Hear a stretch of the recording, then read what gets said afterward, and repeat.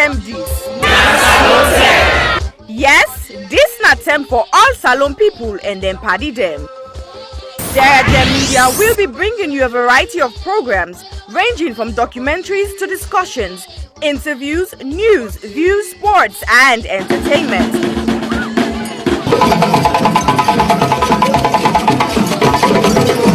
Our programs will contain matters on development, governance, the economy, and issues that are of importance to Sierra Leone. So, no left BNO because we get Bebe program then like Salon discussion, meets the ministers, the president's hour, and the Gladi program. Look me, I look you. All this they start soon na www.sierramedia.org. Now who's term these?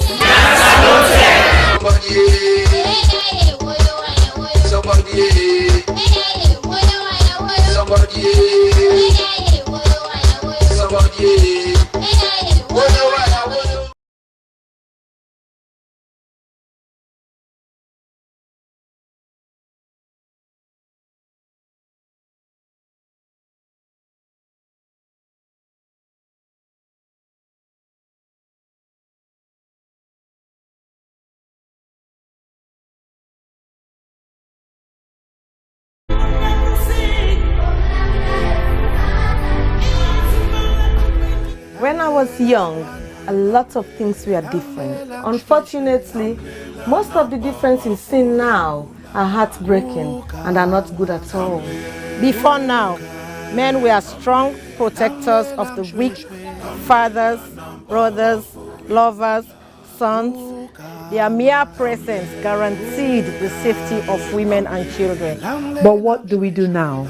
Men harassing and raping women. Men sexually abuse little girls. Men battering and killing their wives. Any form of sexual assault, be it rape, sexual abuse, or pedophilia, is a killer to human self-esteem. Women should stop dying in silence. Speak now. The rapist should be stigmatized, not the victim. I think death sentence should be the consequence of such terrible act. And you mothers, build confidence in your children, put trust in them, listen to them when they make reports, and take necessary actions.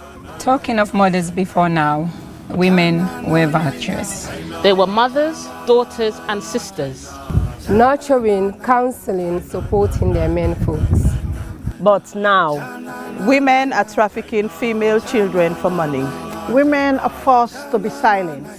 All this must stop, and it must stop now. Real men do not abuse, rape, or molest women and children. It is barbaric, unacceptable. Let all real men stand with us. Together, let's say an emphatic no to rape, sexual abuse, pedophilia, and domestic violence.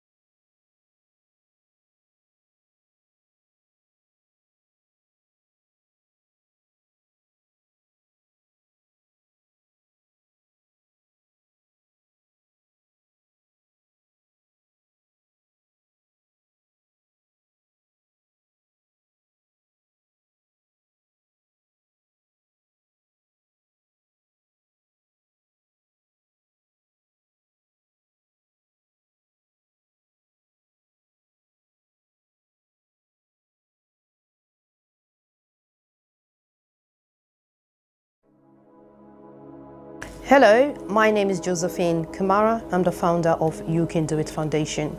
You Can Do It Foundation is a charitable organization based in Sierra Leone, West Africa. You Can Do It Foundation has been in existence for the past 2 years. We have been fighting gender-based violence against women and girls within the community. During the past 2 years, we have been offering psychosocial support, counseling, court fee, medical fee, including school items, to the survivors of gender-based violence. However, during the lockdown of COVID-19, reports received and confirmed that rape cases among a minor has increased tremendously within our community.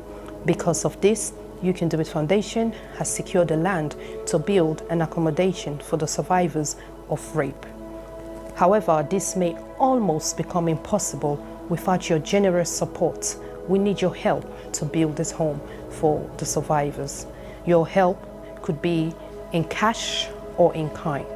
If you wish to join us to make a difference in a child's life, please go to our website, which is www.youcandoitcyf.org, or you can go to our GoFundMe page, which is Home of Hope for the survivors of gender-based.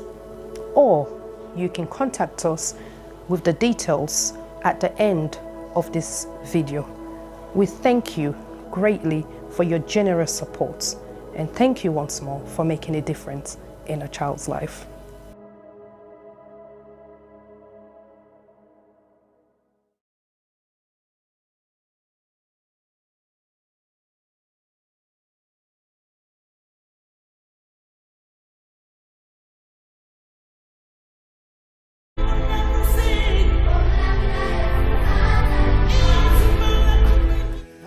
All the crimes committed against a person, rape is the one that leaves the person feeling very violated. A rape victim is often left with the feeling that a part of them has been torn apart.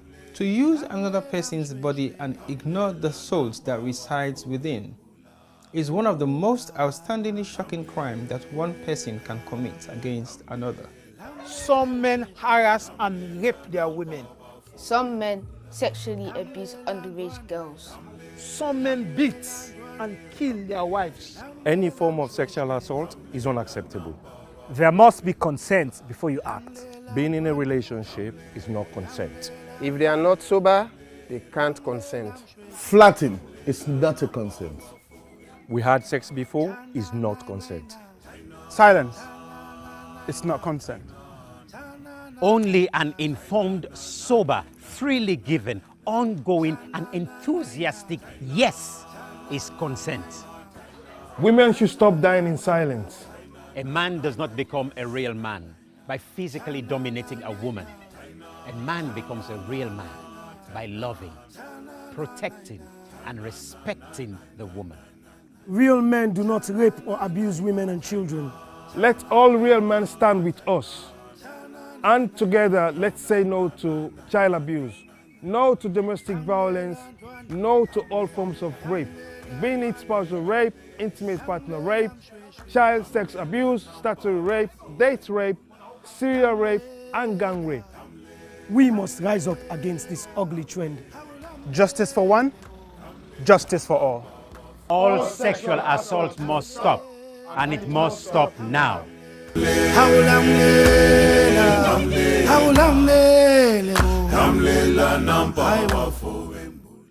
I was raped multiple times by my aunt's boyfriend when I was 6. I was repeatedly raped at the age of 8 by a close family member. I was raped at 19. I didn't speak openly about it because I was ashamed and afraid that people would judge me. I was raped at age 5 by my caregiver's husband. On June 17th, 2020, 5-year-old Khadija Sakho, a beautiful little girl from Freetown, Sierra Leone, was repeatedly raped and strangled to death, allegedly by her own cousin. Her death shocked the nation. But in truth, in this small West African country, 9 out of 10 girls experience some form of sexual violence in their lifetime. Think about that for a second. 9 out of 10. That's 90%. My name is Aisha Sisay. I'm a journalist and activist. I'm joining forces with Idris Elba and other activists from across Sierra Leone to support the survivors of sexual violence with the Survivors Solidarity Fund. Please consider donating whatever you can afford. All monies raised will go to 4 local organizations currently providing free medical and legal services to survivors. 5-year-old Khadija lost her life to sexual violence. That same threat remains for millions of others. So this is also a call for you to use your voice, your power, to draw attention to an enduring culture of rape. Together, we must end it now. My name is Aisha Sisay. I am Khadija Sako. I am Khadija Sako. I am Khadija Sako. I am Khadija Sako. I am Khadija Sako. We are Khadija Sako. We are all Khadija Sako.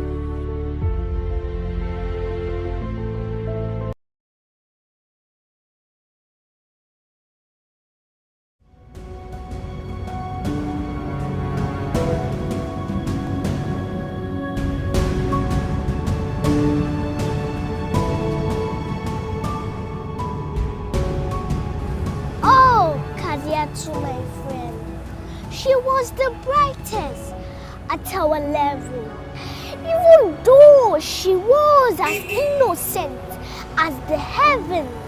That did not stop Papa Abu at age 57 to ask for her hand in marriage as she turns 11. Her parents, being naive about this rage, tolerated this marriage, and this destroyed the hopes and dreams of Khadijatu to live like it in Seattle. Instead, she's been used as a tool by an old school. Khadijatu is being used as a bait by her own mate. My friend is being emotionally tortured by this old culture. Old child marriage, it's on the rampage like disease, eating up the fabric of our girl child image, and it's our duty to cage. Let's diverge. Please be obliged. It is now we emerge from this ancient custom at large. If not for this dreadful event, Khadijatu could have become president, but now she has been trapped in an old man's residence, like a mosquito in a tent. She is vulnerable, but with her age, she is still able to become that virtuous woman of substance, like Madam Patricia Kaba, Madam Dr. Kadi Sise, Madam Nyamakoro, Madam Dr. Sylvia O'Blyden, Madam Her Excellency Ellen Johnson Sirleaf. Oh yes, without child marriage, our girl child can still turn into Madam Hillary Clinton, Madam Theresa May. Be it as it may, Madam Condoleezza Rice, let's not be hypnotized, but rather stay wise, for this can only be realized if education is being prioritized and child marriage is being criticized. So please, parents, do not relent, as it is apparent that a girl child can become great if only you patiently wait.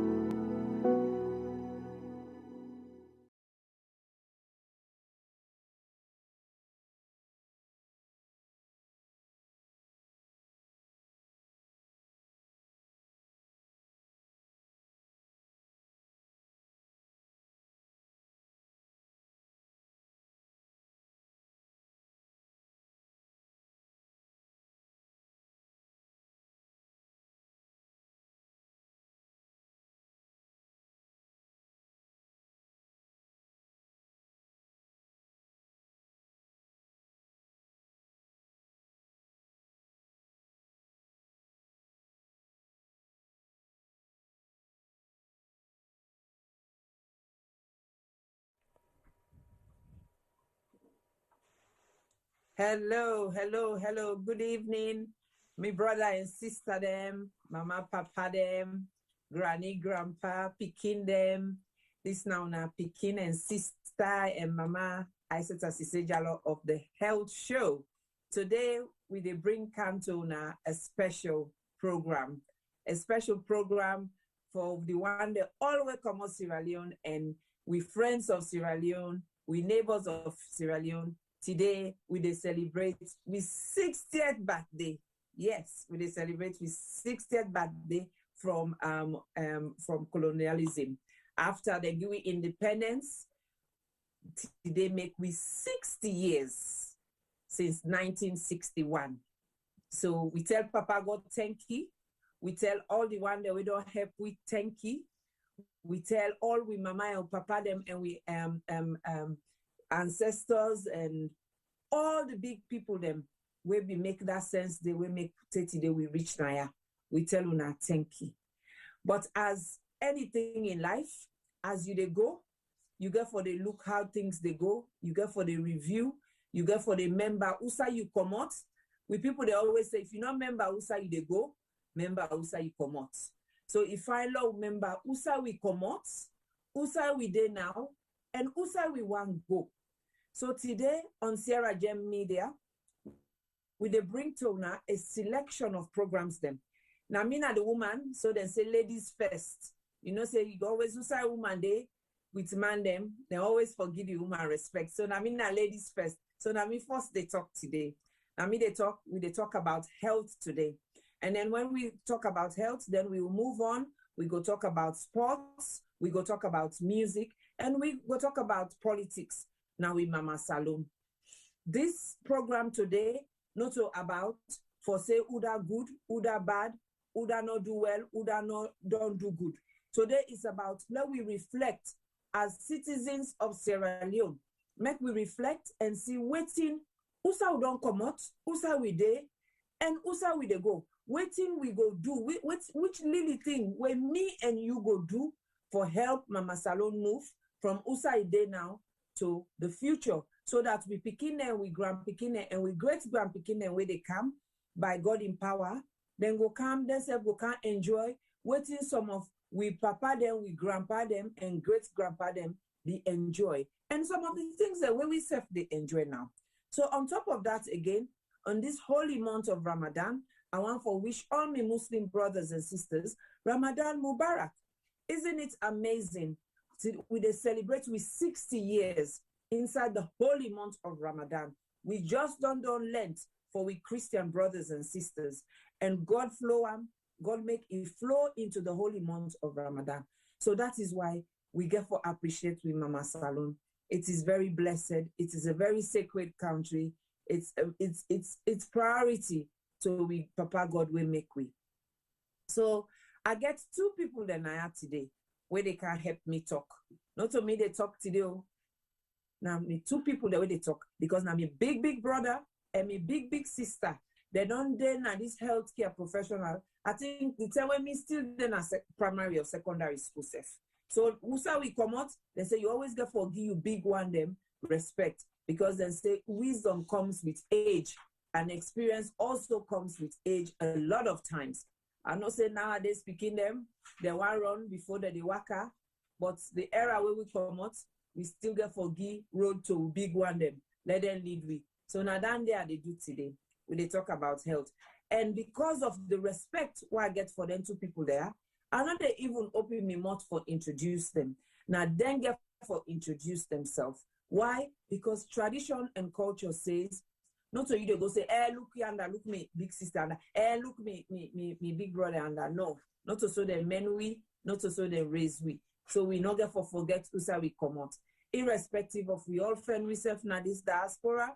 Some of we now we born, some of we now other parts of the diaspora we born, but we neighbor them still and salon them planter.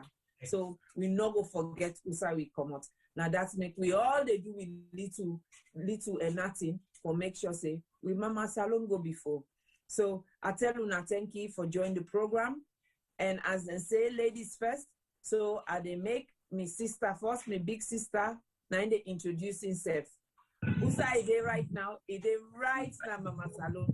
Some people go down here about Kent, but the Kent village inside the western area of Sierra Leone. Now they so now pardon now for the noise because it just come out doing work. They exercise, as you know, like I tell you now health sergeant major. Now sergeant, regimental, major, wake up my health and well-being. So over to you, Sarata. Introduce yourself, Thank you please. very much. Thank you very much. Just in time. I literally just got out of the veranda now, so I'm back. Yes, well, thank you for inviting me to this program. Happy for be part of it. Anything where we talk about we get for do with Sierra Leone, get for do with we health, get for do with we well body, we well-being. I'm glad for the on board, as you know. So let's fire away. Let we talk. Let we get conversation. We hope people go learn from waiting. Now the really nugget of information the way we get. We go see little bit future for we country in terms of better health responses for we people them. It's not so easy now. It's not been easy for a very long time. But we're hopeful for the future. Let we see how things they go. I think Sierra Leone will progress from a health point of view, regardless of what else they go on politically or otherwise. Because now that way the world and the life they move go before. People their lives and they increase across the world, small by small, because things are getting better. So whether we like it or not in Sierra Leone, we the experience that increase there in lifespan and in better health outcomes as people then get more and more educated and more understanding of how things are. But we're still very much besotted with the supernatural, and that in a part of the problem with something they can hinder we progress for go seek health, good health advice or health advice or hospital way name treatment, that sort of thing. But I'll not talk too much. I know. I want to say you won't let the secret out of the bag now. Exactly. We will reach here now. We will reach there. Last me more. Yes. So over to you now. Okay, so over to Mr. Momoh. Can you see passing the first for mix the Creole and the English? And they try today. Today I really want to try. I don't want to speak English. The first today not for speak English. We'll go try. So over to you, Mr. Momoh. Thank you very much. The first thing we are going to say, I wish we Muslim papa them, mama them, sisters them, brothers them, Ramadan Mubarak to all of them. Sierra Leone is very important from a religious point of view. An envy to the world. Muslims and Christians, then they live in the same house. Then we cook from the same pot, then eat. We Ramadan come, then dance. We Christmas come, we Easter come, we dance. We not get any issues about religious intolerance in Sierra Leone. That's very important. Isatta, you've been talking about women's first in Sierra Leone. Maybe I'll give you a little secret. Being a man, we grew up among women. I get 7 sisters then. Wow. Oh. So, now woman then look after me, the men, the big sisters then, really men, they really monitor me character. And do everything for me. So woman, the mommy see their life. They are made there in the family. Maybe I will give a little bit of an introduction. Ibrahim Momoh, I born at the eastern part of Sierra Leone, specifically in a Kailan town. Now they then raised me. I live in Sierra Leone right up to the Civil War. I work in Sierra Leone as a teacher. Later, I work at Jallo University College. But where the war come, it scatter we all. So you find yourself in the UK. I train as a nurse. I don't work in the NHS as a clinical nurse specialist. I left the NHS after 20 years. I go work into private healthcare. And currently I work as a clinical educator. I am also part of a group we name now the Organization of Sierra Leone Healthcare Professionals. We acronym now TOSHPA. And we based now a UK-based registered charity. The main objective of the organization, TOSHPA, now for the relief of sickness and the preservation and protection of good health, in particular for Sierra Leone, but not exclusively for Sierra Leone, because we can look after ourselves now.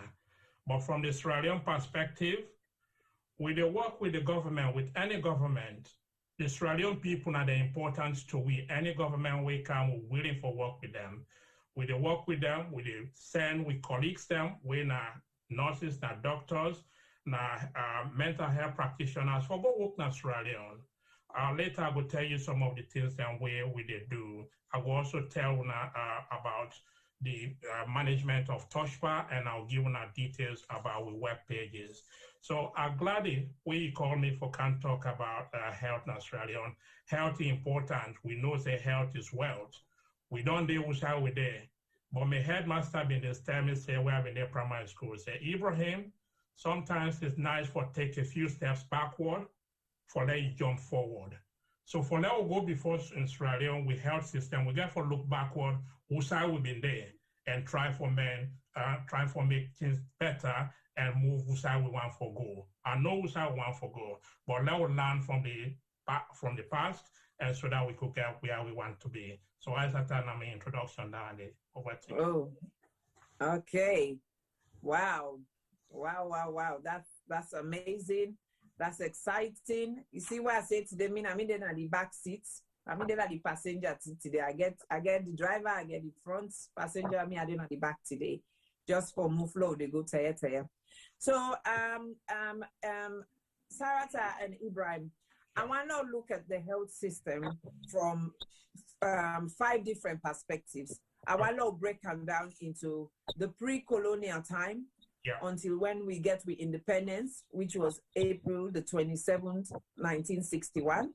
I also then want to we look at them where we come on to the republic stage when we become a republic state, which was in April 1971. Yes. Then I also want to make we look at them during the war, the Civil War years, which take we from March 1991 to January 2002. And then look at the Ebola years as well, which was May 2014 to November 2015. And last but not the least, we look at the post-Ebola years to present. Waiting don't happen so far. Waiting we don't learn. Waiting are some of the challenges the world don't face.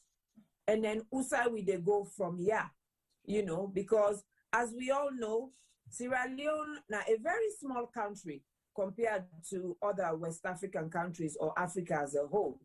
We total population is just about 8 million, close to 8 million approximately. And naturally, God bless we with a lot of natural resources. I know say a lot of people when they talk about natural resources for Sierra Leone, the first thing they think about is gold and diamond. But let's forget about that. Even the soil where God bless we with, Dande alone is one of the greatest blessings where God give we. The weather, the weather we were able to have 2 seasons. We in one country where we able to split, we know say this na rainy season, this na dry season. Within that dry season, we get Hamatan, which they help we for make we do anything we want for do. They will plan. With the people that say, oh, they go plant now, they go farm, not time for go plant, and not time for go harvest. Some other parts of Africa, they're rather not that fortunate. We get things then like banga, palm kernel. We get things like cacao. We get things like coffee. Even the trees them where they grow. Now mahogany wood that they produce. Where we carpenter and they able to build fantastic things them with them. So I want that people then stop for focus just on gold, diamond, and bauxite and rutile. We get so many natural resources them na Sierra Leone we're fit for purpose for the population where we get. But most importantly, what we talk about now today is health. The importance of health. USA we don't come out like we say from the post-colonial to republic state to the war years, the Ebola years, and after the Ebola years. So, Mr. Momoh, if I give you the platform, I don't know what you want to do, how you want to do them, if you want to talk me through, or you want to do step by step, and then give Sarata an opportunity for adding on 1 or 2 days, and so on and so forth. This is an open discussion, and of course, we audience themselves. If you not get anything for add day, please feel free for comments and share on our opinion. Now, yeah, like I say, and I'll continue for remind everybody, this is not a blame show. This is not a blame program. This is not a who that don't do right, who that don't do wrong, who that don't do well, who that don't do bad. This is about how we go look and move forward, and waiting we as citizens of Sierra Leone and friends of Sierra Leone go do for move the healthcare system forward. Like Sarata say, whether we like it or not, it got for move forward, because with lifespan they increase, everything they change in terms of globalization, in terms of technology, in terms of everything. So we, whether we like it or not, we get for catch up. We get change will be forced on us, you know, whether we like it or not. It's not something that with time will be voluntary.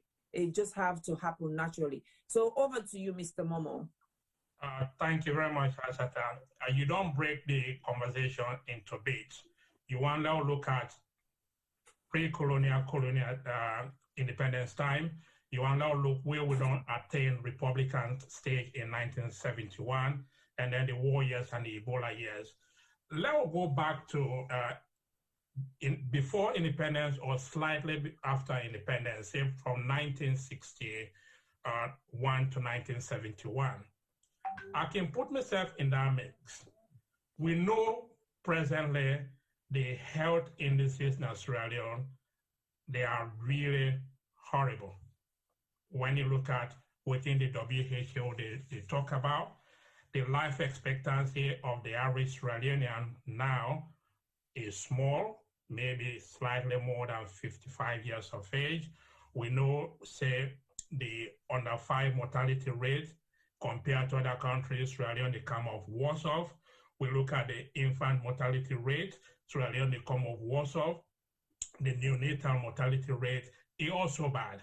But it not even be so. When you consider immediately after independence, me not independent, but them born me around that time then there. Mama born with 8. He born with all in a hospital. And we all survive into adulthood. You go say, una mama been lucky, but it not been lucky because systems have been there in place in those days. You dey born, you picking them. Midwife then at that hospital for look after you and the picking them. Then go look after una for a few days before they wanna send una home. Then go follow una home. Wait time come for Macaulay, you dey bring the picking can at clinic, then Macaulay that picking there. Where the picking them go school, wait time come for Macaulay, then they line up the picking them, then give them the Macaulay where they want. Me remember where the primary school Isatta. If I sick, I dey go to headmaster, then write my name inside book, then say Ibrahim go to hospital. I dey go to hospital, then go look after me, doctor then at that hospital, nurses then at that hospital, dispenser then at that hospital. Waiting them go ask me for bring come, then say go bring bottle come, clean bottle. Then go put medicine inside me clean bottle, then say go home. Proper medicine supplied by the government, sourced from good source suppliers them. Now proper medicine and they give me. I take them, if now worm I get, the worm it cure. If now malaria I get, then give me malaria medicine, I cure. That happened right through in the up to 1971. Let's take a typical example. Kailan district. Kailan district being get 3 functioning hospitals them. Government hospital in the work na Kailan town, where now been a referral hospital where all of them people within the villages they're sick, then they can the doctor, the nurse, the midwife, the medicine then they. You been get Nixon Memorial Hospital and a Mission Hospital na Shebema. Powerful hospital. It not just serve the community, it not just serve Kailan district. It serve all the neighboring districts then. Kenema district, Kono district. In fact, me your mama come out from Guinea. Me uncle then they put sick people there inside hammock, then pull them from Guinea, then bring them kind of Shebema hospital for let them mend them. We been get a 3rd hospital, Dr. Cobain Hospital, na Mumbai. This we have fully functional hospitals. Then get medicine, then get doctor, then get nurses, then get midwives. Then all of that they don't go Isatta. All of that they don't go Nyamakoro. How the system not go bad? How the mortality rate not go up? How the woman they not go die during childbirth? How the pikin they not go die? Where all of the good things that where we be not pull, where the witch man then give it, then don't go. But the structures then they still, me go Kailan a few years ago. The same hospital where they born me, that hospital still there. You go to Shagwema, the structures they're still there. But we don't abandon those structures then. So when we look back from 1961, we got independence, to 1971, it was good. Really, if we can go back to those sort of things, if Kailan district, if Maburka, if Kabbalah will get functional hospitals then with them, the other units that are attached to them with proper medication, with proper trained people then, I think say the statistics the way WHO done attack into we go begin to see then statistics then go. So for the 1960 period, now so me see and I want to pass the talk over to my sister Nyamakoro. Maybe I will rub more this more.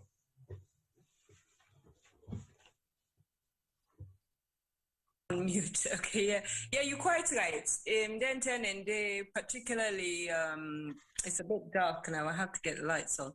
Particularly during the colonial era, pre-independence, healthcare settings in Sierra Leone being really top notch. You know, you're not gonna get anything for complaint board. You get first class care. Most of the people that we've been trained in and then abroad, them in commode, say Africans, Sierra Leoneans who were trained abroad in those years where you train other side, you they rush for come back na your country, for can work na your country, for can give your life to service in your own country. So now, so then 10 and they've been turned, people were more patriotic, and they had better examples. I forgot Creole. We've been get better examples than 10 and because now been the independence sort of era, big African names, then they come forward, Kwame Nkrumah on the political scene. There was a lot to encourage people them for say, on a country and on a continent can go before. On a cable for make a go of things, you know. So then 10 and the people are not ministering so much. Myself, the same experience where your mama gets. Myself, my mama also I born me in a PCMH in the east end of Freetown, cottage, where they call cottage hospital. My mama say when he born in those days, then they give bounty pack. All comrade get big you know, almost like a sort of gift where they put you all it in the way you need for your baby as a newborn baby. Then they put all things inside it for you, cotton wool, little bit baby oil, this and that, all sorts of things. And then they give you good instruction on how for breastfeed. Then somebody they can visit you in a house for check, make sure so you look after the picking all right. You know, my own parents say at that point in time, they mean just in Afrabe Road. You know, and I didn't been there. So somebody they come like a health visitor, the same health visiting type of scenario where we get in the United Kingdom, and they come and check, make sure say you all right, baby all right. With them come for go give we inoculation, go give the baby inoculation. Not so big problem when they go then. People actually want for look after una, you know, they mean keen on giving a good service. Now you go to hospital, it's a completely different thing altogether. The Alapan people, you shoot so you make so, there's no etiquette, nobody's polite, respect's not there. It's it's run down. It really run down. So then and the experience been different, and also because the whole of the continent and Sierra Leone as well was on the threshold of independence. Other people when they come, they set up private hospital them. We've been the vie with the public hospital them in terms of quality of service. You know, doctor then they fly, come back and can all study though we know Boku big name them. I'm not gonna call anybody name because we don't want to be political, but in those days where people are now finished for studying medicine and they come back, some of them doctors then they don't die, they like it today, you know, and they come back, then they set up hospital, then they work with vigor, with you know, all kind of good thing then where you can imagine that the population should have. We been get them then 10 days. We not been lack good service, and we not been lack professionalism. And unfortunately for we denting and now no absent from all spheres of life, not just in healthcare in this country.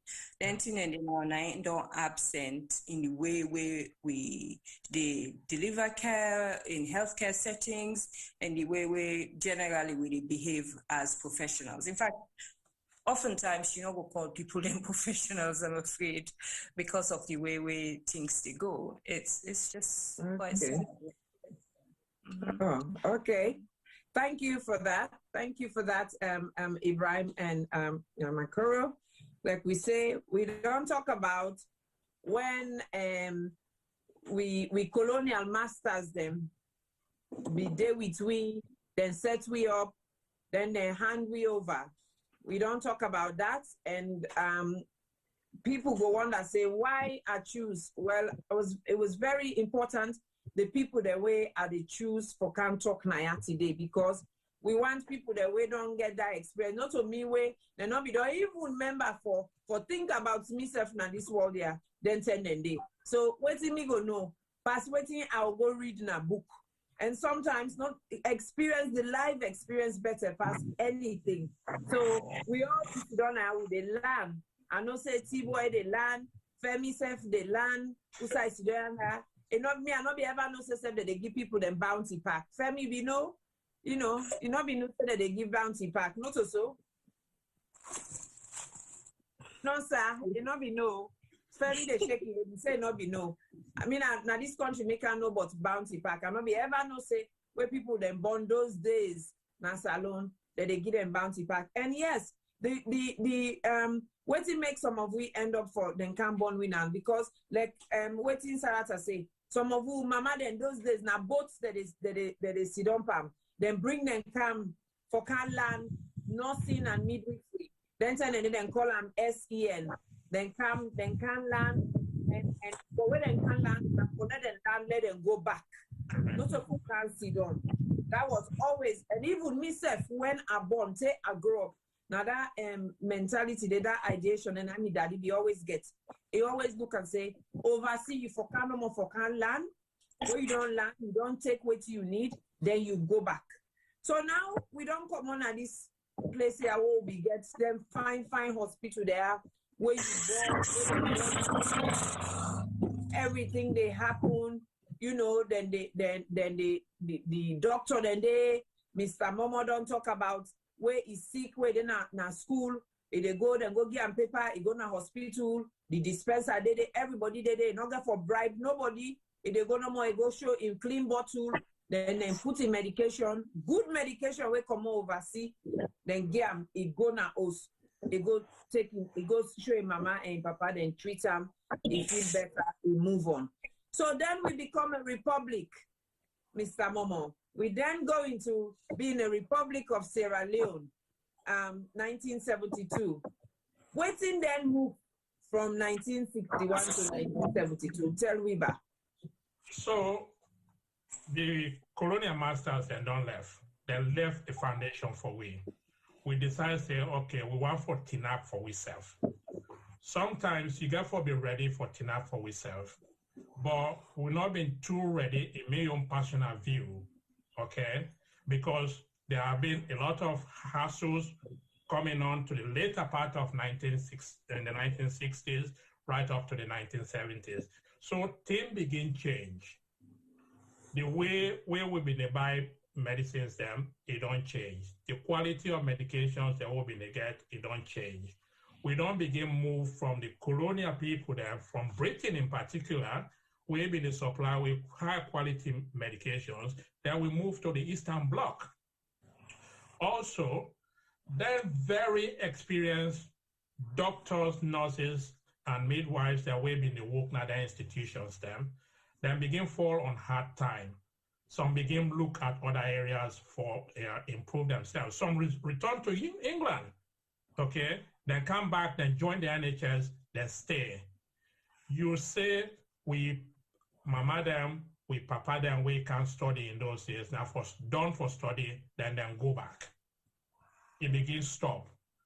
When they come on Commonwealth scholarship, when they finish their training, in those days, you don't need visa, you don't need work permit, then absorb you in the NHS.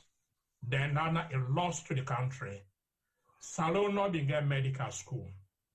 They don't know who's how for produce new doctor them for go plug in their holes and way they don't take. So what do? We begin saying with students and go to Russia or Cuba. But the boys are also very clever. The girls are also very clever. You go Cuba, you done for study, and 90 miles to Florida. You not come back na Salon. So the manpower we will be able to work with in the 70s, then it don't go down. The quality don't go down. The medications, they don't go down. And then corruption begins for setting into their systems then. So the whole thing begins to fall gradually. You can actually map all them with bad indices that we are talking about. You go see how suddenly they begin creep up. And then issues then begin. So then we also can take on bigger projects then. For example, take on the big project of hosting the OAU.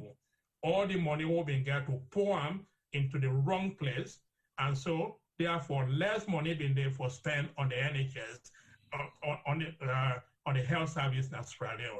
So we get disgruntled health workers and way some of them left. The quality don't begin go down. The medications that will be get. The systems that we will be getting in place, like health visiting, like supporting we sick people that are home. All the systems that begin break down. And so you can see they turn down in that good work we don't inherit, that beautiful foundation we don't inherit, and then everything begin to go haywire. So those are the issues that really, if we begin to hold on those things during that Republic years from 1971 right through to the time where the war break up, then you will gradually see how things then deteriorate.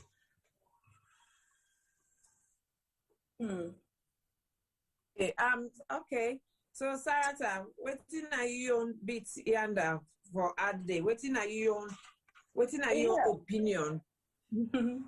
Yeah, pretty much the same. I think we not been get the systems in place for maintain the quality where we've been start off with. There's struggle. The one that we've been get a little bit conscience and sense of patriotism, then struggle and try. But because things may not begin to happen at the country from a political point of view, and I know we're not talking politics, but you need the overall umbrella for let things progress. Because we can't just act independently. You can forget the government for push forward certain behaviors and ways and means by which it wants for let the country go before. And if the government in self, then all they keep some of the ideals then where we as a nation we don't get and follow and through aspect of life not go able for keep up then good behavior that they none, because the one way they above we now then for drive things forward, they're not the one. So you will find out say the health service or the judiciary or the education system or all things begin for the drop. The standards then begin for the drop. Corruption begin for the kind side. People then begin to go bribe for the do certain thing then way before all my it be available for everybody. Yeah. And then the other thing we I've been one for talk, I forget the last time. In 1961, the population of Sierra Leone was just 2 million. Just over 2 million in 1961. But today, the population of Sierra Leone is close to 8 million. So of course, all of them things, and they're very important for, take into account the rise of the numbers of nationals, the way we get out of the country. So the government, them, not been the plan for the increase in population. You get me? Some of them people are been calm, we been go study abroad, we been calm and say, oh, things a bit rough, they go back, then go. Some other people then stay, they make a go of it, but at a high cost. So they eventually then people then they will stay, then they give service, but people then get for pay a premium for letting them get that kind of service day. So things then deteriorate.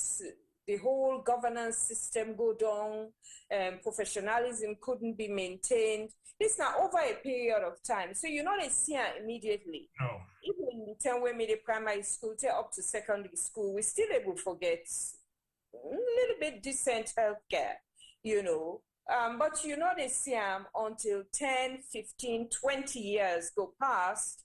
You look back and you think how we reach this kind of side where we go now in our hospital. The only thing where you defend the empty bed, no mattress, or you see mattress in the hospital, the spring they all they come out na the mattress, and then people they actually supposed to fall down on top of the iron then they. You don't want to say about only 10, 12 years, 15 years ago, we get proper bed them, we get proper mattress. We actually had a linen department at the Connaught Hospital. We get a catering department. I know because somebody where we've been there next door to, a few doors down at Tengret Town where I grew up, their mama and be responsible for that. For the catering department na Connaught. Now, we've been now working at some big hospital na the UK. When they comes home, the employer na Connaught is responsible for the breakfast, lunch, and dinner. You not go believe up to 2012 in Sierra Leone, when me work in a children's hospital, they provide lunch, breakfast, lunch, and dinner for each and every patient. The only thing is they not mean they receive them.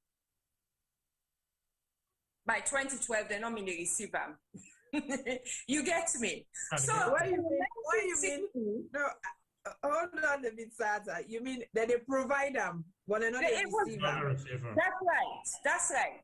So the corruption was so endemic in the hospital that matron and the chief doctor, that they get 3-4 meals a day of their choosing.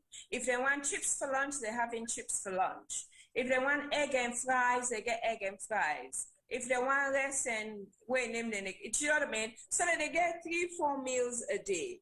But in the point that I try to say is this: some of these structures they have to be still there in place, but for fulfill them now they wala being come out. The other story I want to tell you, the other day I go keep comping to me one mommy working called Grandma. And they tell me say when in go for go born in Pekin. Na hospital. That mommy don't, I think na 83 this year. They say when you go for go born, something been one particular treatment been the way they can say if you drink 2 glasses of champagne, it'll be okay. Whatever I mean, the tea will be the goal. I don't know waiting at that treatment day. They say the hospital actually go, this PCM, they actually go and drink a bottle of champagne. Then pour for them a glass of champagne in Sierra Leone. I'm telling you about, not to England, not to France, not to Spain, not to US, in Sierra Leone. Then pour them a glass of champagne in drink them. I think they feel something I'm better than so. The only treatment for this night glass of champagne. Nine and pour. I want for done a one with laugh. Wait, grandma, they tell me that story. They say yes. They say they tell you. It's not that's been evident and they so whatever it is, if doctor puts na you prescription say na start them for you for blood, you will be getting it. Then they go na kitchen, then and get that stout then can't give because na that the patient forget. This is in the 1960s. Yeah. The point that they try to make all anything and they all fall off. corruption kind side. Then begin to sell the food stocks. There was no monitoring, no accountability. The one day when they talk at the hospital, the matron, then the this and the that. Then they make markets there. They take the food, they sell them, the patient, then instead of that, they give them free of charge as it was intended. So that's what happened. You know, the whole system just box up, mix up. Absolutely. I know. So it was pretty much being handed over this fantastic service, but with no maintenance strategy, no strategy put in place to ensure that we follow it through and keep it and maintain it and manage it. So we move on, of course, things they go down the drain, and then the population, they go up. Yeah. Because like you rightly say, 1967, the population was just about 2.5 million. Yeah. And then you go to to all the way 1990, the population went up to just over 4 million.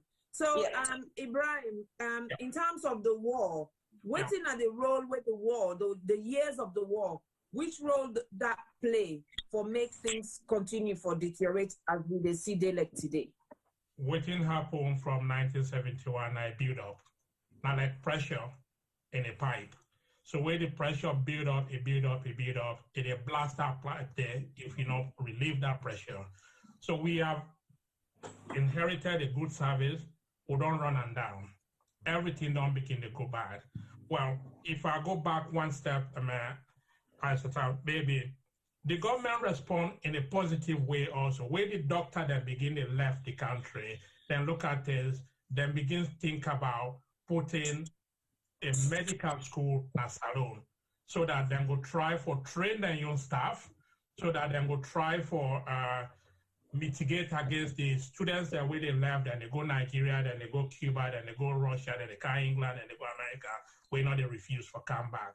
So that has been a very good move on the part of the government for say, let us train with young staff.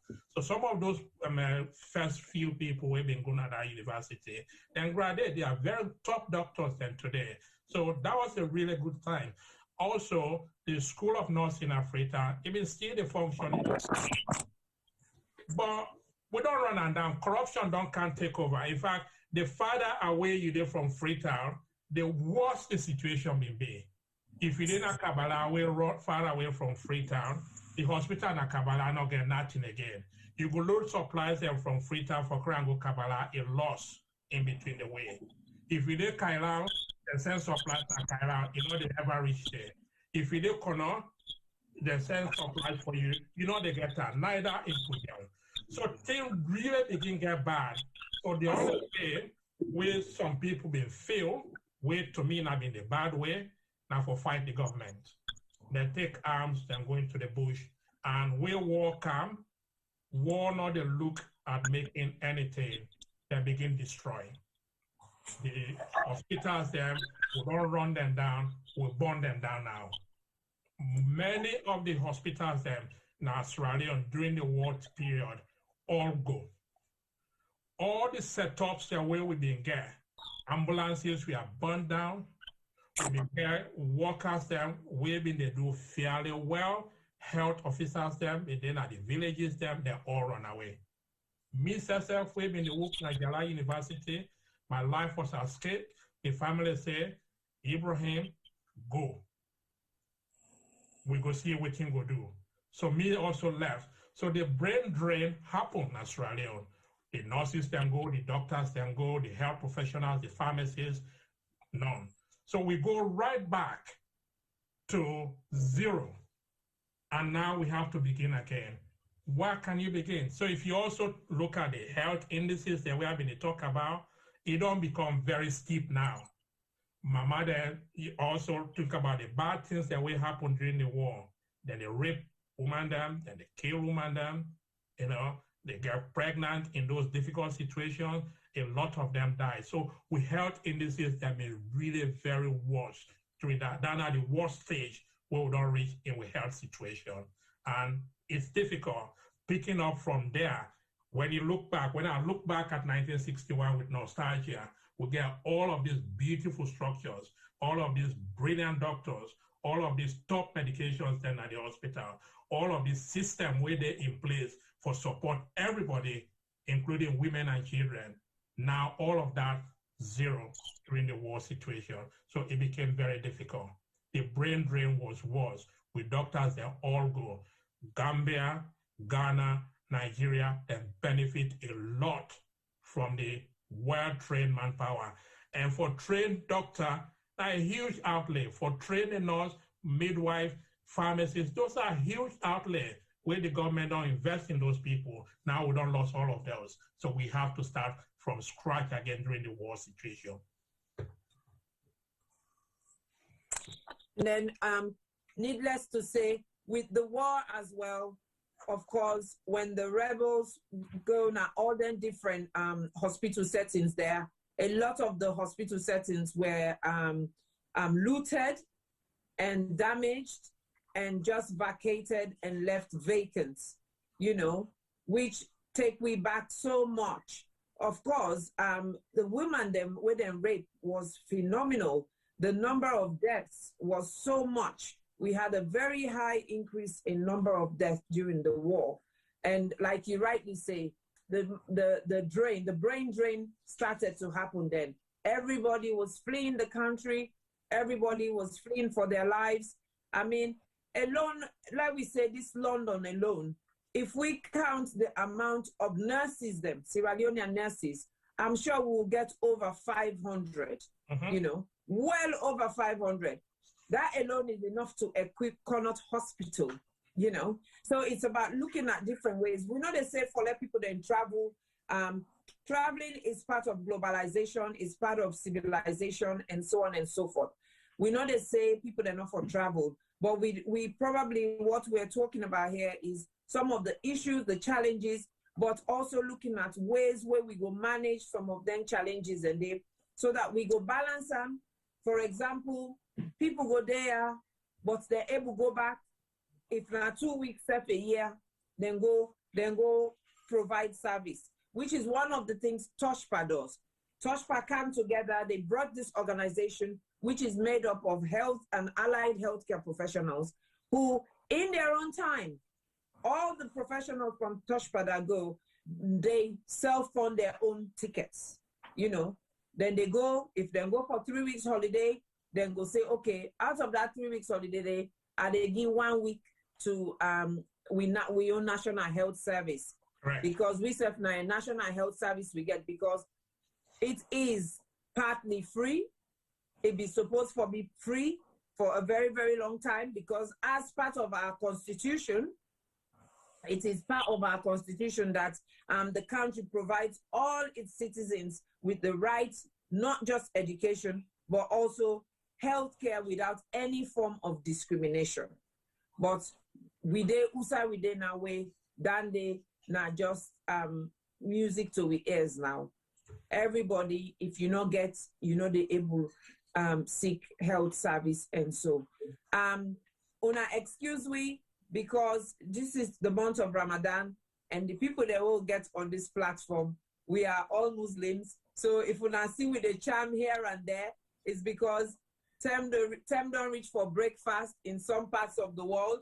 Soon, we serve na the UK, it's time to breakfast. So do ya una pardon we, if we not see with the rub we want small. We just want kill 2 birds with 1 stone. Sarata, you able add 1, 2 right now? Yes, because I know say you tend to reach for cut fast, you just don't break fast. May Allah accept your fast for today. Amen.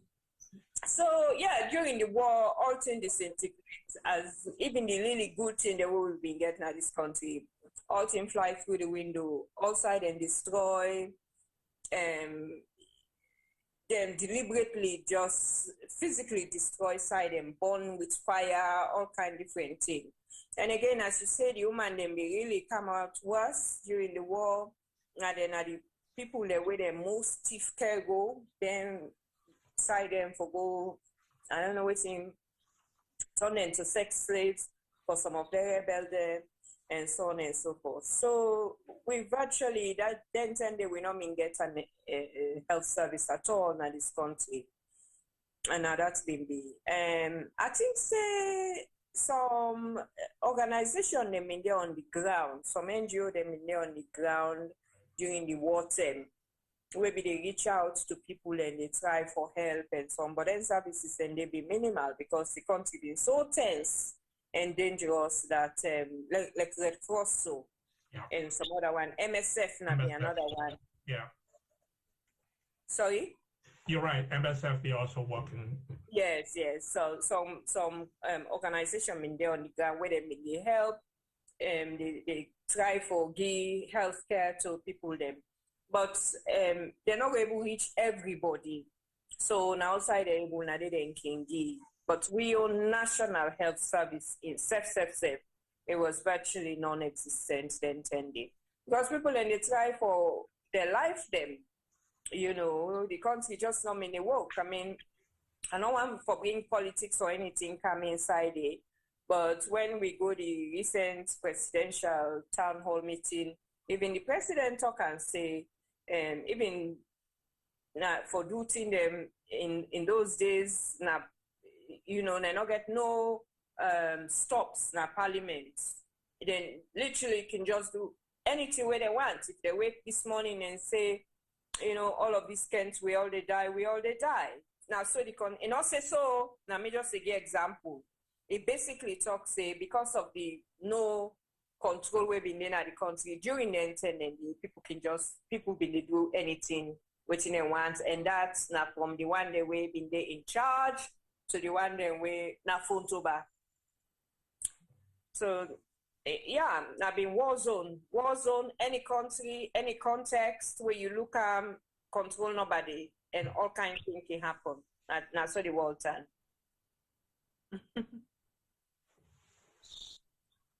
Okay, thank you so much for that, Sarata. Thank you for that. Mr. Momoh, you want rub 2 little thing for that, and then what it make we get we always inherit. We don't lose them to some extent. We still get some infrastructures and so on and so forth.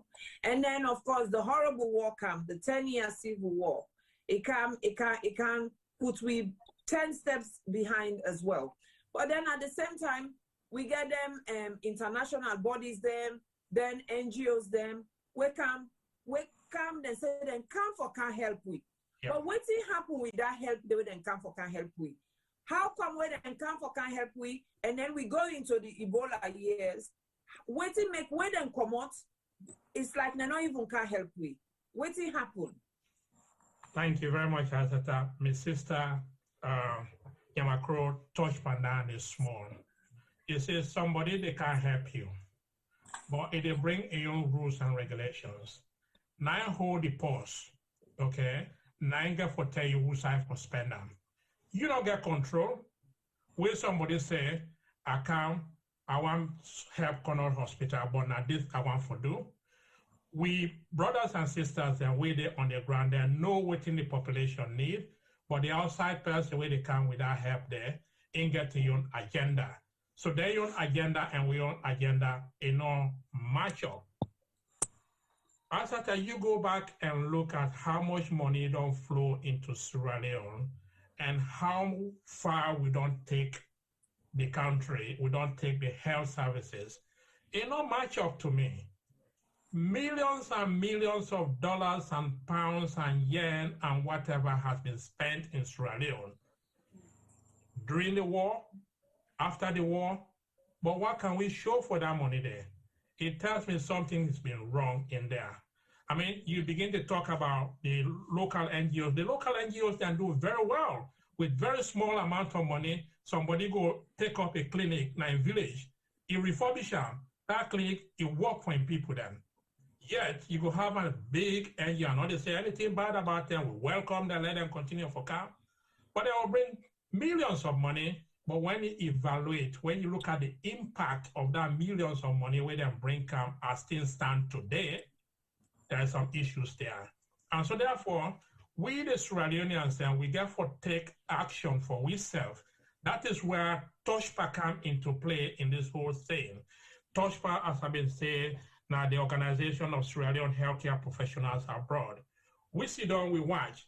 We also can do something. We don't need millions for go make something. It make a member waiting me, one of me uncle been tell me many years ago where they Form 1, Form 2. They say, Ibrahim, we sabi book.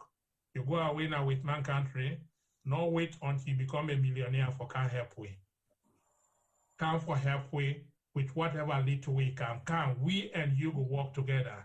If not for can build your granny in kitchen where you be left there, come now build that together. So TOSHPA, we come together. We get nurses, we get doctors, we get social workers. Anybody we get to do something about health, can let work between. So we main issue, we want for relieve sickness, we want for protect people that from ill health, we want for preserve the good life where people then they live. And so we pursue that via the things that we been saying. If you get for go holiday, you go able to give 1 week of that holiday there for work 9 nurse at a clinic, go do them. Where Freetown been get that big disaster in 2017, where the mudslide happened, we send with colleagues then there. We send with colleagues then for let them go provide psychosocial support for we brothers and sisters, we until uncle and we then suffer during that. Psychosocial support now a very good framework in social work. You provide psychological support for them, you provide social resources for them, you empower them. So you help build resilience within the community. With colleagues then go in, they're able to signpost some of the people then, particularly the woman then and the picking them to proper services, because disaster like that, people then can take a lot of advantages from people that way that suffer. We set up feeding services for them. We promote independence. We provide some amount of dignity for them. We try to work with the community. But we also look at Freetown get only one mental health facility. Some of our colleagues then go into that mental health facility for say, with a train people then on simple things like CBT, cognitive behavior therapy, then work with them, then try for upskill with sisters and brothers where they work there. That's now what we call knowledge transfer. The knowledge where they don't get in England, then transfer it to people, there with sisters and brothers there for empower them, for look after them people. So we also look this year. Let me just give you one other example within TOSHPA do. We go to Boye government hospital. We go tell them and say, well, we want to work with you now. Can you give us one word where we will try for improve and work with you now? We've been facing a small joke and a small work. Now they say, yes, we welcome you now. Una come. We've been really wait for you now. We will give you an award. Then go give you one of the ward that we then damaged during the war, we then don't abandon a Boye government hospital. So we take them on as a challenge. We rebuild our ward there, Ward 2. So we don't give Boye government hospital a capacity of 22 bedded ward. So we change the whole place. The bed that will be broke, we repair them. The mattress that will be there, we throw away them, we buy new mattress. We put equipment into the hospital. You cannot imagine a ward that they run a hospital. You look after somebody with hypertension, you don't get a blood pressure machine for monitoring. You look after somebody with diabetes, you don't get a machine for measuring blood sugar. We put all of them on there. Some of we colleagues then go in a salon, then stay there for 1 month, 2 months for say, we will teach you sisters and we will teach you brother nurses them how to use that equipment them. Then put a system in place for say, then equipment they are, they're not for loss. So who are they in charge of them? If somebody they go off duty, there's somebody we would take stock of their equipment and as of today, some of the equipment that's still in that ward, the one that were not broke, if they're rights to we replace them. So 22 bedded ward capacity, a big number down there, they don't abandon the ward. And so if we get more organizations where they replicate that, not just in Boye government hospital, but maybe in Makeni, maybe in Maburka, maybe in Poloko, maybe in Pujang, very soon we go able to do more.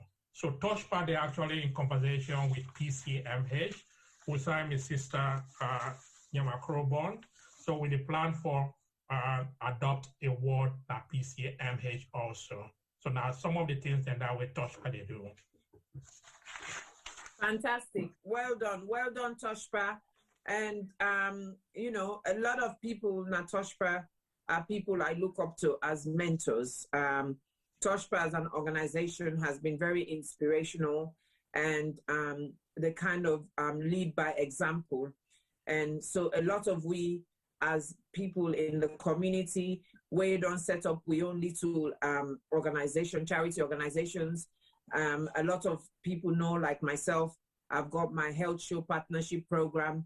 Myself, they don't award me award on in Connaught Hospital, award 2, where at the moment at the fundraise for, so that I will go renovate the ward where they look after women them where they go for operation. But a majority of them women and the way they go for operation now women the way they suffer from breast cancer.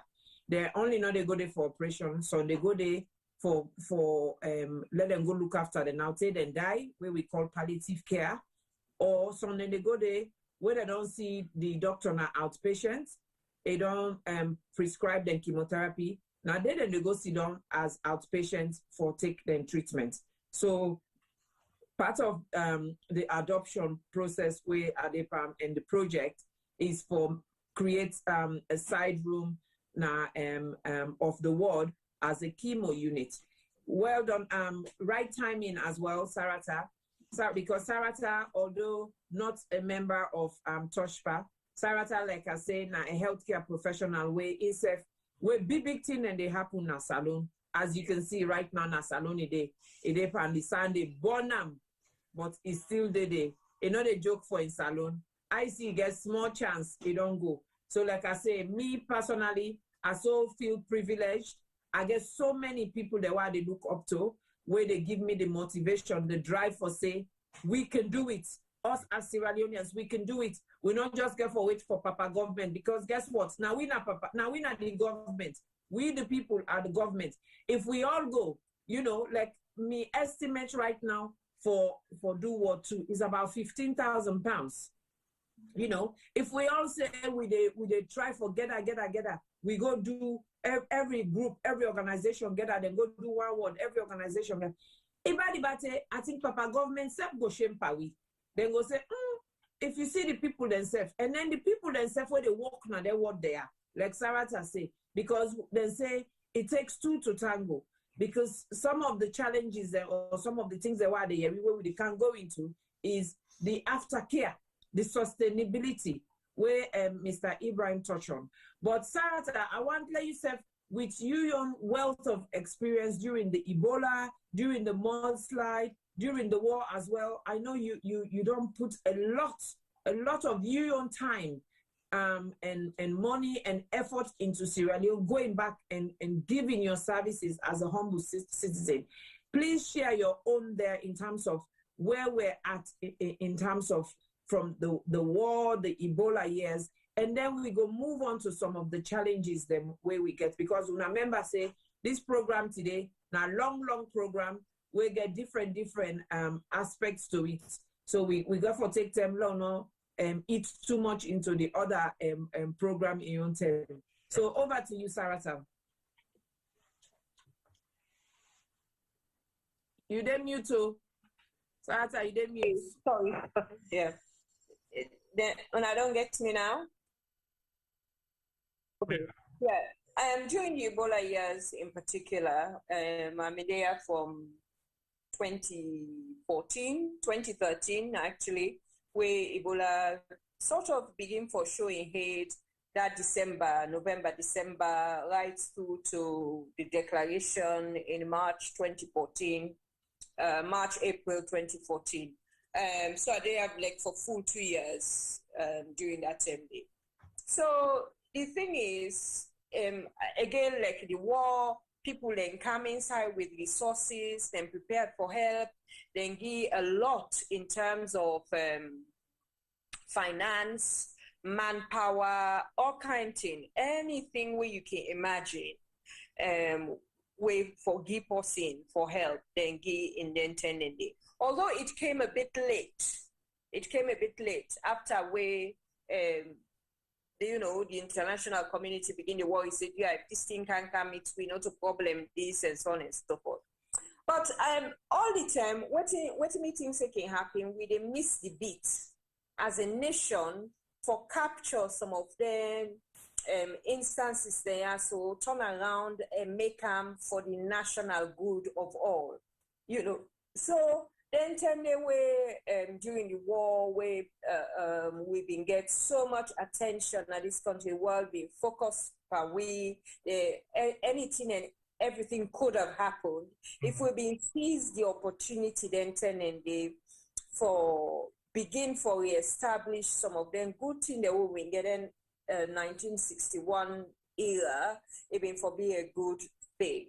We missed the opportunity there, we stumble along, we come, even before Ebola, there was an outbreak of cholera that we've been there for about 6 months or so. They managed for quell that one day. And then, of course, Ebola came full flow from southern Guinea, Liberia, Sierra Leone, border people. But again, all the resources that we carry inside the country, then we miss the boat again for really make sure, say, we strengthen the health services. One thing where people are not realize, Sierra Leone get one of the most extensive public health system in the whole of West Africa, because we get their health centers, health post, health clinic. No sign of the way you work inside this country, where you depend on Lily Health Center, health post, or health clinic. Now, me just then at Kent, if you take boat from Kent, you go inside Banana Island, which is just 30 minutes near the Atlantic Ocean. Inside Banana Island, I go there for the weekend. Inside Banana Island, you get a fully set up health post, room they were then set up for people and for born. You might then get separate like A&E type place where you see people in for minor injuries. The health post where they get quarters na the back.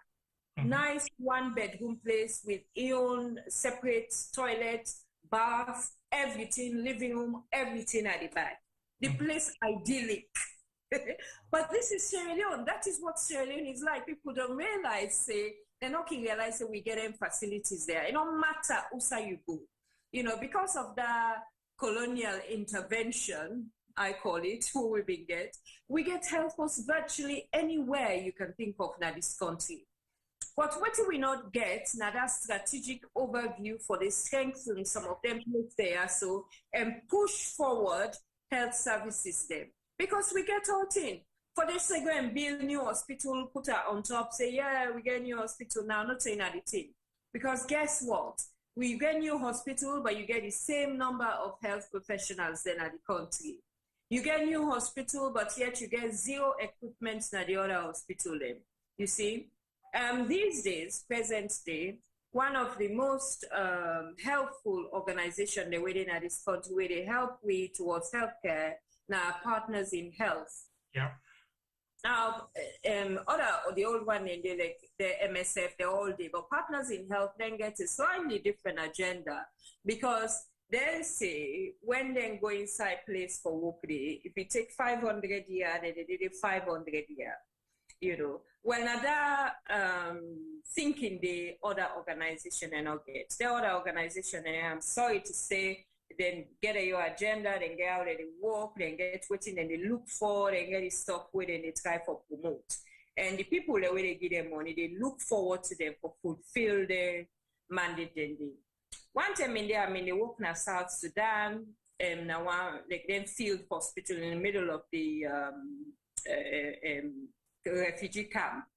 And this hospital, when they say hospital rickety, the most old and rickety hospital where you ever come across. But before I go there, I watched one program about MSF, the warehouse somewhere in France or Belgium. And I tell you, that warehouse there, it can fit most hospitals then, now the whole of the African continent, purely on the amount of resources where they may get inside it. You get me? Okay. So the point that I try to make, them people here, so now people that were well established and get enormous amount of wealth where they don't pour into their organization. They are to help poorer nations or poorer populations or deprived populations, as in they call them. But they always have an agenda. And then they move all them things in kind side place. Waiting at the point for get that kind, to me, I'm thinking then, waiting at the point for get that kind rickety old hospital, they were when I get warehouses, they can build 10 hospitals of European standards inside South Sudan. You see my point? Waiting at the point for let we get Ebola treatment center them, where they can then build, and when they go, you know, all things turn to dust, you know. We've been get the Ebola treatment center where I've been there that I was leading. We had over 10 computers. We get a pharmacy we can rival any pharmacy department in the United Kingdom. I'm telling you, because these are all my staff what they manage. We've been get protocol and systems for manage with Ebola confirmed and suspected cases where can rival any side. Nobody not died. No Sierra Leonean nurse or healthcare professional not died at all, or international one. Everybody go there and give healthcare, then commodity, we finish, and then we work in 2 years, you know, Ebola done at the country. So we can do it. We can actually do it, but we just not get the strategic push. We not get the, you know, the leadership for letting things there to happen. We not get the drive. We not get the political will not there. Whichever government it be or whichever politics it be, the political will not there for push healthcare forward and for make things that happen for we people. So these are our problems. Not to say we not get the infrastructure, we get infrastructure, as I say, some of our done there from colonial times, it's still there functioning well, you know, but we training now, it defunct. It's poor, you know the quality of what they come out. I mean, me don't teach picking them na or Nigerian Children's Hospital, student nurses who couldn't even write a paragraph in English. How you expect for read notes and make judgment on issues the way they carry away or give medication or look after people or write up thing. You can't just do that if you're not able to read and write. So, yeah, it's a whole host of issues, but these are... It is. Yeah, a little bit of something more with the on the ground for talk to you about. Talk to people. Yeah, it is. Thank you so much. I think that take me right into the challenges them, isn't it, Mr. Ibrahim? That take me right into the challenges them we want to talk about, and then we go round up so that this part of the program go end. So over to you, Mr. Ibrahim. Waiting on you on challenges them. I think Sarata don't kind of give a good overview, but I think there's still some bits there, some gaps that I think it would be nice for you to fill in, especially with like training, development, the health centers, and so on and so forth. Yeah, thank you very much, my sister. Training is important, is very, very important. You the work now England, whether you're a doctor, whether you're not the highest doctor at the hospital, the highest nurse at the hospital, every year you get for do your mandatory training, professional development. In Sierra Leone, where you go now, college of nursing, or you come on a commerce and give certificate, then say bye-bye, go and practice. So we uncle them, we've been trained in the 1970s and 60s, and they still work. They have never been on a single training. No post-qualification training can get them. And here, those are not difficult things to organize. You know, mandatory training, CPR, for example, infection control. Those are key things to update yourself regularly. Take NMC, for example. Every 3 years, you got to go back and tell them, say, you're fit for practice, revalidation. We don't do that in Sierra Leone. Some of the doctors, if you go talk to them about mandatory training, they highway them will look you. It go bad. So we need to look at that training. Look at what Nyamakoro said. They admit picking them into nursing. They're not able to read or write. And these are life, the decisions that they take. Now life and death decisions that we take. So we need proper training. But having said that, there are others workers that when they come out of their training schools, where they up to scratch. Let me tell you an interesting story. In Kabbalah, sometime last year, there was a midwife there at a post. But a woman he got 4 picking there in baby. You don't know. He delivered all those 4 children. If mama don't die, he transferred them to Kabbalah hospital. Isatta, now imagine somebody turn up na King's College London or Guys and St. Thomas's. The team where they go put around that nurse or that pregnant. Oh, yes. It's huge.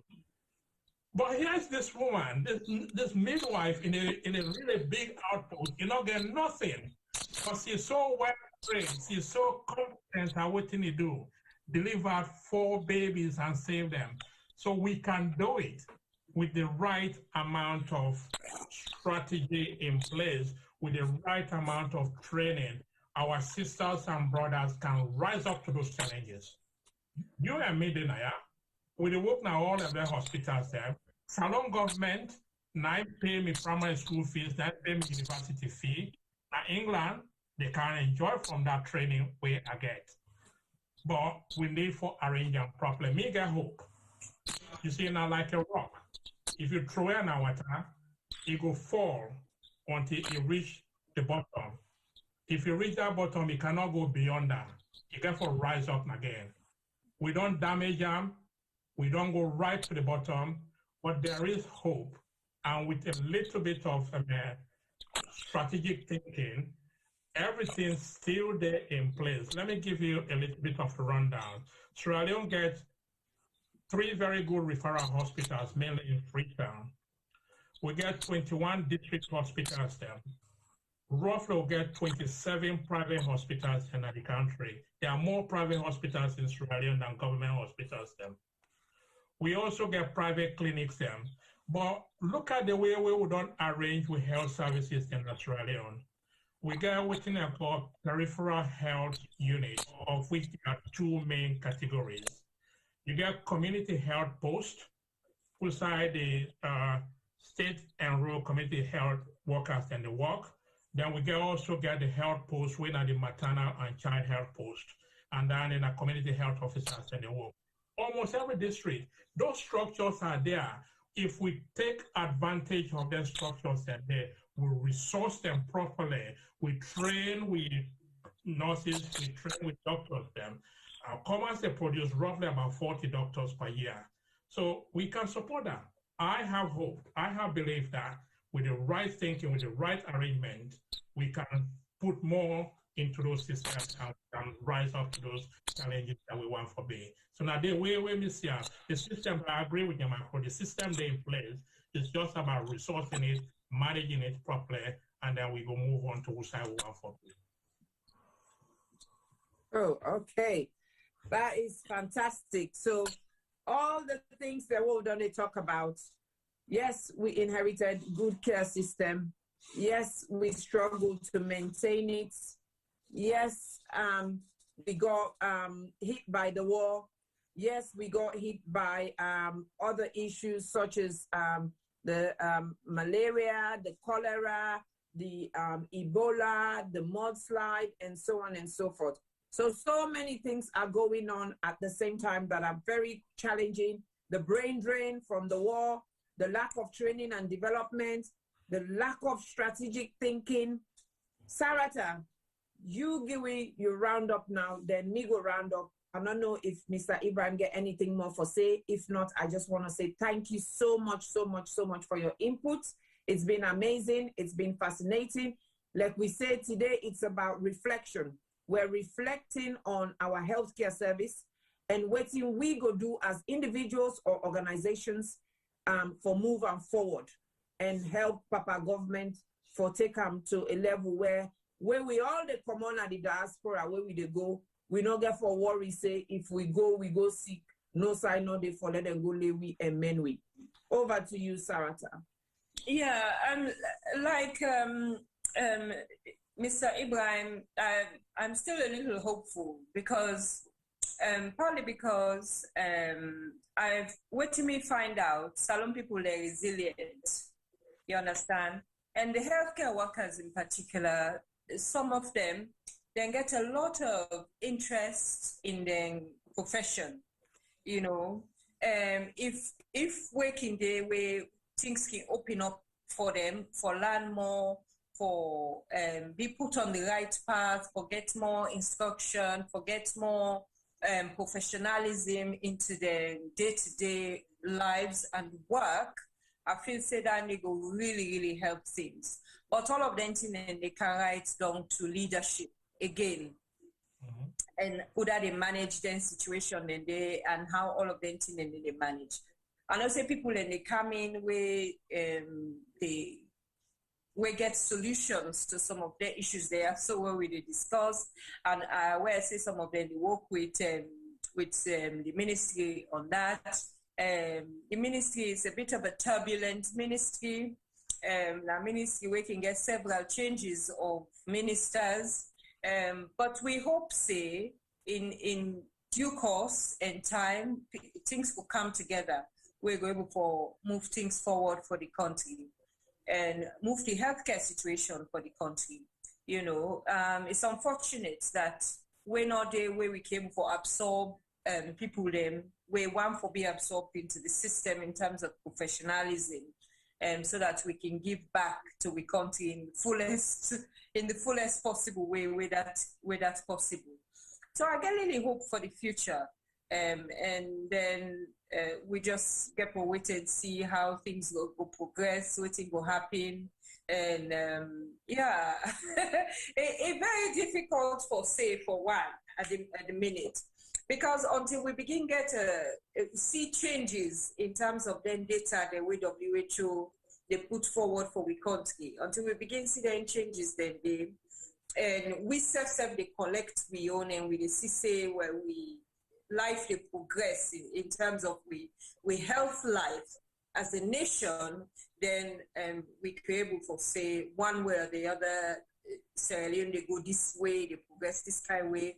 Or fortunately, we're not able to see much, you know. So, but people, especially young people, they're resilient, they're hardworking, they want to learn and get their hearts then at the right place. So hopefully the resources we go meet up them and all the other good things the way we don't talk, but we don't happen in the past will come together somehow. The universe will make that happen. So that we country can go before in terms of health.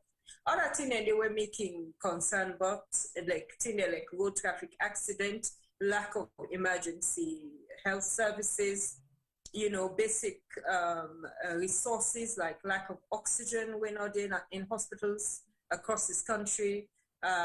You know, accountability, because if you're a professional, you give healthcare to the population, you have to be accountable for that care. So somebody earlier mentioned regulations and training for professionals, yearly training, all of them thing. So all the thing na leadership. You forget where you're able to implement to the group of professionals. You know, register everybody for register, for example. In Sierra Leone, they get system where people finish their course, for nurses in particular, then they volunteer for 4 or 5 years before they get a salary. And the PIN number, they don't take corrupt them. So people then they go pay money for get that PIN number. Now by that PIN number, they pay their salary. You see? So you really need somebody we're going for unravel all of them pockets of corruption and diversification, if you like, will happen so that things will move forward. But until then, we go just a talk. And I think say you know, whosoever kind of the ministry, if they not sit down, they make up a plan how for straightening things out from the bottom right up.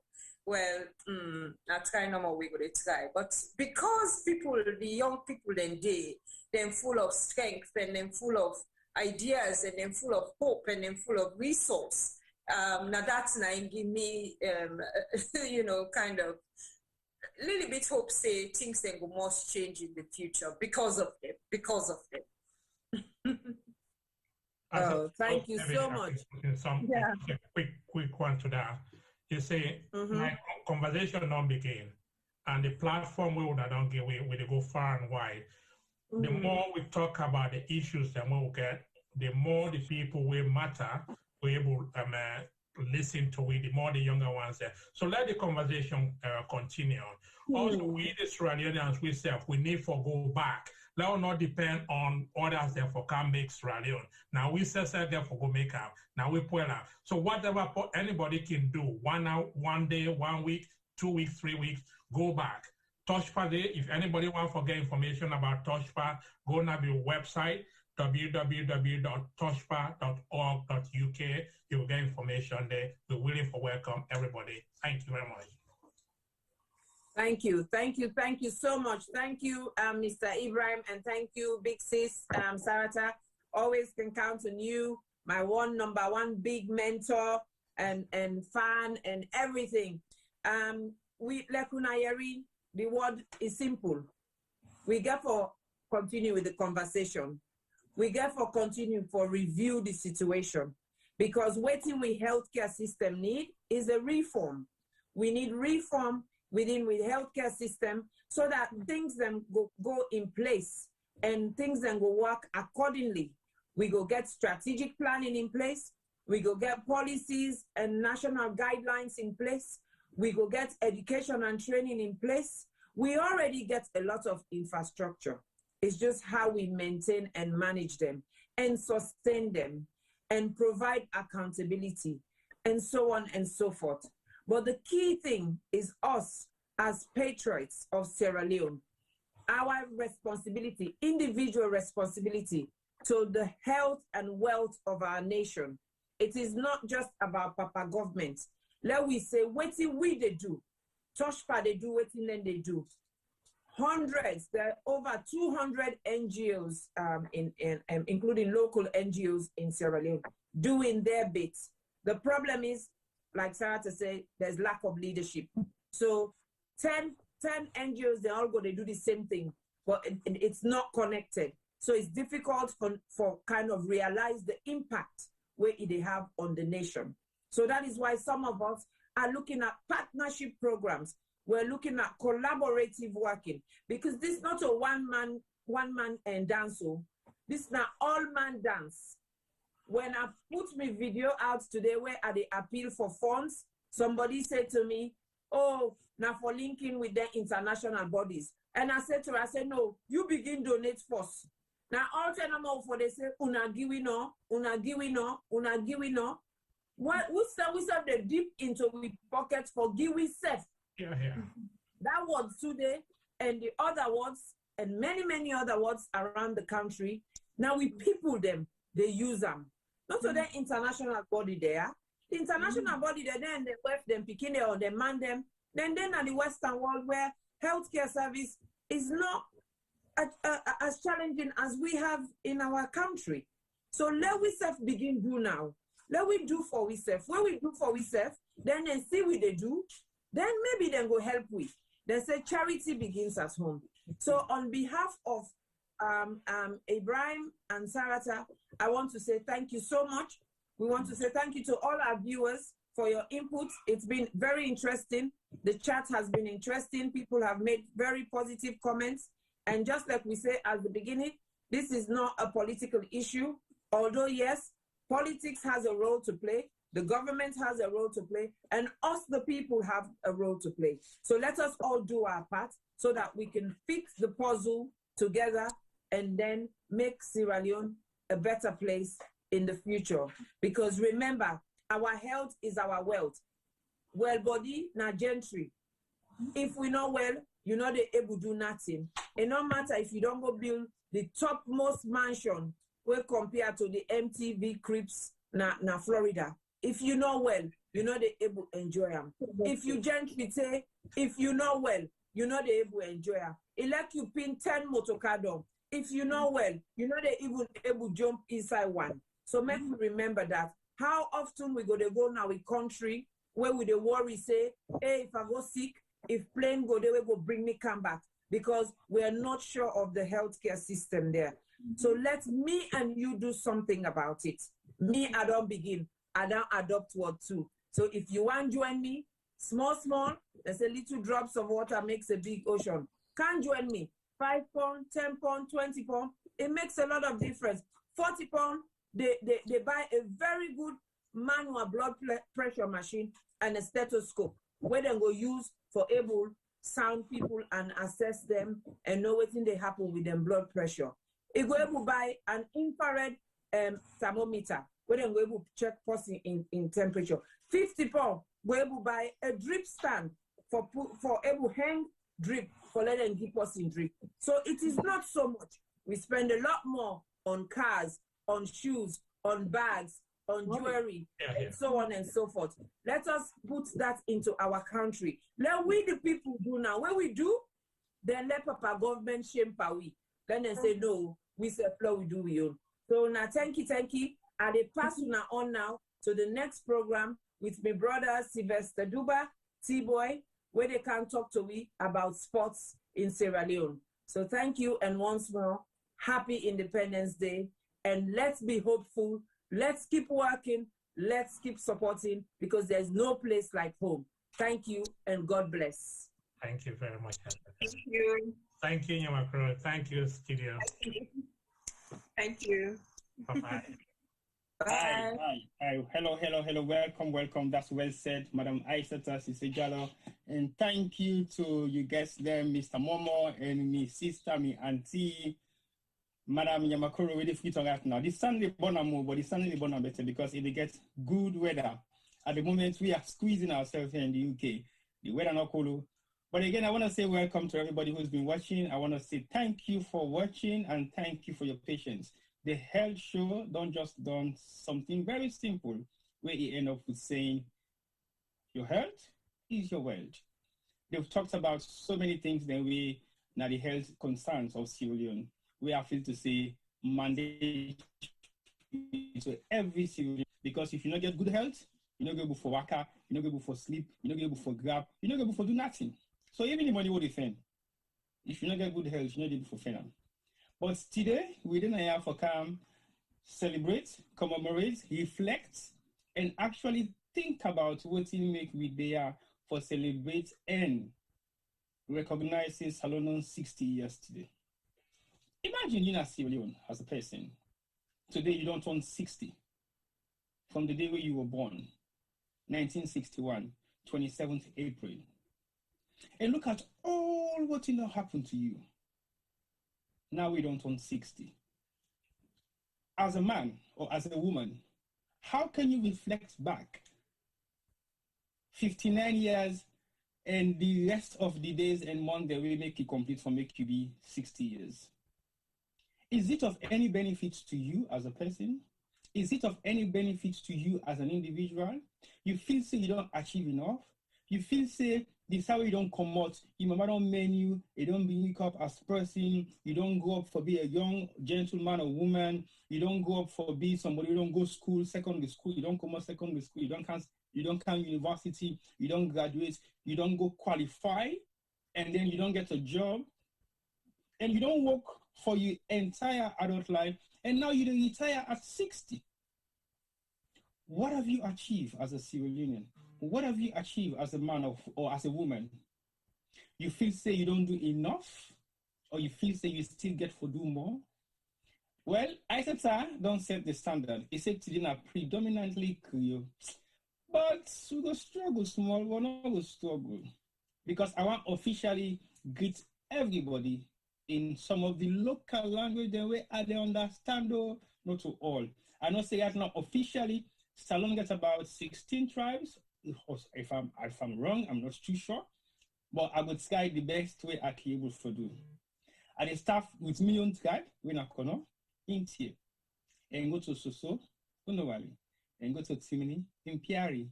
Mende man say, Bua, Limba man say, Walibena, Fula man say, Jarama.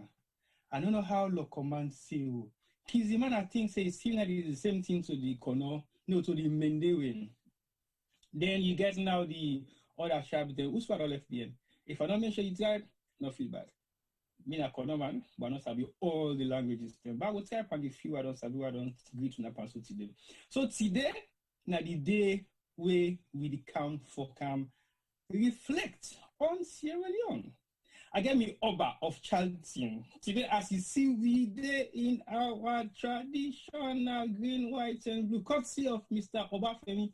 When you see Krema looking, he recognize we for celebrate today and where we country close. It was 59 years, 11 months. How many days in planning? Long time planning. And today, we represent proud Sierra Leonean. I introduce to you with pleasure the Oba of Charlton, where you never see Creole man wear country clothes. This is not the first. And you not just where I'm I'm back in style. And the style where you're in, no. I want to tell you actually me and this Oba because the third one they come home. The third one they come because I don't kill you with your own plan first we get their own style. But when they go and come back, it looks like someone balance with when they balance with today. They come back on the show and then we can represent fully at the platform the Sierra Leone media crew, UK and diaspora. Over to you, the Oba of Charlton. Welcome to the program. When as soon as I say the Oba and a spider, he gets two and he get permission to say connecting himself first and then he come on here. Hello. So Mr. Palmer, welcome to the show. See what you hearing me? I hear you loud and clear. Okay. Hello. Good evening, good afternoon, good morning, good night, good all thing from any side Usana the world you day as some man can see. I started on the great job. We don't kick off the program, and as Tboy say, we're here to do some of the rest. We're all in with green, white, and blue, representing Mama Salon. So we hope una enjoy the program. We don't follow some of the chat them. We say the last panel was very was received very well. So the above say the other panel themselves will be received just as well. Then get boku tine for Situna. So Tboy, I don't know what exactly for say right now because me show the can later, but I will pass the baton over to you for now. I not say you show the car later, but I just want like people see you must see you there around and you there in your traditional outfit and you're fit and ready to go. So today on the segment of the show, and also they talk a lot about so many different things then within we shows them over the past couple of months. But officially, today not just mark Salon at 60, but it also mark the celebration of Sierra Leone media online. I remember last year we've been getting this corona pandemic and nobody knows what to do. And Femi say, oh, we'll get all the skills here. Let's do something about it. Let's do something else. I said, well, Femi, what we go do now? So let's do something online. But unfortunately, we've always been online anyway. We've been doing live programs. We've been doing live events. We've been doing Zoom. We've been doing Skype. We've been doing Facebook Live. So many different times in one-to-one interviews, events, so many things then. So I asked, how can we go online and start something new? He said, well, think. I said, okay. Who said now we're independent? Not tomorrow. But we'll go online live. How can we? Let's just go and sit and talk as much as we can. Because it's Sierra Leone independence anyway. We know so much about Sierra Leone. Why can't we just go online and do something and talk? And talk to people about the independence, talk to people about how corona they exist between the three different sides they all day. Me and Femi, London, Juma, America. Let's talk about it. Let's talk about our experience. Being locked up for like what, couple of months now, and there is nothing to do. How do we do things at home? How do we hang around with our life? Who do we talk to? What do we do online? And how things are going on for us. So eventually, we launched the Sierra Leone Media Show on Facebook. And up till that up till now, from that day, consistently, we've been online every week. Except we'll get few bereave them. So basically, we'll get to respect the people that are lost. So we get to take a break at that point in time. But today also mark we 1 year on live broadcast on Facebook with our program. We will call the Big Salon Debate and zooming in. But today, my honors here is specific, but I have to be cutting in between the others. But I start with sports. Sports, not so something where I go talk seminar expert on, but I played football and I also played other different type of sports. I played table tennis and I also play tennis, what they call lawn tennis in salon. So I began running even at school. I was not too brilliant as a runner, but what I was good at was triple jump, and I did it at some point in my secondary school days. And I would do the entire area of sport there, where we came, where we go up. So my life is fully activated with sports, to the extent that I was shipped from Freetown to the province because I couldn't stay home and just go to school and come back home. I've been involved in scouting activities there. So every weekend, I did jump fence for go play ball, and then Leicester, Gloucester, Regents. These are the places that people never used to know, but that's where we spend our weekends as scouts. So basically, my life is evolved around sports.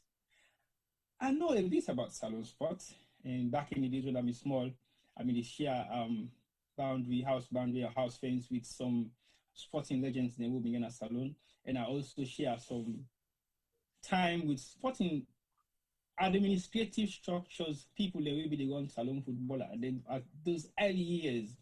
I will not tell you exact my age, but I think who don't know me. So none of this are the country of my age now, so no, hey, definitely not. But yeah, I've spent a lot of time around people who don't participate in sports, people who don't manage sports, people who don't get involved in sports. So my life is full of sport. And even me myself, I played football to the extent that I represent my country. And I've won series of trophies for my country. I know you would want to know, see, what's I play football? Whose country play for Salon? Yes, Sierra Leone. I represented Sierra Leone. Where? Nobody will say me that, but I can say I represented Sierra Leone in the UK, and I was part of the 22-man squad where represents Salon. Now the inner city World Cup, we can happen every year immediately after the World Cup itself. And during my days, I have won it 3 times consecutively, and I don't be runner-up about 2 or 3 times. But just to tell you how much I've been actually involved in playing football. Again, I played tennis for a while, but not too long. I stopped. But table tennis was one of my best sports back in the days when I was young. And I can even play table tennis in a small room like this. I will not say to you I'm a pro, but I think I'm flexible enough to be part of it. I'm not going to say you're not going to beat me, but you're going to see me get some skills. So just like every other sport, you cannot win all the time. You always have to be a good sportsman by accepting defeat and prepare yourself for the next match. So that is exactly where we are today as Sierra Leoneans. We don't turn 60. Now we take a reflection back into the days at which Salon entered football. When you check the records, I think the national team itself don't do extremely well. Back in the days when we talk about the great footballing legends like the Kamadumbia, the Ishmael Daifan, the Atomensa, the Awoa, the Tom Terry, the Buba Kamara, and one of the biggest myths we organize was still able to know whether a reality na the Gola Queen myth within a secular road. Well, that's the up for discussion. I don't know whether people in there will go for testify say that was a reality. We then say Kamadumbia kick the ball, na Gola Queen catch and in back. Now in back he hold the ball around the pitch 2 times. If we run at the center, he died. So that's why we have that statue at secular road where the keeper hold the ball there and back. Then something for think about, and we can question whether it's true or not. But football don't grow in so many different ways in Sierra Leone, just like we other disciplines don't grow. We know athletics, and you also get boxing, and you also get cricket.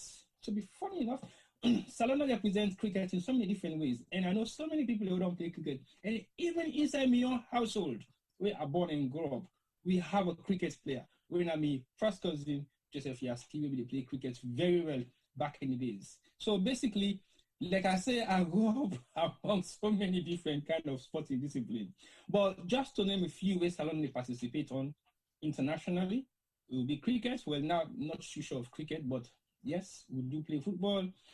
Athletics, yes, we don't represent national, international, and we don't get few records. Then we don't win so many African games. Olympics, yes, we have represented as well immensely. But again, how do we measure our success? Is it by the amount of representation we don't get out of the country? Or is the amount of winnings they don't get out of the country? Or is the amount of development skills they don't bring within the reach of young people when it comes to sports? We all know what's not the benefit of sports, and we all know how sports will benefit people. So in my own defense, I actually called upon two people who I think will primarily sit and discuss about this issue immensely in terms of talking about football, talking about athletics, and getting involved so that we know as Sierra Leoneans, people in there we don't participate, people in there we don't get involved, people in there we don't actively play their own role in terms of making football or sport possible in Sierra Leone. So basically, I call upon two. One is young, well, not a young man anymore, but he's fairly young. And I don't say when I say what are these? Many people don't know him per se, but many people who are into the sporting discipline when football know him very well. And instead of don't do a lot in football, he don't participate when he was a young boy growing up in the early years in Kenema Town. Now, household name. But you get one popular name where they call him, but anyway, that name, I need to call him name because I never say nothing name. No, I need to call other person country name. I call an Indian name. And also gets the one we're not fairly young, but he's a young gentleman, old in between. But he's not too old to be old. But I think he has enough knowledge for actually talk about the sporting discipline where he can talk about today. But he's also an all-rounder, because he will talk about so many other disciplines apart from your specialty. So today, we bring in two people in, they can talk about sporting discipline in Sierra Leone, reflecting back 60 years down the line. I would like to introduce to you my first guest, who is going to talk a little bit about himself, and then we will start the program after the two introduction. So I will hand you over to Mr. Paul Kpaka. I know you're here. Welcome to the program, sir. Yeah, thank you, Tboy. Thanks for having me, Mr. Dugba. It's a pleasure. So you can tell me just something short about yourself before we go to the next gentleman? Yeah, sure. I mean, you don't run down the gamut on me, but anyway, I will take him from Musa he left. Me, Paul Kpaka. Originally, I was born in Freetown to my father, Mr. Moses Kpaka, when I be lecturer at Government Technical Institute. Then, of course, my mama, I've been a housewife at that time. Yeah, we moved to Magoroka when I was, I think, a few years old. Because we probably worked for government, and then we transferred to Kenema. I think I was 7 years. That's actually where I spent my life, my childhood life, and to my adult life. Go school, primary school, St. Paul's Primary School, then go at KSS, and later join both school, go school. So yeah. Yeah, I played football like everybody on the street. Started playing with my friends around. Actually, I grew up near a football field, near the Kenema Town field. The most talked about field now. They don't build artificial turf. Just around the corner there, just over the fence that they have in there. So most time I can just jump over the fence, can play football. And before me that they come out, I don't go back now. I go sit down like nothing happened. Anyway, so that's how the passion for football started. Then of course I began mentors there, like people like Alusai Bunduka back in the days. Vani Bokari, Mansari, and others who they look up to, as young boys growing up. But actually, my papa no want to play football because, of course, coming from a post-UA education background, he want to picking go school, go college, down school, try for graduate and get a career or something in engineering or whatever you want to do. But anyway, football was a passion. I was a fan as a player as well, but I never thought I could really go into football full time because it was just a pastime at the time. Because then the professional football will be really well known, until when I do my O levels those years, and then I played for my school league, And then later I go to school, part of me education, then go to from 5 up to some 6. Then actually, that's when I started to realize my full potential as a football player. So anyway, long story short, during the war, I think I was in lower 6 when the war broke out full time. So we went for holidays in Freetown. We couldn't come back to Kenema and Boye for both continue school. And then all of a sudden we got stuck in Freetown. Me and my friends then, Kenema friends then, other players then, we decided to start for playing at Freetown as Cambodia. We were actually a displaced team at that time, because we were cut off from going back. But anyway, that's where everything started. And then, playing with the under-17, I was invited, and then I became a captain afterwards. I was called to the senior national team train. And then a year or 2 later, I then scouted for Camp Sweden. So actually, that's how briefly my career started, All right, that's fine. Then a brief summary of the man himself, Mr. Kpaka. Yeah. So I'm thinking in a meeting for Kpaka, because when somebody they do in Google search, you say, sorry, they're playing Kpaka. They will then click Kpaka and see this black guy from England, whether representing England. So that's what English. So anyway, that's him, the man from Canada. Actually, I am Kpaka from with a K from Pujo. Kpaka, the English Kpaka, So they sound similar way you pronounce them, but anyway, the phonetics can make people and get lost sometimes. I know, that's true. But welcome to the show. Thank you. Now we go to the next gentleman. This man, he hard forgets. Then say we the left one career, go to the second career, it becomes a bit tedious because I'm thinking you don't know how to handle the careers them that you hand. But I'm always very humble.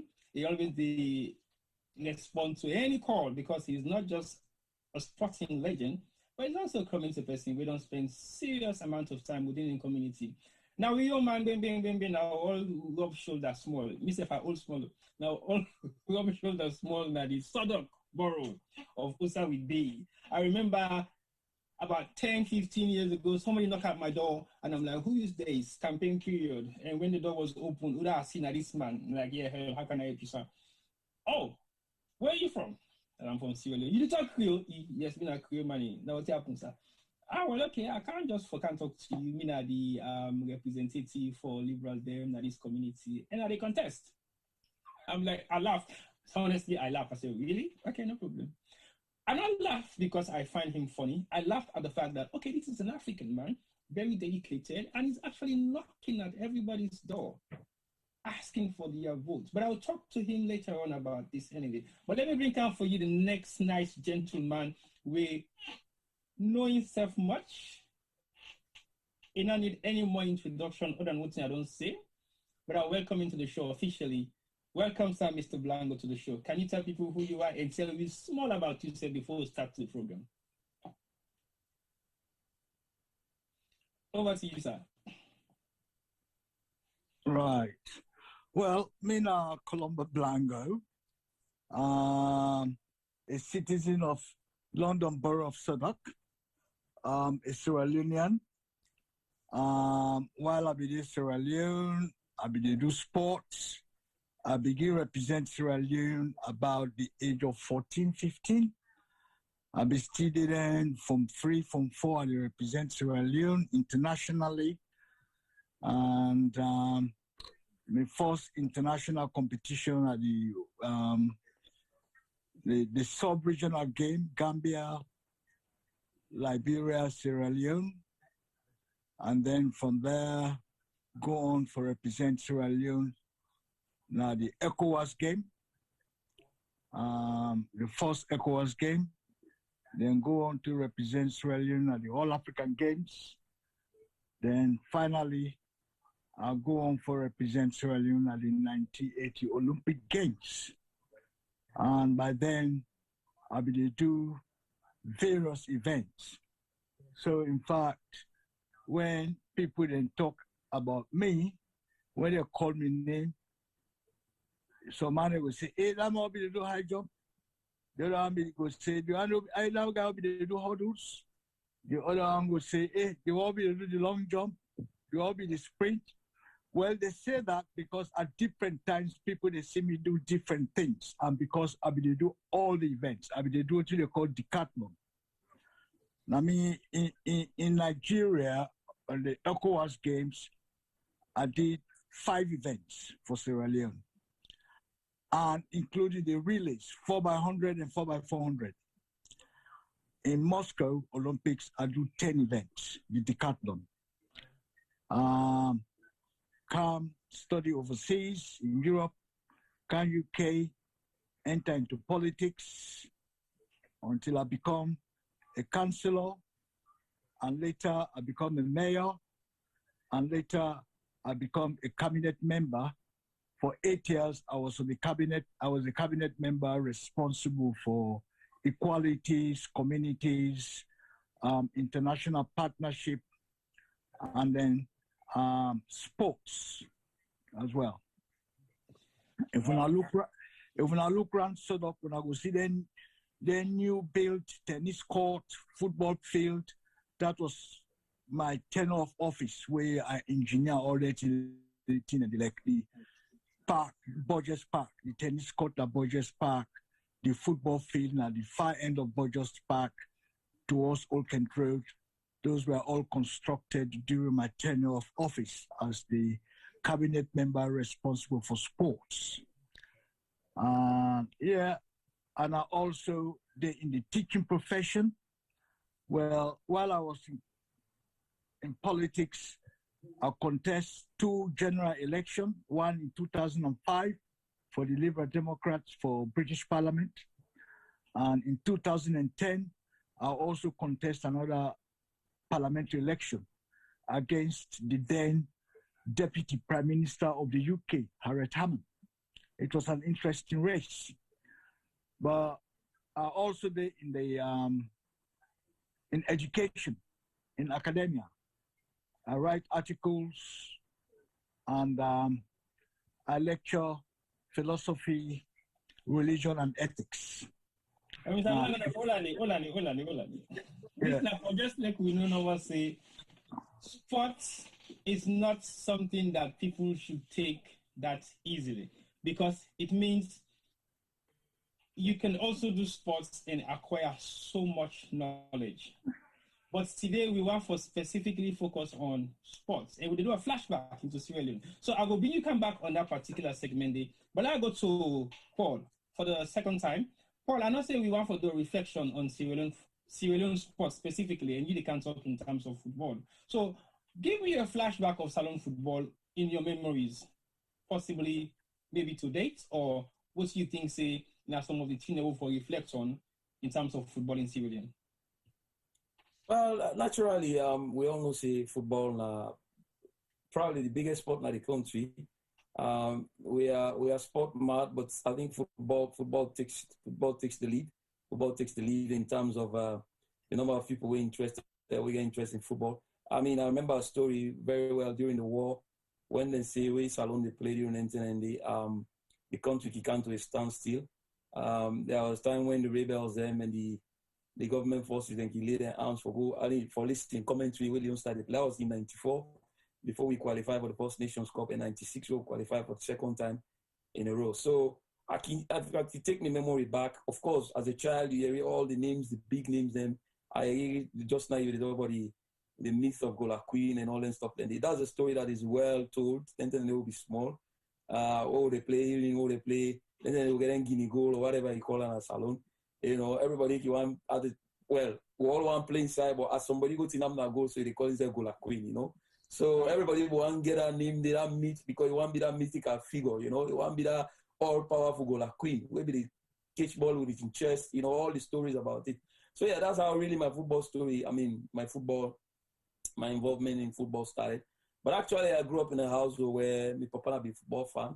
So most of the time, there was a radio on, our host, and then you can listen to national radio, of course, and then they listen to BBC most of the time. So most of the time, they hear commentary on BBC. So that's how I became involved in football. In fact, some of the names of the football I want to know from abroad, that's how I get to know them, in the commentary. So I actually imitate, some of the names and the way they play in my mind, So I can just go out, take a lamb, because then they get lamb or, I think we call them betas.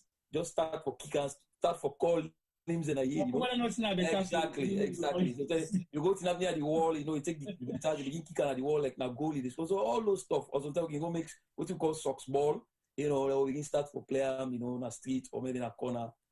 So I grew up actually in the compound where we get facilities for those sports because my father was a teacher. So I mean, some of the facilities and the place being well done. So as a kid we grew up in that compound, you get space for exercise, and space for play football. So that's how it become until I become a teenager, me say begin jump wall, go begin playing at street. So I mean, those are some of the inspiration. But actually, what inspire me are some of the big names, salon names, the way they, and especially with salon they play, they listen commentary.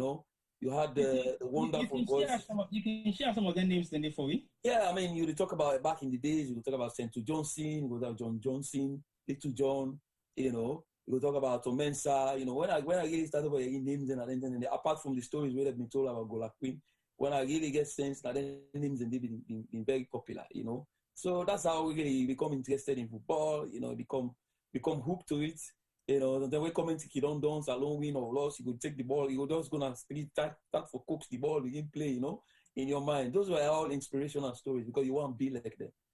But actually, to be honest, football was not really, it was a passion that was buried in me, but it was not really something that I was encouraged to do, until the talent can begin come out, people can begin recognize and say, oh, you can do this, you can play football, and then, of course, at some point I embrace them, but I would say, during my time, when we be young, like I said, the names will be there, the likes of Joseph Toby. I remember vividly, I think my first tournament when I feasted, I remember I was in 1984 Zone 2. I think it was Salon play, I think it was in Senegal, we didn't count second or something like that. Those were the days when they read the names, Joseph Toby, Ismail Daifan, Brahma Mazola. Of course, those are the first names you begin hearing about. Tell you about professional football, the first professionals that we go out on Mazola and Daifan. So it became very popular, it became very well known. So Okay. that's how really being a fan of football, that's how you got hooked to football, because you wanted to be like somebody like them, So what did not really change from then time then day? Will they come back into perspective of that throwback that we don't give when it happened right now? Well, actually, back in the days, if you can remember, I think football they play at grassroots level. That's not the first thing. There were leagues. There were local leagues, school leagues, inter-school, inter-sec, inter-provincial. I mean, if you look at the history of people like Macaulay, I mean, when I was senior man, he was discovered from school. We come to school and take an enjoyment. I think there are stories like that where people they play, and sport was really an integral part of the curriculum for go school and begin play, whether not football, whether not volleyball. So when they churn out at least an internet day. And then the second thing really we at that time there was a passion. People were just wanting to play sports. Sports was like a drive. It was driving everything, because at that time, as you know, there was nothing special. We don't get internet, we don't get nothing, so people engage, people don't get time on smartphone or anything. So there was something to keep you going. And that the only thing that could keep you going at that time was sports. So even when I say inter-secondary school sport or even school sports, everybody had to do something, because when I say sport, they come with months before I would begin prepare for the sports, So yeah, when I say school league, everybody was involved. Even the one who don't like football, you go sing, you go tin up, you sing, you clap. Even when you don't know nothing but football, So I think over time football evolved a little bit, but I think the war really can depreciate a lot of stuff, because like I say, all the tournament and before competition and before the war, football, where they produce sprinters, they produce volleyball players, produce stuff. That they really not been missing. And back to that, we can get also area leagues then. We can get junior leagues that will be play. For example, you grew up in Akenema. Kasaba Warriors probably now one of the, before we talk about academy now, Kasaba Warriors was an academy before we even know it's an academy. Because Kasaba Warriors was producing the best young players and athletes in Akenema, and we become internationally known, I think one of my comrades, we own comrade in London, Abdul Cole, him. He was a big product of Kasamba Warriors. I think like one of the first graduates that went joined the national team as a 17-year-old. Yeah. So all those stories were inspirational to me. I was a big fan of Abdul Cole because he was young, right from school league. Amadia, he played for the Campo Eagles one season, and then the next thing national team. The next thing he's playing for the best team in the country at the time, Sarah Fisheries. So all that tradition, when you look at him over the years, it makes you 60 years later, independence. It makes you nostalgic. It makes you say, where did we get this wrong? How comes we're not producing athletes anymore?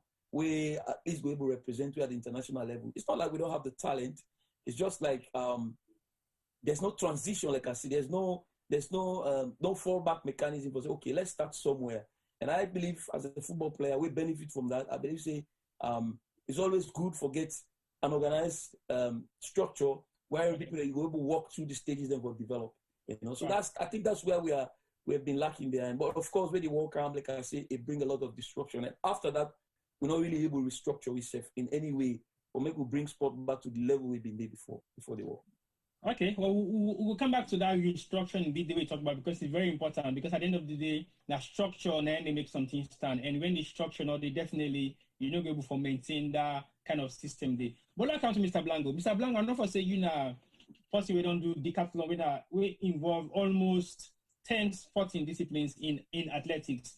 What are some of the things that we go reflect back in the day, 60 years back now, to what we currently face in terms of athletics? What has changed during that period to now? Well, I think the statewide athletics day before the war, now the same state all sports them day, comradeship, pleasure, enjoyment, just as Mr. Kpaka don't describe. I agree with everything Mr. Kpaka said in terms of the status of sports, not only athletics in Sierra Leone in those days before the war. And after the war, I think we lost touch with the importance of sports. I think what you make we're not able to pick up to now. I think we lack the leadership and we lack the vision in sports. It is so easy to do for go back to those days, but begin build up. We only need to analyze the advantages and the benefits of sports, taking back from practical examples of how sports be exactly how Mr. Kpaka described, the way sports be. If we consider, say, sports can bring all these benefits to young people, to the nation, and to sports development as a whole, and all the disciplines as a whole, if we go back into those mindsets, then we will see a reason why we will revamp sports back into those days. Because sports, you can use it as a diversionary activity for young people. Yeah? You remember in those days, young people were hardly idle. They found things to do. Yeah. They either went to school, we all went to school, and after school, instead of hanging around, doing nothing, we all went at these sports. And going back to what Mr. Kpaka said, he said something very important. Even those who were not doing sports went to watch. You know, they were attracted by people where they participate in football, volleyball, basketball, any kind of sports. They just went there to look and to cheer people up. And they said they get pleasure out of that, you know? And we talk about inter-secondary schools, inter-house schools, in school, within the school, inter-provincial, inter-district, national league, you know, all these sort of things existed. And I don't see the difficulty in going back to this sort of setup. What is lacking is the mindset and leadership. And it is lacking because people who have the passion for sports and people who actually benefit from the benefits of sports are not in the leadership position for sports. Okay. If somebody like Mr. Kpaka is given the responsibility somehow for develop sport in Salone, with that passion we get and with that personal experience we get, I think that would be a start for begin motivate people them and motivate communities. So are you actually saying that people are away for possibly run the sporting discipline in Sierra Leone for possibly don't play the sport or get passion for the sport? Because we don't see few people that we don't play the sport in Europe and in other parts of the world, not necessarily get the skills for manage the sporting discipline in there. Yeah. So what are you actually saying? They will get the experience, okay. But where they get the experience, perhaps they don't have the passion. But where they get the passion and experience, they don't have the vision. So it's experience, passion, and vision. And then appreciation for what sport, for the benefits of sports. You know, a lot of people play sports. Playing sports does not mean you can be a good leader in developing sports. Okay. If that were the automatic case, all the top footballers then have to be top managers. You understand? But you have to have the vision for it. And you have to appreciate what sport does. You know? And listen earlier on I listened to the health program. But what is lacking in the health program, what they focus on is curative measures. They're not focused on preventative measures. And introducing sports in community, making sure say sports is being part and parcel of the school curriculum, as in our days, where we do sports. Sports helps develop, helps sort of prevent illness, fitness, keeping fit. So all of that, in fact, is missing within the health program. I'm not hearing any of them talk about preventative measures of health. They are talking about the curative, not the way a person sick. Instead, you for prevent somebody from being sick. And simple exercise, We'll be in school, they do cross country, you know, with a jog, we they go all over the place, we become active, we they play sport at school, they do inter-house sports, we they do inter-form, inter-class. All of this keeps people fit. And within the community, they do cross country. So, you know, be say a 25-year-old boy or woman just cut out and die, or a 40-year-old just cut out and die, because there was some level of fitness. There was some level of prevention. Right. But now, everybody, they go for the cure rather for prevent. And using sports as a tool for prevent illness would be a big advantage. And advantage to the medical sector. That, in fact, will make them spend less. Because government spends more money on trying to cure people, and people die a lot because of lack of exercise and lack of knowledge of the benefits of exercise. I mean, now you see alone a 40-year-old or a 30-year-old, don't grow big belly because when they eat, they know they even drink water and beer they drink, and they don't exercise. You're totally right. But in defense of the health show for this particular program today, they want to specifically focus on the health issues where, yes, exercise and thing where the health show they always talk about, but it was not involved in part of this discussion for today. But I hear you loud and clearly. But for the viewers, for the benefit of the viewers and the benefit of me, you can give me some of the names of the people and where you've been the practice with during your sporting days, because I get to know none of them. Okay. If you don't die, if you're alive,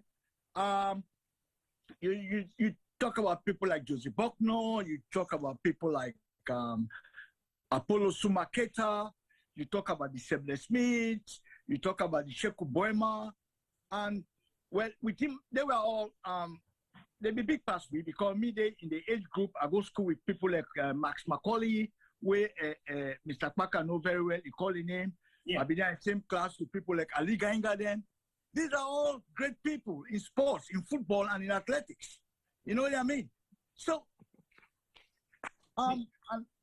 because in athletics, we get to know some of the big names then where you know one of the possibly prominent one and we come up from your area. We know the Tipex, we know the Felix Sandy, we know the Ambassadors, we know the twins that we come on the way come for represent. And we don't provide so many different big household names then in athletics. But it's just there for see in your own era, other than having a few names there, so way you mentioned, so they are known in existence in my own vocabulary. Yes, they are known.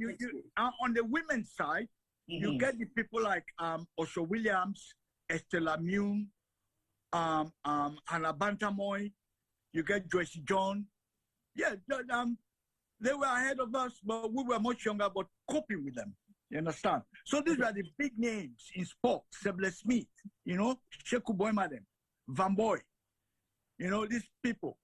And you see, those days when they say, and it was so consistent across the country, because we get 3 terms in the academic year.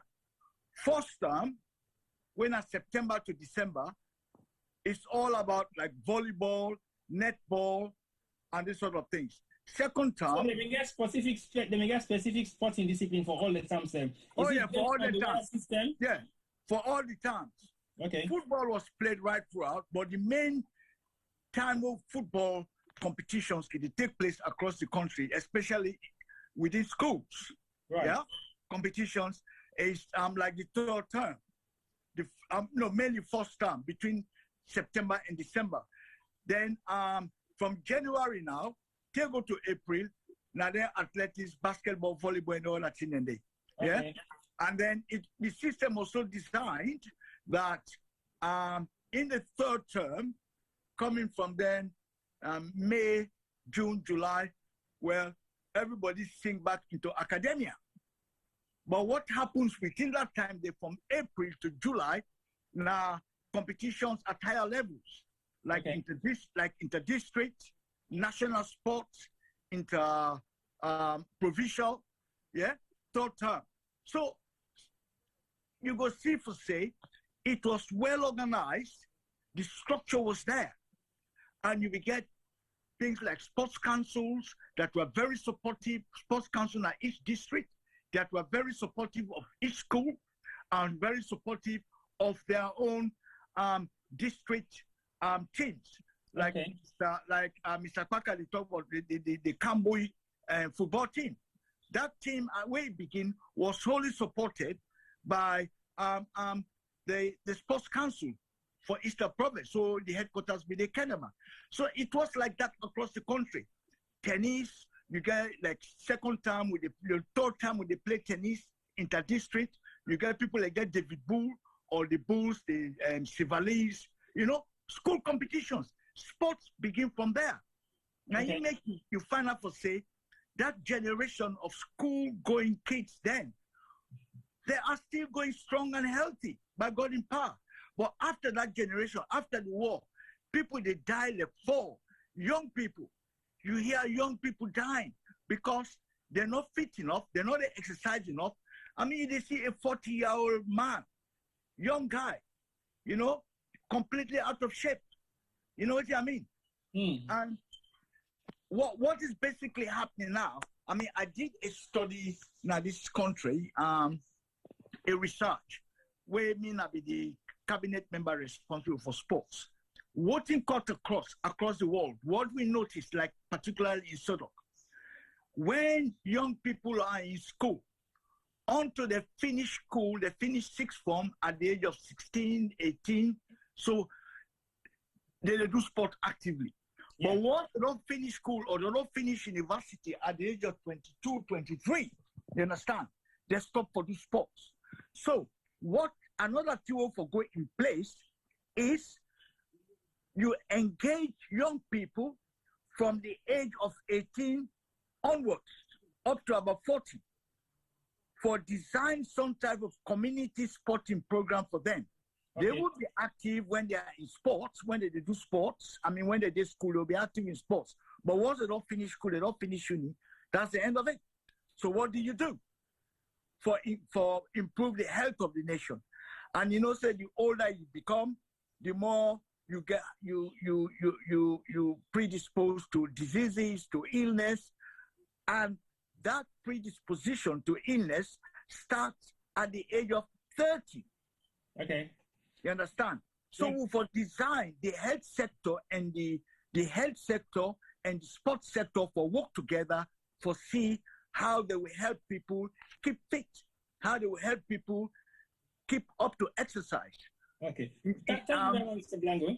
That will bring me come now to Paul, because we kind of wrap up now. So Paul, I think most of the discussion we don't get now, we don't really say structure is the key, and then not just structure, but also how you're able to put together the structure for make sure say we get this thing going. Now, I know for say you don't play football, but you don't. Tboy, I'm not controlling them, please. Yeah. Okay, what you again will look at the leadership in sports development. Yeah. We forget people with the experience, with the passion and the skills. Most people when they in leadership for sport in a saloon may have had the sporting experience at some level, okay. All right, and may have a passion for sport. Well, passion different for being a sport fanatic. You understand? Those are two different things. Okay. Most of them are sport fanatics. They like sports, not necessarily mean they have the passion for sports. Okay. But again, with that passion and that experience, you need the skills.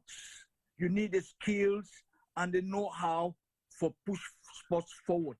And now the lapses then they now make 10 now will not reach that stage yet. Which I will pick up again. Okay. So basically the recommendation from the two discussion we don't get from Paul and Mr. Blango, now the fact say we need structure and leadership. So if we have those two going forward, then maybe the sporting discipline as alone will change. So will you focus on those two? Paul, in your own case, what do you think is the right measure going forward in terms of setting up the structure for make sure, say, we focus on the proper elements of what thing will make football prosper in Sierra Leone now that we are 60 going forward? Well, actually, I listen, like I said, I watched the health discussion earlier with my sister, my sister, Isatta sister. Listen, government get 101 things that win a priority. Of course, we understand healthcare and one, but sports should also be a priority, And I want to go back to what Mr. Blango say. There is a difference between heading football or heading sports and having the skill set, the passion, and the know-how to execute whatever strategy or whatever you don't put in place. I think that is what we are lacking. The vision, the leadership. How do you say, okay, we'll forget the structure, right? Well, putting structures together means you have to appoint the right people in the right place, right, at the right time. Because like I say, after the war, we come back. Take, for example, football, the state of football in our country today. Let's be specific. I mean, we have now, with this government, we have the NSA, we don't take over. Now, just what Mr. Blanco will be saying in terms of National Sport Council. First time they call it Sport Council in Salon, but now they call it NSA, National Sport Authority. Basically, it's the same, but in a refined version. Before, all over the district in Salon, you get at least one representative of the National Sport Council. And even Sport Council, they send coaches them, but go coach now the provinces, from football specifically. I remember Camboy was back in the days, now Sport Council, they send coaches, Coach Berewa, Coach Bio, the man in the all, and go coach Kenema Camboy Eagles through National Sport Council because those were national coaches. Okay. So, what I try to say, you got to have somebody in the leadership position, particularly the NSA and the Sierra Leone Football Association, because those are the two organs that really were responsible for football specifically. So you got to get those two parties not to only collaborate, but get a vision who said they want to care football go from grassroots level, and also the Ministry of Sport. Don't forget the Ministry of Sport and Education, because Ministry of Education and Sport might be one. I think at sometime might be one ministry, in a way. Yeah. But they try for, Kpaka, they try for separate the sport from the education ministry because they want to pay special attention to the education ministry after the war. So they put sports differently. But what they try for say, those things are what they talk about get to be in the curriculum, in the sports curriculum, at schools. Because that's where you actually get people, like what Mr. Blanco will say, moving, playing sports. And believe me, there's so much talent you can discover at that level. So I'm talking about the grassroots level. Having said that, you also have to go for engage communities across the country. City council, all the local governments, for try for see in the municipalities or areas and how we go to build playing ground and sporting ground. Even if now 6x4, 6x6 people can go play. But it's that again, because those are the places really you see talent, raw talent. And what we ever do then talent today now for just spot they identify and get a system, which is where the sports council come in and the NSA and SLFA for try to organize something for say, okay, now we put something with that, they'll identify and nurture this talent. Because like I say, I came from football, I came from school. I mean, I was not really a local league, but you get local leagues as well, So you get Wafa, for example, now Western area, you get KDFA, Camboy Eagles, you get Boye football. So all them organs and they will put them together, get a coordinated effort, get leadership and a vision and a plan together, say a 5-year plan. So we are starting from under 12 or under 13, right through to the under 18s. in coordination with SLAFA. So we ask for who's will need assistance, technical assistance, but most importantly, who's will need financial assistance, because you cannot do all these things without the infrastructure.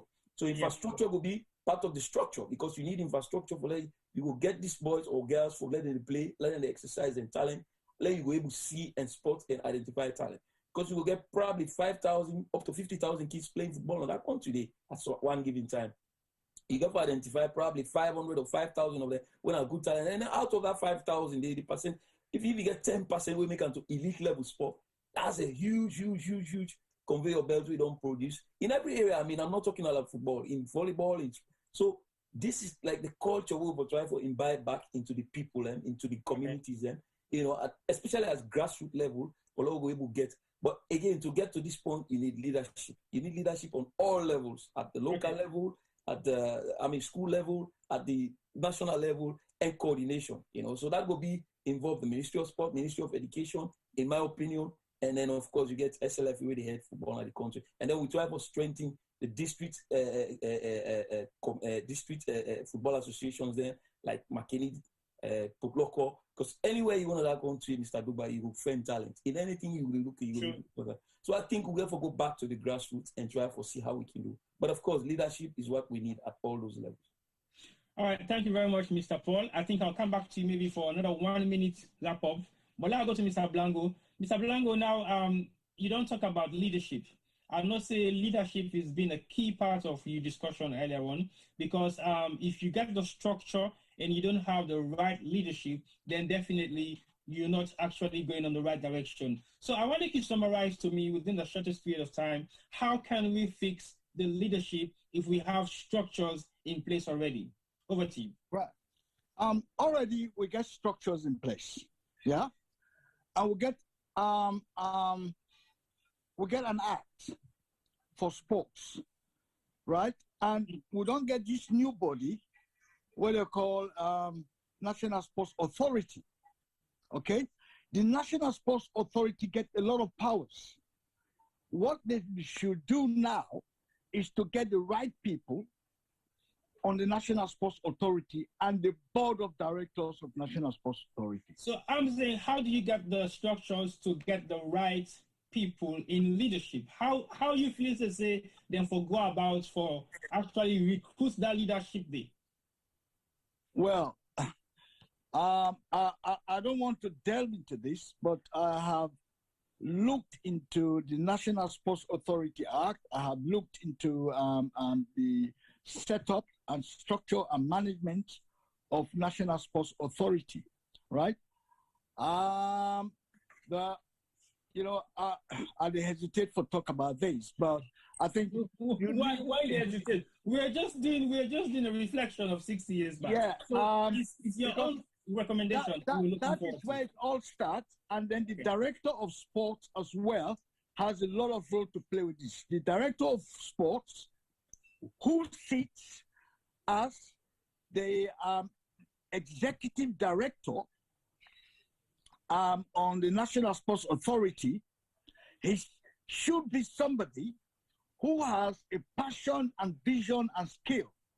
But if the director of sports haven't got those, and at the same time sits as executive director on National Sports Authority, but lacking those skills, and National Sports Authority is supposed to be driving the development of sports in Sierra Leone, which I don't think sport will go anywhere until you get the right people on that board, and until you get the right person with the right skills and the right drive and the right mindset for being an executive director of National Sports Authority and double at the same time as the director of sports. Those are the two angles from which the move get for come, from which the drive get for come. But if people are there because they are appointed for get a job, just for get a job, it is not going to work. People should be put to those positions to deliver, to do something. But everybody goes with the flow. Football team rich, when there's a game, all they think about is how much money they will make, how much money they will scoop out of it. not really for show the world, say, or for show the nation, say, look, we mean business to revive sports in this country. Okay. Yeah, I think say now that's the problem. I don't want to go too deep to that because that could take me into some level of politics, and I want to avoid going into politics. Okay, well, in that case, give me 1 minute of your message. As we don't turn 60, we will go forward to NAFOM. Well, the message is to look at sports as something where will benefit the country nationally and internationally. And I want to go back to what one point to Mr. Kpaka make. It's not difficult to do. Yeah, you begin from grassroots. Yeah, you begin from grassroots. There are a lot of talent out there which we need for discover. And I tell you something, in Brazil, you see all these names like Pele, Ronaldinho, Jairzinho, they come from the suburbs. Right. Because Brazil gets a structure wherein they play sports, football at a serious level from the village take about. Which is why most of these big names, they are not even from the capital. They are from suburbs. That is where they get them from. And I give you a typical example. What will be the train for the first West African Games in Nigeria? We go camping at Jallo camping. We did it for 5 weeks in Jallo. So we will do time trials. One farmer commoner in farm, young guy, so he was about 25. He said in the run from Jallo to Infam, 10 miles every day and 10 miles back. Now they say we can't join them, Polo Sumaketa them, Law will just run the 5,000. Could you believe that guy they beat them? I will not be surprised. Could you believe they beat them?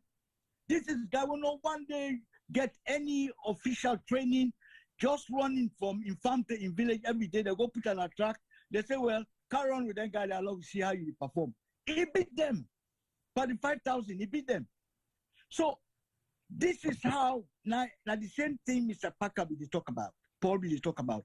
It's, there are talents out there on the streets, in the villages, in the suburbs. If we do some scouting, we organize sports from grassroots level. We organize scouting mechanisms. These people will go out there and look for talents and bring them out and nurture them to a town level, to national level, and even up to international level. So I think that's what we should be doing. Thank you very much, Mr. Blango. Okay, over to you, Paul. Your 1 minute summary for where we're heading for. Well, I think Mr. Blanco don't take the word out of my mouth. I've always been a believer in grassroots. I'm repeating again.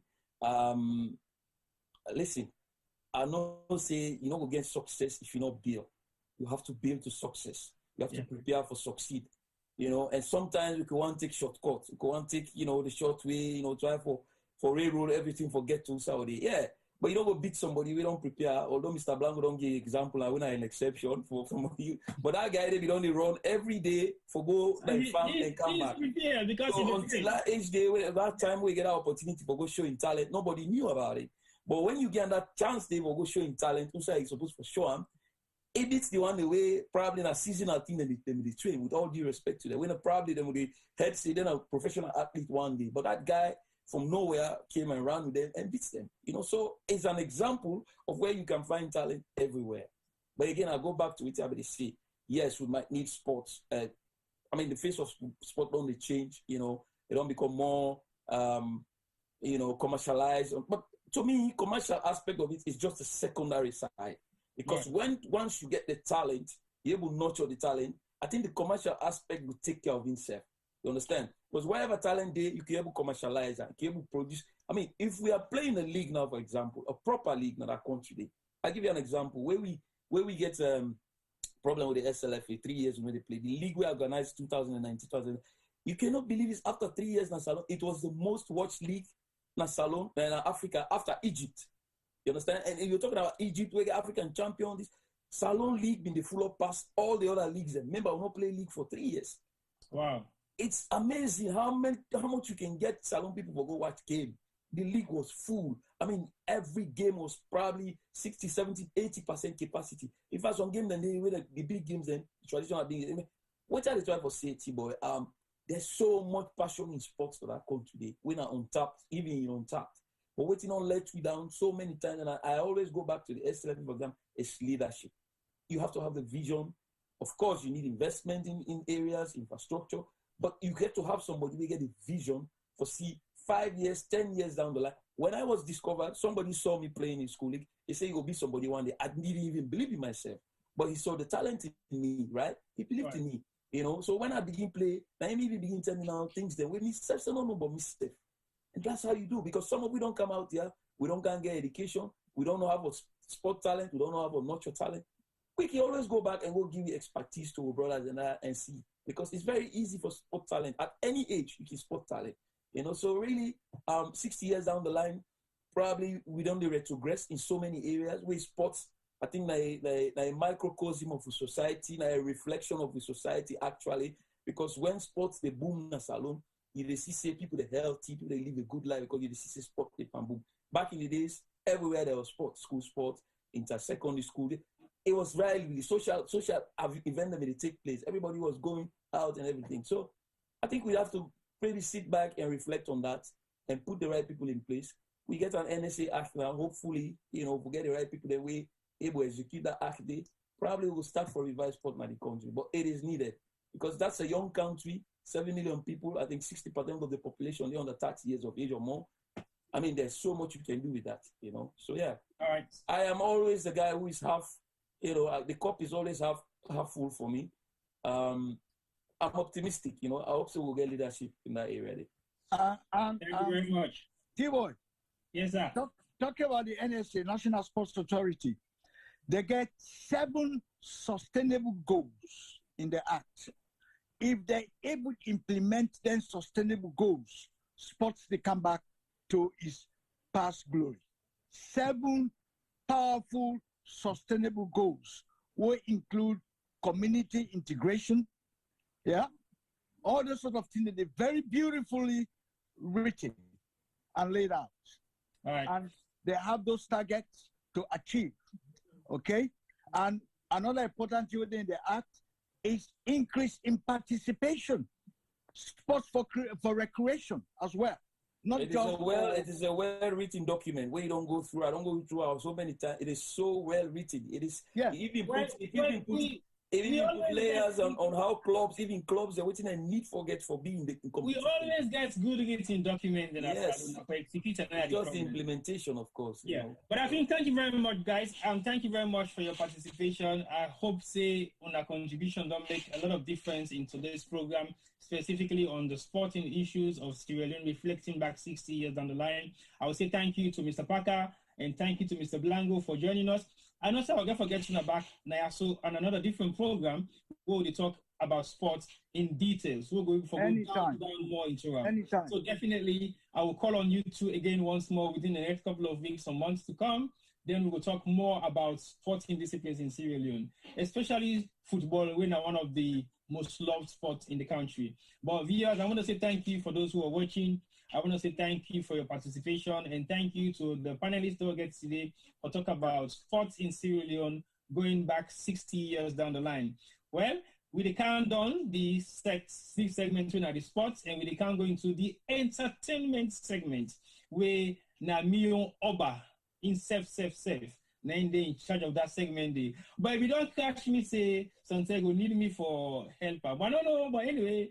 It's say in technical, you get for can do in spider hands web thing them for making able for reach out to all the connection. So I don't know whether Mr. Palmer is getting ready, and I see say the full boy also there online, but you don't hide in camera. You need for say hello. Full boy, where you? Come out. You look like say aha. Hello, viewers. Hello. Well, I did ask one for hide. I'm not saying you got hide. You know the hide. But I hand you over, make you welcome with Oba of the entertainment segment, and I will left them up to you. I don't introduce you already, but we don't talk say Fulamane they wear country clothes. But I think you don't get them wrong today. You don't wear country clothes. Well, but then again, that you are mistaken. And I get other big Fulamana, so we get for come, it will correct you, say the best country clothes na Fulaman they make them for. And let you know that. I don't think that for the later country clothes. But anyway, welcome to the show. And I don't say you get enough na young kitty, but I hand you over. Like you bring come in, we Femi Pama where they can talk about entertainment. If we need that, then yeah, sure, why not? We'll come back on board. So over to you, Juma. Thank you so much. Thank you, Tboy. Thank you to everyone for this Independence Special on SIERRA Media. It's been a marathon programs, and definitely we know everybody they pick up. I want for telling us now at the entertainment section, we're running a little bit behind schedule as we've been planned, but after entertainment, the big elephants in the room where nobody no want for talk about. Where I see from where they begin the health show, the football, and I know say entertainment. Oh, we no want for talk about politics. All money, politics. Forgetting that independence is politics. It was a political decision, and everything surrounding Sierra Leone is politics. But we will come to that when the time reach. So let's hand over to Mr. Femi Pama. Today, like Tboy be done say earlier, mark we, 12 months back-to-back programs, sometimes 3, 4, 5 programs, sometimes 10 programs in a day, someone I not even see. So it's an exciting day for us. Mr. Pama, when it comes to entertainment, he's been there, he's done it, he's been around a long time, and I'm sure he's guest for today's program.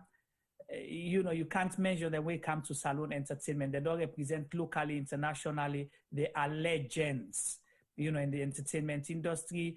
And I'm sure they will do us justice to discuss Independence Special from, the 60s to dates and what entertainment look like and what the Wale entertainment look like to me. Mr. Femi Pama, are you there? I don't see it. Are you smiling? If you're not smiling, I bring you come on camera. Hey, I don't beg now. All right. Welcome, and over to you, sir. Hello, Juma. Can you hear me clearly? Loud and clear. Okay. So again, ladies and gentlemen, welcome. This is my own program today. How can I say? I don't usually present here. I'm gonna need help from Tboy, not because I'm not able to do it. I want to. Not just because I did multitask. I did take care of all the technical things them behind the scenes for keep conversation going and keep on our watching. So I'm going to start it off, and when I need Tboy to come in, I will ask him to come in. So we're gonna start off straight away. We're gonna hit the nail on the head. As Juma say, this independence now all but politics. So we they begin under. I they bring 3 people them, actually 4 people and come on today who they can't talk about entertainment.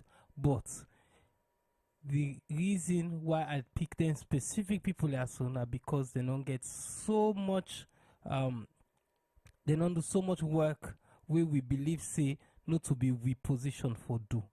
Now being government's position for do. But because there's been a void, these people have stepped in and they have sold Sierra Leone to the world. And I'm bringing people that so come, made and can educate we a little bit on what they don't do over the years and how they don't sell Sierra Leone to the world. But before I go down that side, Tboy, I just want to mention something to you. When they talk about story them. In South London, there is on Old Kent Road, there's like a big Latin community there. Do you know that? Yes, I do. So, in the 90s, I bumped into this guy and a bunch of guys, then can't play football in this country. And we were talking about football. They asked me how I come out. I begin tell them. Then say tell me how they come out. Now I begin tell them. They ask me about who now we football stars them.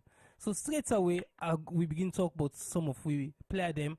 And one partner saying a goalkeeper. So I mentioned so we get the best goalkeeper now the world winning goal queen. And I tell them the story about goal queen. You sure? I telling the story about Gola Queen. What I say me guest and sell Sierra Leone to the world. Me self not part of Dandy. I tell them guys about Gola Queen how na been the best goalkeeper in the world and how he been a pull ball them with it patch granat whilst it taking one finger for stop the ball them. And then the one guy say, I tell you, me a goalkeeper. So where they go play tomorrow, I they go pull one style. Where I pull that style day, I'll make you remember you Gola Queen. This guy was called Igita. You sabi that guy, the Tboy? Igita. The name possibly sounded bad because I play with few of them, but I different. Okay, well, this one have been international. He play for Colombia. Now in them they call the Scorpion Man. So that Scorpion kick where he pull that ball with the Scorpion kick.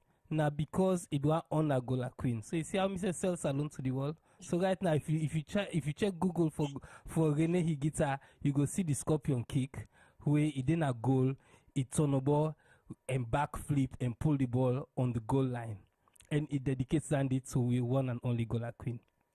Anyway, so let's go back to entertainment now.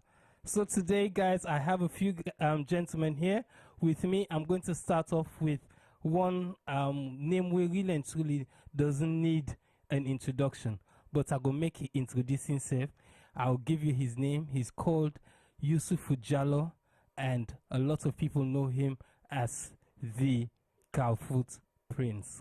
Welcome, Usifu Jalloh, to the platform.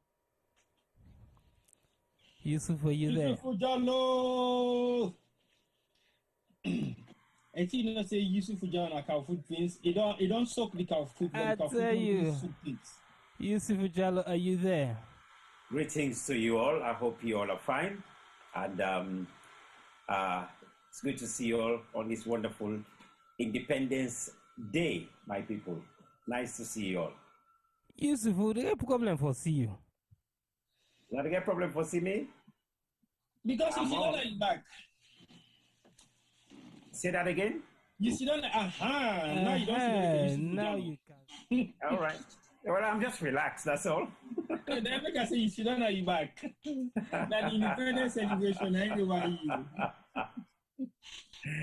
Yes. It's good to be here anyway. Really good to be here. Yes. Yes, so Usifu Jalloh, I want to make you tell the guests a little bit about yourself. Well, being a professional.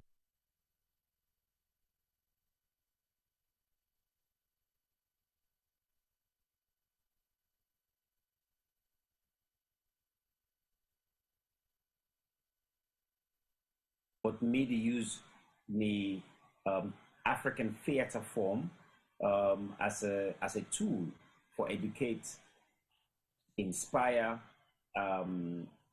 people around the world. I think that some people go on for using the word as an actor.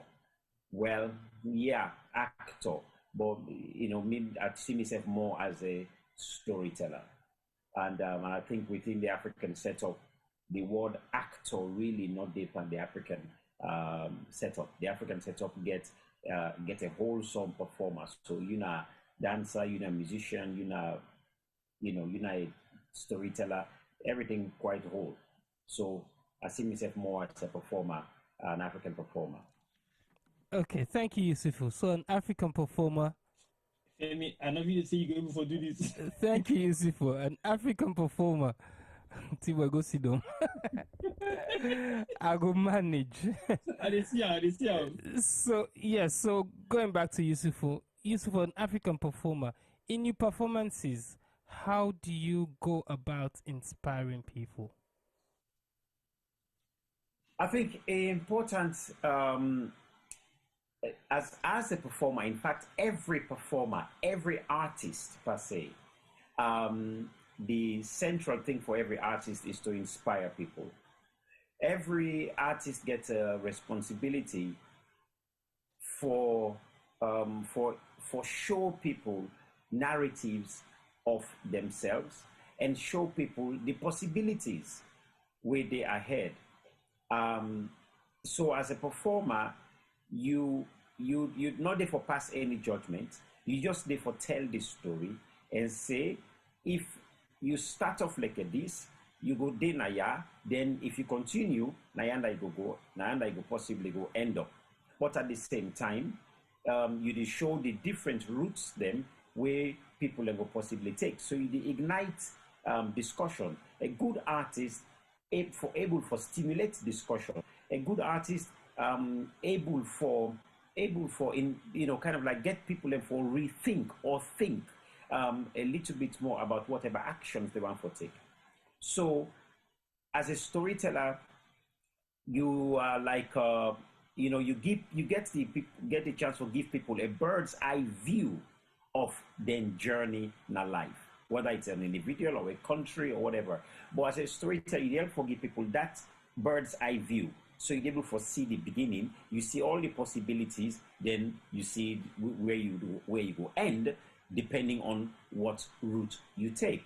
So, and that's how you inspire people. So for make sure say people choose, make sensible choices based on the destination where they say they want for go.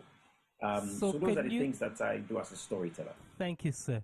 So on that note, say, can you take us on a journey where Sierra Leone go through from 1960 to now, from your own perspective? Oh my goodness. Musical journey, artistic journey. Well, I think 60 years on, as we are saying, first of all, Sierra Leone is by far older than 60 years. But it will take them from independence to now. Fine, that's what we're probably looking at. However, 60 years for me, and again, I'm not a historian, I'm a storyteller, but historian's a different ballgame altogether. However, for me, 60 years to now is about, independence to probably one of the most significant points in terms of Sierra Leone history. Per se, it's 1967 with the coup. And then later on, I think of double-decker buses as well in the 60s. Even though I've been still young, but I remember I see train still in the late 60s till the 70s when train totally go out of the window. I see all of that.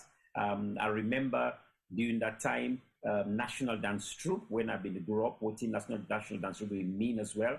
Na Aberdeen, then I've been there, I can be Tinap na Kokulbe. Me and my stepmama, Mami Teresa, we go down na Kokulbe for go find cockle and crab and all that stuff for cake. I remember then you go with them where fisherman and fire dynamite. You go down na Kokulbe. At that time there was no Aberdeen Bridge. When I go dive, when I catch fish, you go home, when I eat oyster, eat crab for free. That's the kind of freedom me experience as well. Then with the Eridi National Dance Troupe, they play the sangbai, the djembe. I always don't imagine what it's like as then they play. I remember that kind of story for me. Then, of course, in between all of that excitement with the National Dance Troupe, with Tiade, that was probably one of the most, Tommy Jonjo, this is one of the most memorable names for me because, for the National Dance Troupe, because to me, that was the most attractive thing. And then, of course, when I can go upline, Nakamapuye, for experience Bundokali, for experience the Matoma, experience all of these traditional stuff that we've been to go on that, and they were quite vibrant, really, really quite vibrant. Then no school, no college demonstration. I've been in primary school, services primary school at that time, I think class 6, when no school, no college, which was a big thing at that time. Even though I didn't quite understand much of the political ramifications, but still I was present and I knew in a way that there was a bit of instability in the country.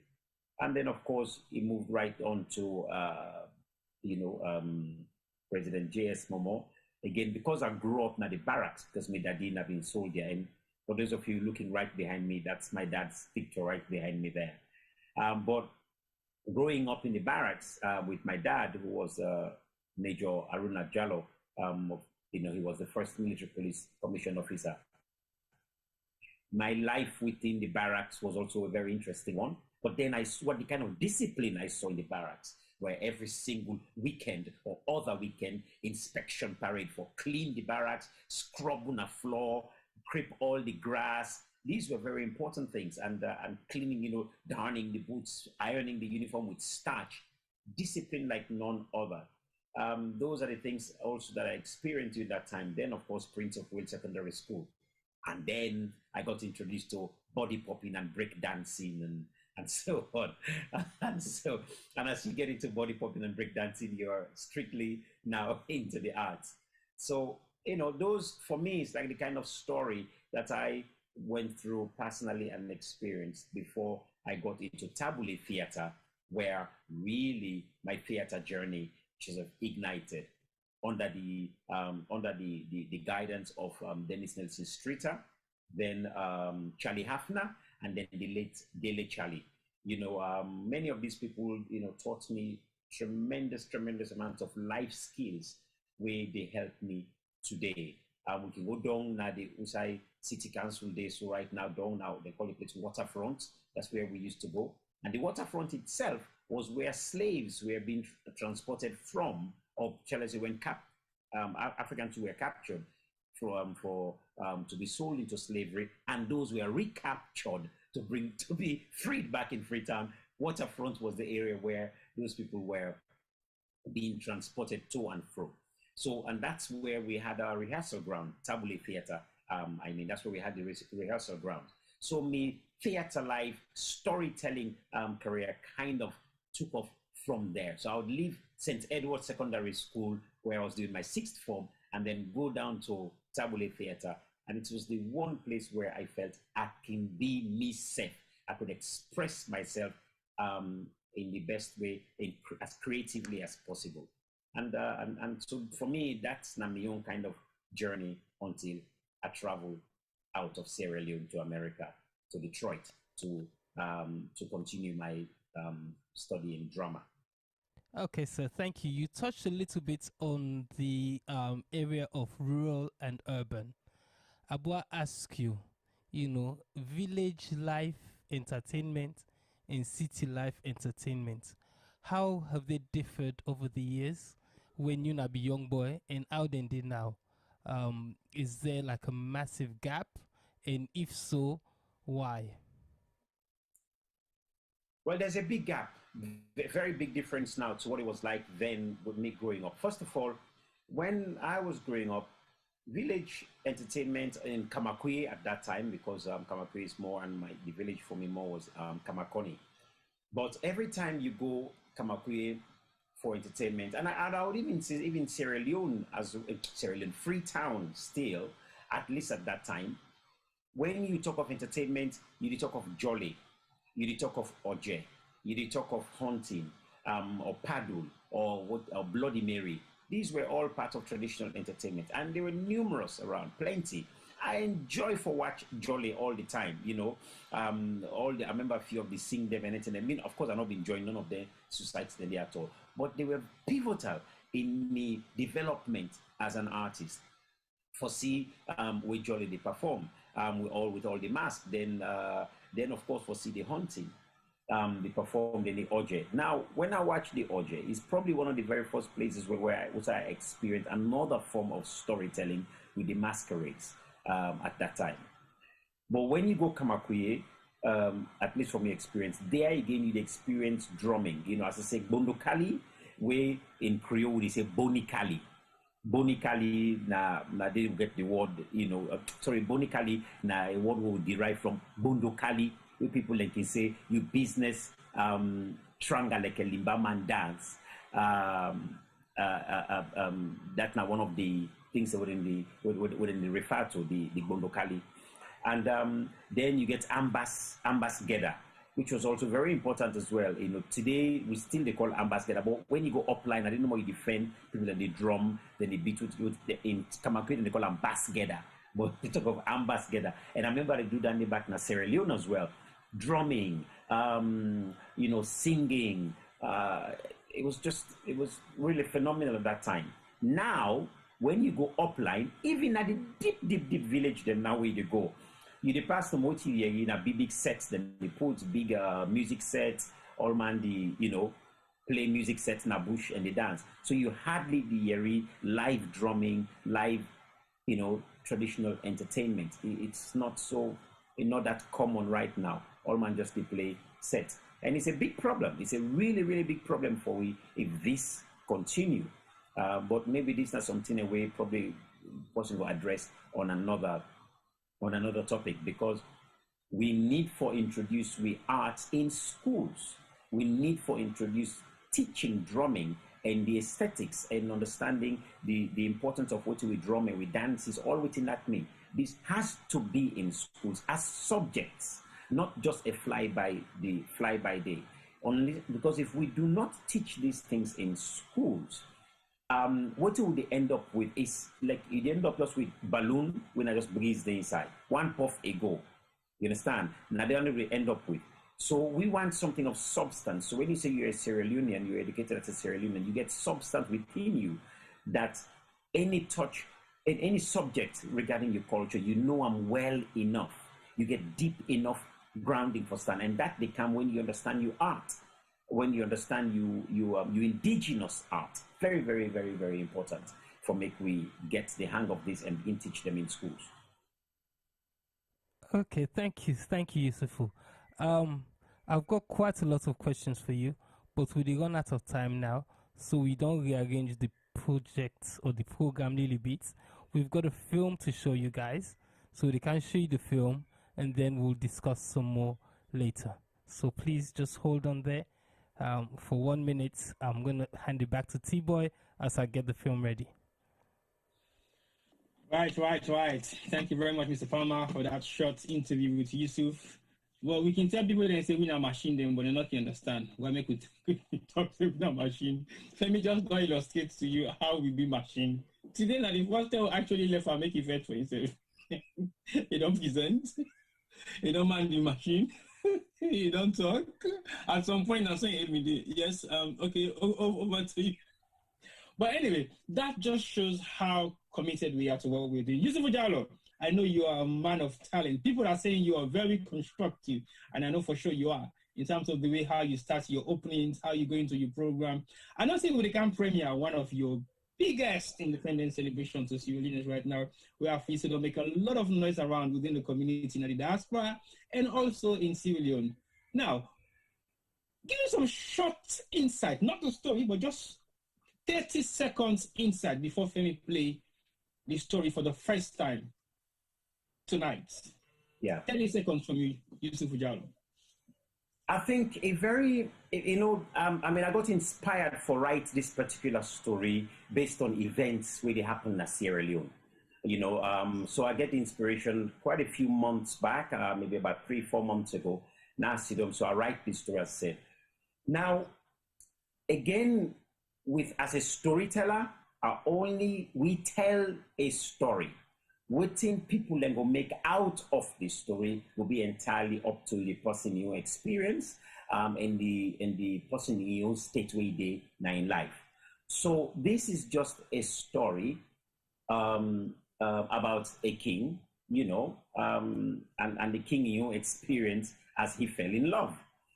I think very importantly we know this, that there are certain energies and powers them where we get as human beings, and we have to understand how to use these powers very, very well.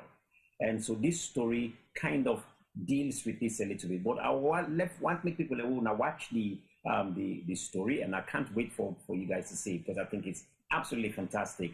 And thank you, Tboy, Sierra Gem Media, for filming this story with me. And of course, editing it. I know we spent so much time sitting down, discussing until we come to this final bit for show this film.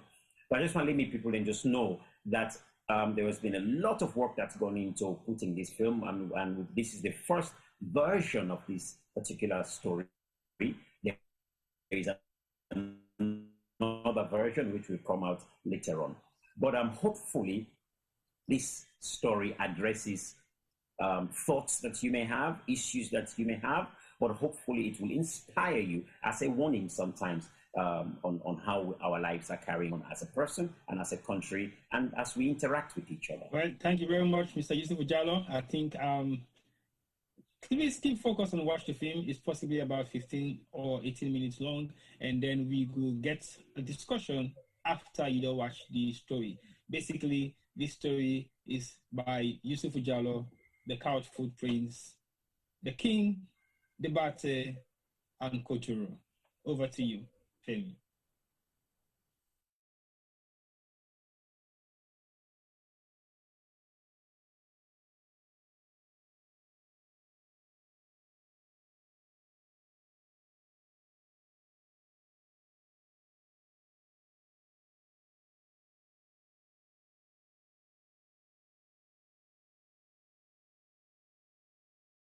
In now one king been there. This king is the rule over in kingdom. Inside this kingdom, then gets breeze. The breeze be fine. The breeze comforting. In fact, breeze now be the puts all the pikin them to sleep na net. If they put all the pikin to sleep, then it can sing. Bayo, bayo, baby, you mama de camo. Bayo, bayo, baby. Early morning, breeze, now can wake the pikin them up. Now can wake all man up na the kingdom. As them pan board, them begin for make noise. As them chocolate board, them begin for make noise. As all the board them begin for make noise. Breeze, now they wake all the people they up. Breeze can even go in the swim with the fish them inside the water. In the play and swim with the fish them inside the water. Every day, breeze. It can they blow, then lift them. Now so they lift them, can they blow with each other. And now so they branch them, can they swing from side to side as then they dance like a samba. The breeze, they make the branches and they lift them, they all they dance like samba. Breeze.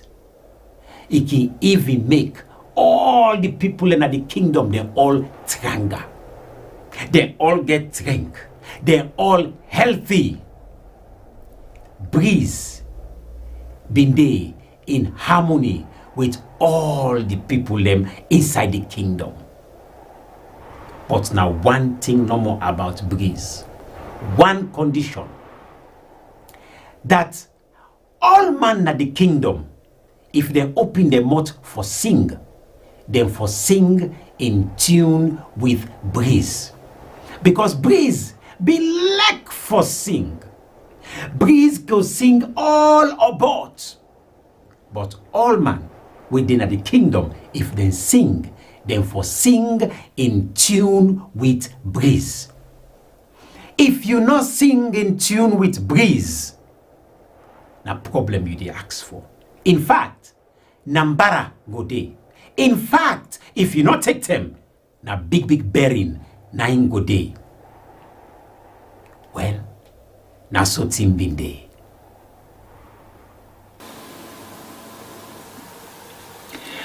Well, one day, the king, as he sit down na in palace, na dey in yai, he catch one fine woman, we just come na the kingdom from some far other kingdom. The king in yai, he catch the woman in Yashasha. The king in Yai, he catch the woman in Gelede. I say the king in Yai, he catch the woman as the woman it is shire from left to right. And the king, he say, this na the woman we are for married. But the king ain't no bother self for check for see anymore whether this woman sabi for sing or whether the woman can sing in tune. The king say this woman we don't cancel na in young bet before all man de mara no to kalokalo married don for don so. When I say married, no to kalokalo married, all man then call. Then call the great Dr. Law, he come. Married no they are so, married day, baby, hurrah! We are will find no, we are will find no. I can call it now, we are will find no. Hey, married no they are so, I say married day. I say they call all man for company this wedding yaso. It not be small. If you see the ashobi, if you see the ashobi when they bring them, that's all together, all man gather, all man eat, all man drink, all man eat, all man enjoy. The king, he take this woman, he make him in battle, in favorite wife. This battle, he been get one secret. In secret, na that himself a leg for sing. But he not sabi sing in tune. Well, nobody no craze ask the king, but this woman whether he sabi sing. In fact, as far as the king concerned, that no matter we compare to how fine this woman be. As time go on, this woman, he grab one early morning for prepare breakfast for a husband, the king. As the battle grab, where go, he don't put the 3 firestone, he don't put the wood, he don't put the pot. He ready for light the fire, for make the pot go boil, for make it cook breakfast for a husband, the king. Now the battle, he begin for sing. Hurusa, hurusa, hurusa, hurusa, sahangite bubu. Hurusa, hurusa, hurusa, hurusa, sahangite bubu, yamabate omba wandang, hurusa, hurusa. Brakotoro the lizard, Brakotoro the kondo, iyeri where the woman they sing. Iyeri the woman they sing totally out of tune. Brakondo where he hide up na the roof where he hear the woman I say, hey, this ta wahala. Make I want this woman lay left for sing now. Na the Brakondo himself na they answer back to the woman and they warn the woman. Yo bate, piama song mama bang masisi bay, bane o mempe, yo bate. Yo bate, piama sang mama bang masisi be mane o mempe. Yo bate, piama sang mama bang masisi be mane o mempe. Yo bate, de malinga me. Obate, matikra ni misao ninang. Yo bate,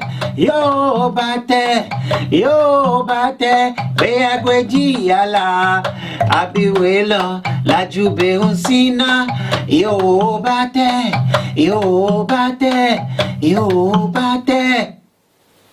Yeah. When Kotoro sing this sing, it won the woman. He say left this kind sing. He say left this kind sing. This kind sing will bring problem tomorrow. He say left this kind sing pantimini, paminde, pancreo now. He say left it go bring wahala tomorrow. Well, as Brakondo Kotoro it is sing like this. Brapus yari the pus it vex. He say, who's kind condo this where they pan sing like this, where they pan fit yai, we mommy. Who's kind condo this where they pan sing the ambog, the mommy with the bate where they pan sing? This not right. Na de brapus, it begin chase Kotoro the lizard. It chase Brakondo, take them run for his life. Where he run, he balance. Brapus table catch him. When Brapus in up beer, now they go straight. He goes straight to the king. He say, King, King! King! One condo there where they pan sing up na the roof. That condo there, na they pan cause trouble, King. The noise where they pan make is so pass smack, King. In fact, every day, every night where they make noise, it dey bug the people and enable for sleep all night. But not only that, it dey bug you batte, it dey bug you queen. This condo in sing one. You know nice. But King, oh noble King, no worry. Me go take care of this useless condo. Me go take care of this condo, King. And this way, Brabus, it reassure in status na the palace. Well, the next day, all the bird them with the fly na the sky, they all for them. Boop. They all for them and die. Why? Breeze no day.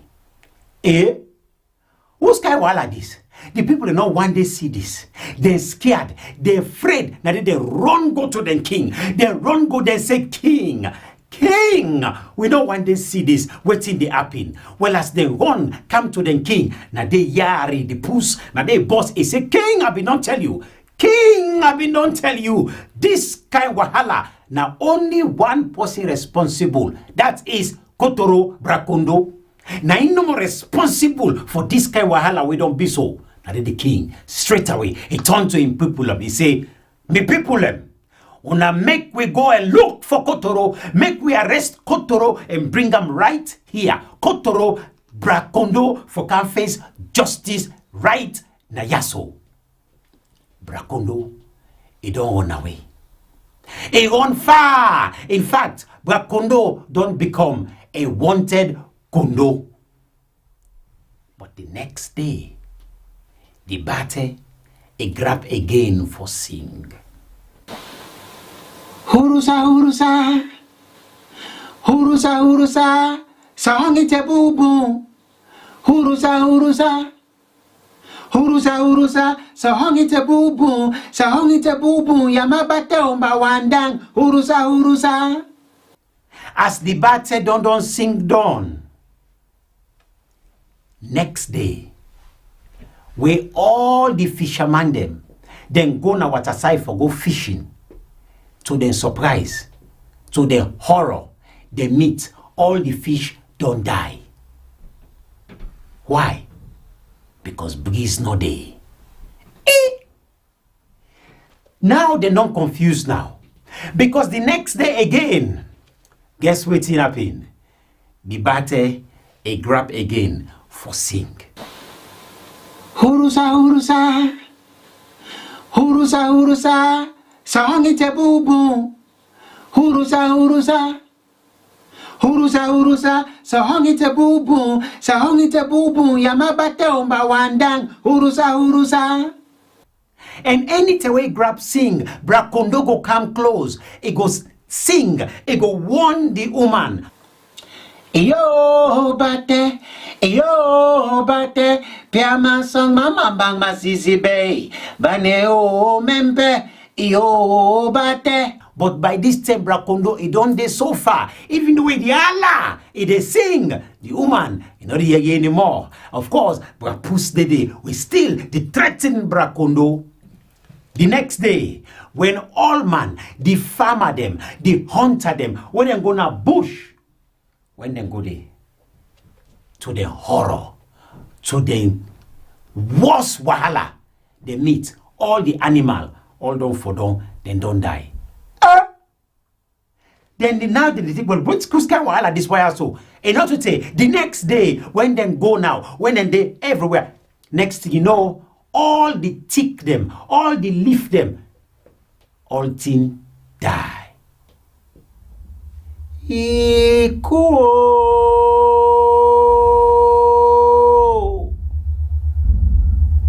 Iku bolaje o.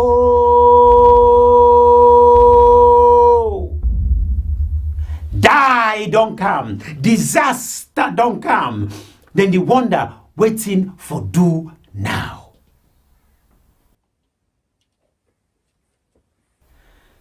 Well, all man go and gather. They ask waiting for do. I didn't say, well, we forgo see pa gusese. Gusese, now waiting we call pancreas tenderboard. Bra tenderboard, bra gusese, na be the most wise, the most powerful Moriman. They say me they go see and make it look grown for them for no why make the bird then don't die, the fish then don't die, the tick they all don't die, all the animal na the bush they all don't die. Why?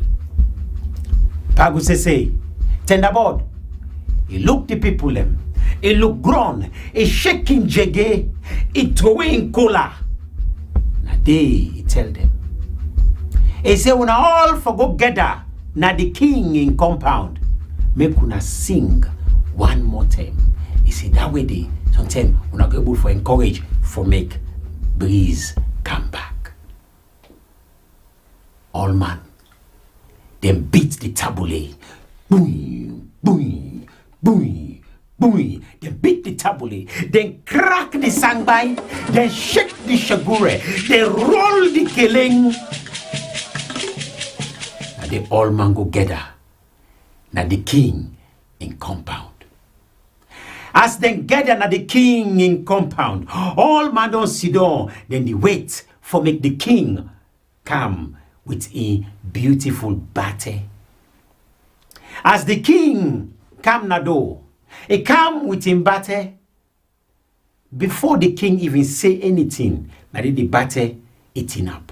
He insists say na him for lead the singing for all man. After all, na the queen, na the bate.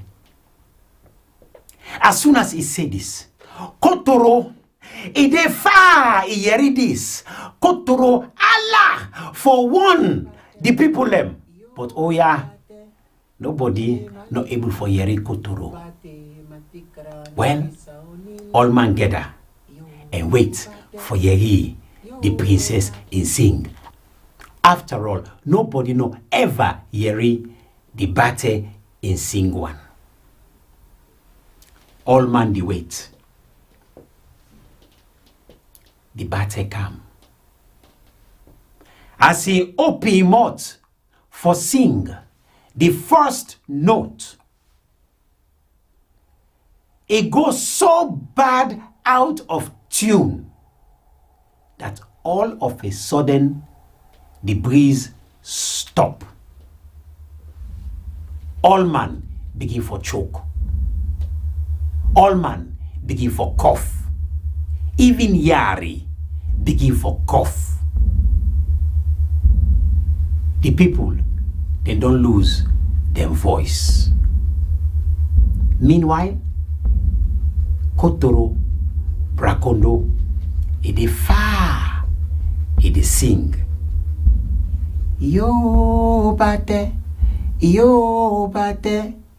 che malinga me, obate matikra ni misaoni nang. Yo bate,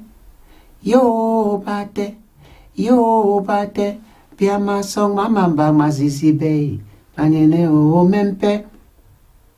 Yo bate. Bea gweji ala abiwelo la jube unsina yo bate.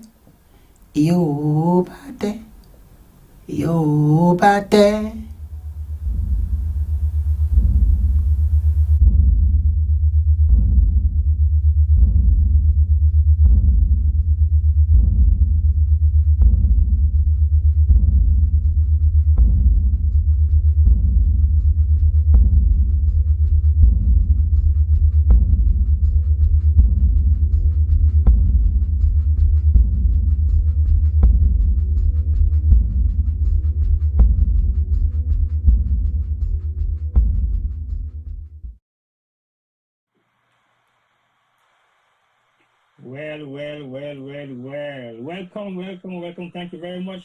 Thank you very much. The Cowfoot Prince. Well, I can't say much, but that was an amazing story. And the story go story can elephant you, Usifu Jalloh, the Cowfoot Prince. So now, give us a short insight about the story. Now we don't watch the story. I don't get my own opinion about the story. I've spent lots of time around the story. I know how me think about them. I know how I feel about it, and I know exactly how I interpret them. But I want to know exactly what's in your own take on it, Mr. Jalloh.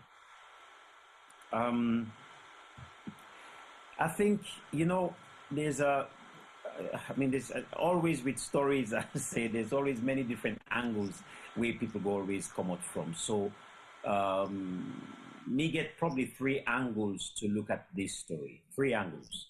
The very first angle is just the power of the different energies that we are. And so the first angle for me is the power of the feminine energy. Now, and I'm being very careful here as I talk about the feminine energy. These days you have to be politically correct, if I may say. But brutally speaking, today you guys are no political correctness.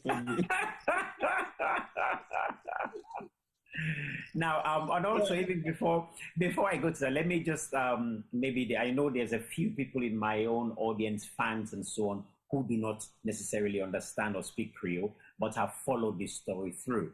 And I want to assure them that there is an English version. So there will be an English version which will be out very soon, and it will be entirely different way of looking altogether than this one. And so I want to assure you, there is a really fantastic one coming out, all in English. So we are putting the two together to allow bigger, wider access to this particular story, because it's not just about Sierra Leone. This story is also about everyone. So for me, 3 things, like I said, the first one is about the energy. That is the feminine energy in this. I dare say here that the woman energy now is like electricity. She's like electricity. Electricity can give you light and can also give you fire. Electricity can, with a defibrillator, can actually get your heart beating again. But electricity can equally stop your heart on tracks and you're dead. And I think, so when we look at the feminine energy, nine bring win at this wall, 9 give back to it. So to me, that feminine energy is so strong, so powerful, and we get to know how to deal with this energy, if I may use or deal with the energy. But I think maybe we get to know how to respect this energy and understand how to make the best out of this energy, because it could go either way. Anybody we don't marry or don't get girlfriend or don't deal with woman, usually how woman can be. So we get to learn how to deal with women, because women are that powerful. So within this story, we look at that energy and how, if you understand very well how that energy they work, it could easily cause disaster.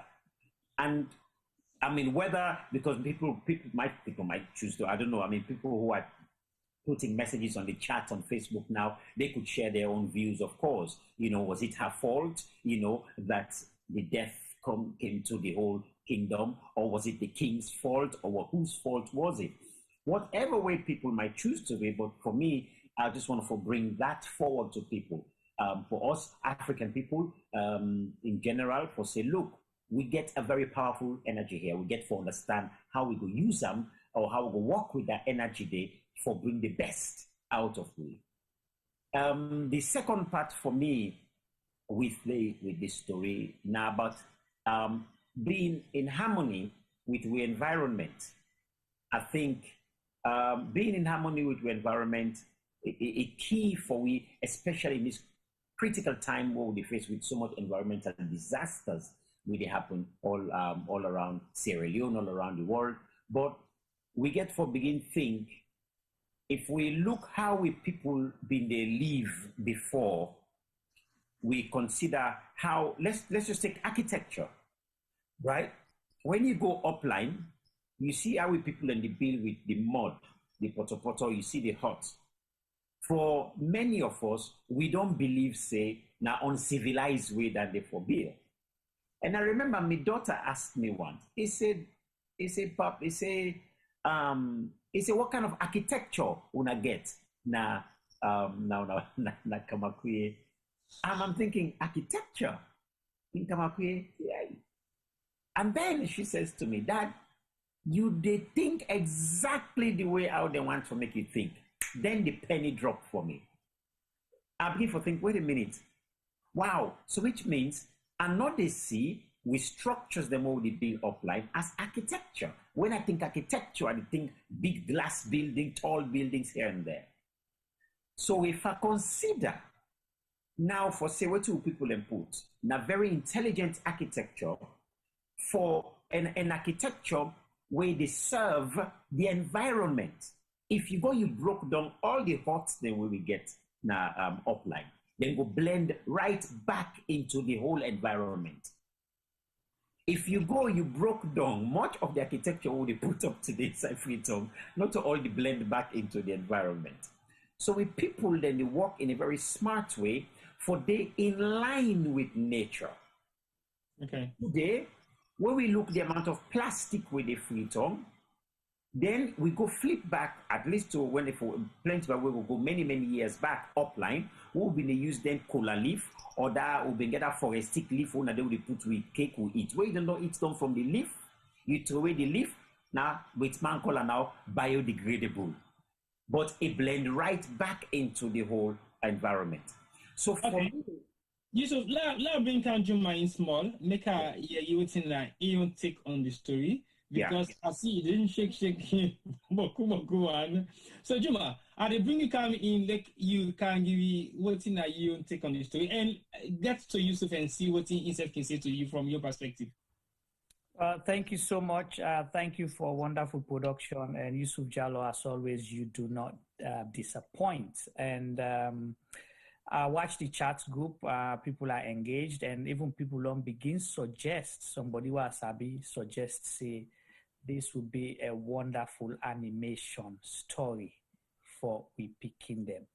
So anyway, when I listen to the story, follow the storyline, the first thing will come to mind for me, like you state, is nature and how we deal with the environment today and how we're responsible for damage the environment today, the sustainability. That's one part. The second element or explanation why I go give to that as well has to do with a community, a society wherein leaders get for listen to them, people them. Because if you become pompous, it will be a disaster for everyone. So now then two aspects then I look at when I look at the story. But waiting, you say you be this salon where the thoughts come, you begin to think about developing the story. Waiting ability that you must not hear something, see something, or something don't tickle you some side. Will make you decide for, you know what, now so I will begin build this story. I know it took you that long for Bill and but what's not been the trigger point? I think for me, the trigger point is start off with the relationship where we get with women in Sierra Leone. And I think that is very, very important for make we look. Today in Sierra Leone, we're in a situation where say some man them plenty man, and I literally mean this, plenty man them now na Freetown don't they in a position who say they're not able for I don't want to use the word control because control is such an ancient term, but they're not able to be the man anymore. And the reasons them vary. Either it be to say because the man not get work, so without that work, you're not able to be the provider, so indignity is being challenged to a large degree. And where they make something, the woman instead can just get up for to do whatever he want to do for survive, primarily because if the woman get picking them, the woman they get more motive for action. They get more motivation for making them picking them feed if the man not able. And this dynamic, it affects how things they run in Sierra Leone. It affects how woman then they see man or respect man. It affects also the man they own, it affects the man they own, just maybe their own pride, even the man their own ego as well. So I don't look at this very well, and I look at it from right across the board, from whether or not from leadership and right across to just the common man within the market, and I see the very similar kind of dynamics that go on now in a Freetown, and mostly upline as well. So it kind of gets me for ask the questions. Well, if this dynamic continue, how does this dynamic, the relationship between the husband and the wife, how does this dynamic affect we as a nation? How this dynamic affect we? And I actually see the direct relationship between their mama and papa or husband and wife relationship directly to the economy, directly to the environment, directly to every single thing. You get direct relationship. So that inspired me for say, I write this story, put them in this format and take them on from there. But as I say, as a storyteller, when we tell a story, the story always gets many different angles to them. So it depends what part of people they want to take. Some people want to take just the social aspect. Some want to take, how does it affect the environment? Some people want to take relationships. Some people want to take some people are going to see politics into it. Well, whichever way people see them, that's entirely down to whatever way people then want to interpret them or within what's their own interest per se. For me, as I say, I was just inspired by the relationships that we have as couples, as husbands and wives, as men and women, how we're relating to each other. That is and how that relationship affects our very everyday existence as a people. Well, thank you so much. Well, for me, also, I go say story go, story come, and I send them over to Femi Pama when I start with the storyline. Hello. Can you all hear me? Loud and clear, sir. Okay, so Usifu, once again, thank you. The story was amazing. I no go talk with how me see amo because then Sillah will not talk politics now. But when me hear this story, really and truly now I'm going to post on my member. But then say call him now and get plaba, so I'm not go calling him. But hopefully one day go sabi sing, make we all no can breeze no can left salon or we all can die. So anyway, Usifu, thank you. We enjoyed that as usual. You did not fail to deliver. It has been a few busy days. We don't film you for a few days. We don't edit overnight. Forget already for today. So we want to thank you. We can't pull the secrets out though. Viewers, we're working on the. Hello, Juma. Can you hear me? 1 2 1 2. Hey, lights don't go. Lights don't go. Can I just before Femi goes and we close at least I go off. I just want to say another additional thing with this story is this, and this is just for me in terms of I asked me the question based on this story is waiting na my own alignment. What are some of the things personally that are in my life that do not align with my own self, with my own being? I'll give an example. Somebody you say you want to be a good sports person or you want to keep fit, but the kind of fufu we eat is not funny. Chances are you won't be able to keep fit. If you say you want to be clean and you're taking drugs and alcohol, chances are you will not become, you won't be able to achieve many things at all. If you have to keep yourself healthy, you say you want to make your heart steady and all this stuff, what are you doing personally? What are you aligning with that will bring disaster? What are you singing with that will bring you disaster? So for me, I think it's just one of the personal challenges when I look at this story, so that what would it be for you, the listener that has listened to this story? What would it be for you? What's your own personal challenge that maybe you need to try to begin to sing in tune with, or literally don't sing at all? What is it for you so that your life could just be in harmony, in rhythm all the time? What would it be for you? So, I don't know if you be hearing me earlier on, but as I say, for me, where I am now, politics normal member. Can you hear me, guys? Yes, we can hear you, Femi. Yeah, so all I thought of was on the political scene of this Queen Winners Abi sing.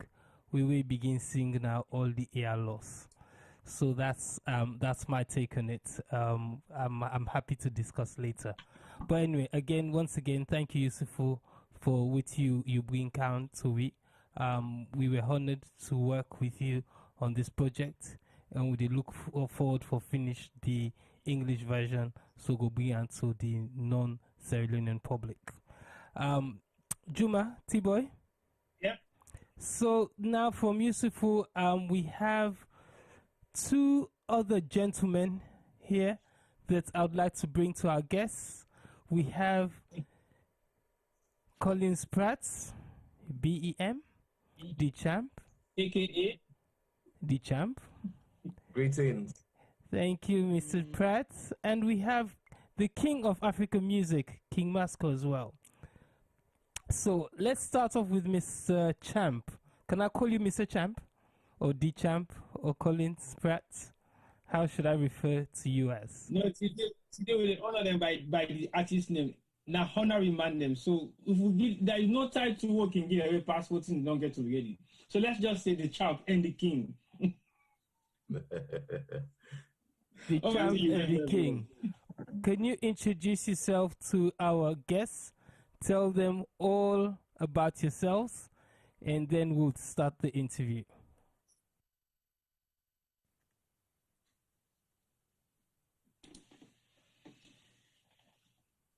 Well, let's let the king start off with the interview and let him tell you a little bit about himself, and then look who know who then are you. Over to you, the king. Right.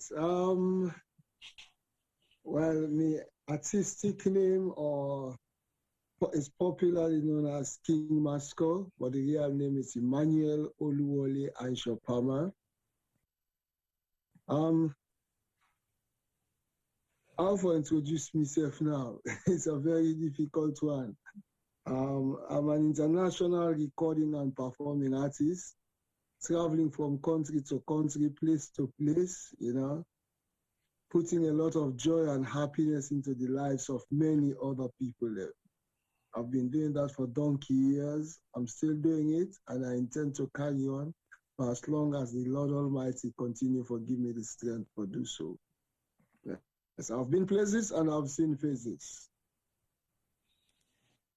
Thank you very much, the king. I think we get some kind of slight technical issue with this guy for fix at the moment. That's why Mr. Palmer is on deck on it. But look, we see what's in the happen. It will come on hopefully soon. But yeah, so I don't want to take the conversation and go forward if we don't just get this going. So look, we just give him about maybe 1 or 2 minutes and see how fast we can get it up and running. Right. Like so whilst we wait, Tboy, for continue this session of entertainment, I want to let family understand. We're glad you're not on there with we for the best part of 5 hours now. That shows how interesting we've been running programs.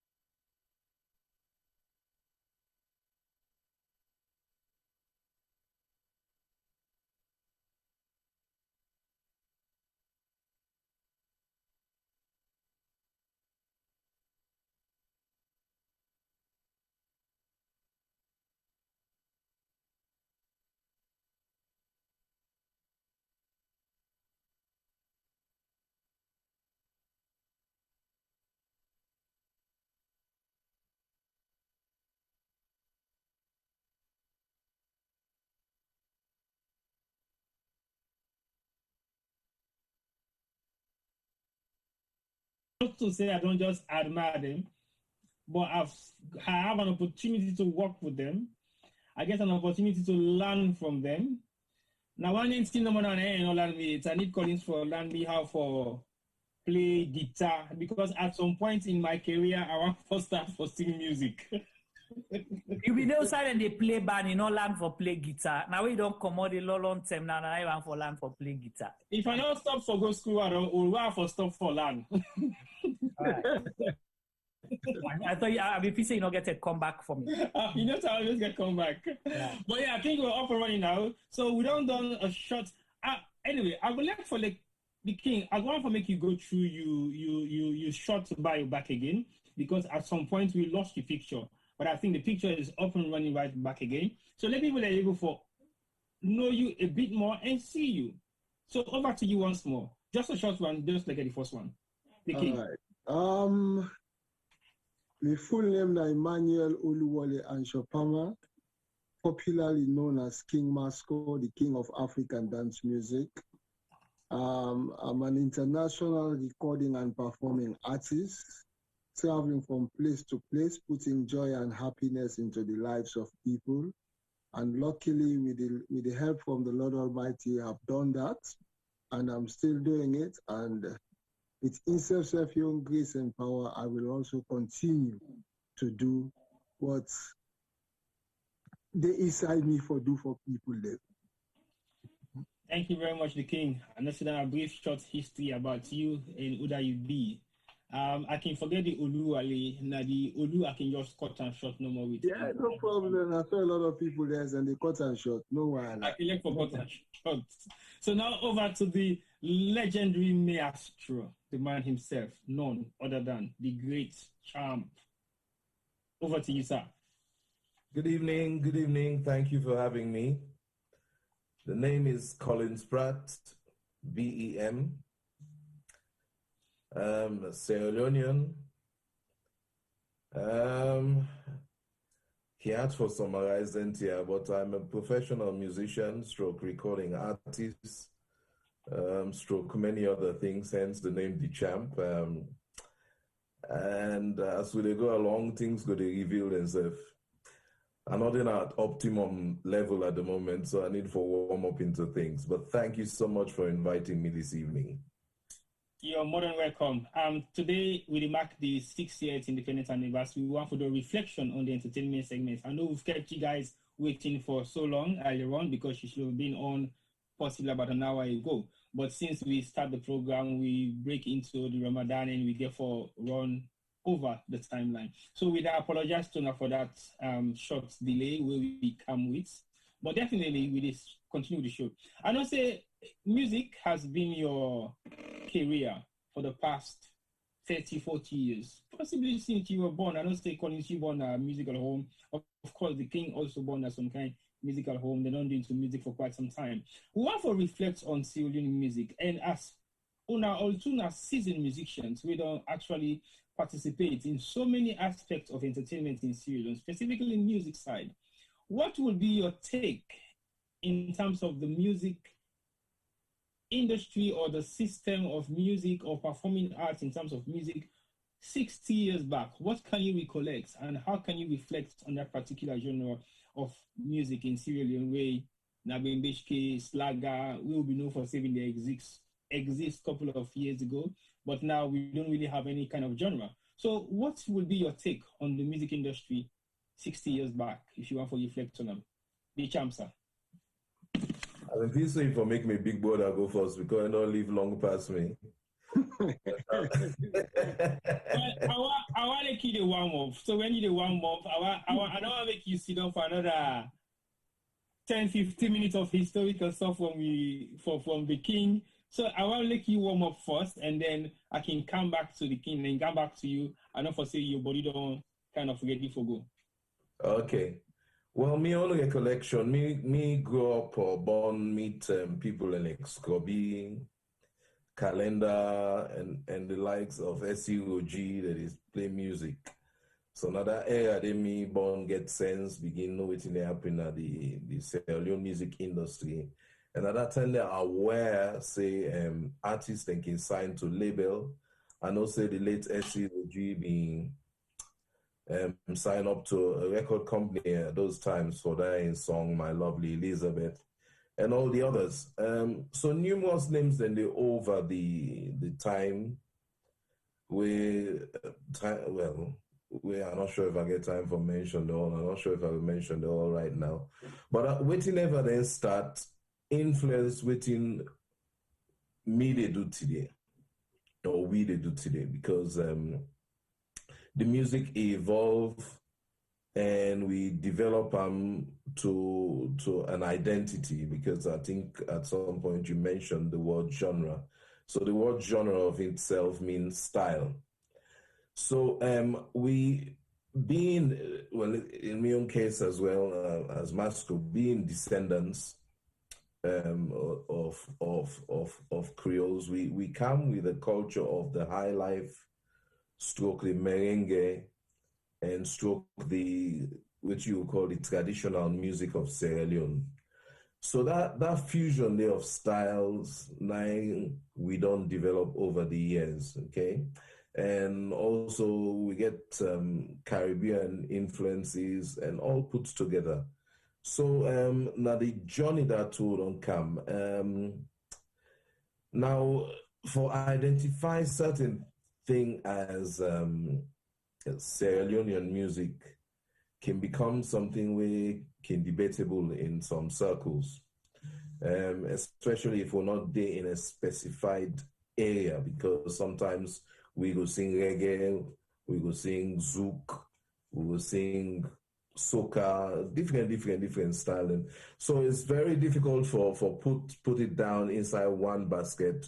We can choose for give a variety of influences because one thing we remember over the past 60 years as we celebrate, now the fact that when Solomon opened the mouth for sing, sometimes you feel like sing some of the original stuff. I sure say Tboy, you will know that.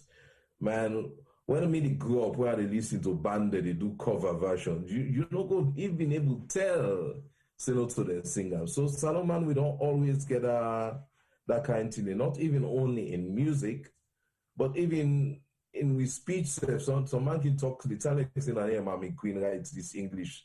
So Solomon, we get that kind quality there, particularly we not talk with you, no, but I think say generally Sierra Leoneans and get that kind of tendency there.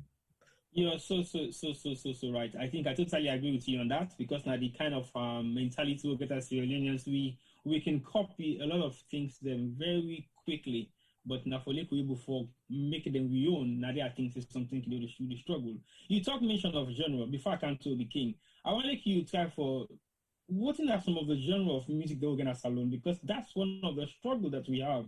We mentioned something to do with identity. And the identity of music where the Creole being come within the community, with the traditional zouk and traditional West Indian kind of cultural music, where we are also involved with for being kind of salon. So what's now the actual genre of music? How can we identify a Sierra Leonean song based on either instrument, vocals, or maybe lyrics at some point?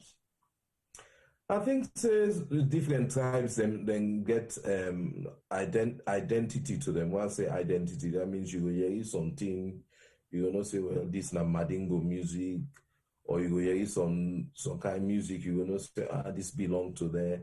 So we quite diverse in what we do and what we sing. And the umbrella name of Sierra Leone music, very, very difficult. Very, very difficult as I think and as I talk and I try to say, well, waiting really in salon music.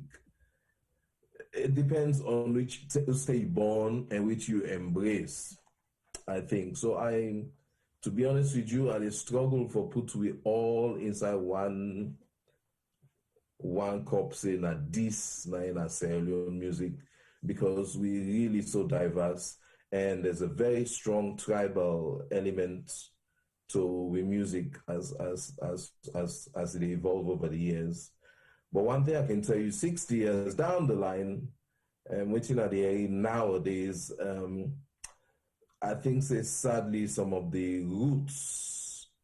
root element to waiting we get as traditional don't they change. And I'm your observation now, and perhaps I'm wrong. I stand to be corrected.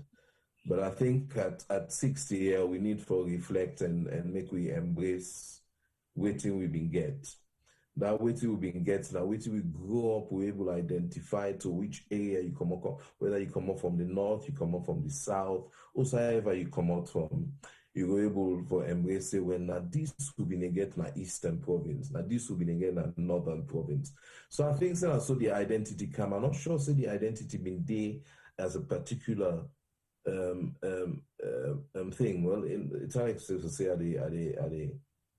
the conflicts myself, but it's a case of whether we say, okay, this is not solo music, this is not solo music, this is not solo music, pick one. I think there was an intertwine because a lot of things. I mean, if I take you back to now, Dr. Olo, for instance, now Dr. Olo can get root family deep inside the Creole culture. And with the Creole culture, I've been also aware, say, Dr. Olo in drama them, been enacting the way, I not go look, say, or listen, say, this now waiting, I've been a as Creole culture, but I've been a war. So Dr. Olo been get a own niche sound where it been produced way. When are the Gumbe nowadays, it don't different because the sound way all of been get don't change. I mean, Gumbe still they play. I see Cowfoot footprints. They instead a drummer when I've been drummer and still a drummer. Instead they don't get a own kind of style. So yeah, so we have all these variations. So I'm struggling to give you that particular answer for that clear-cut answer for satisfy you. So for the genre.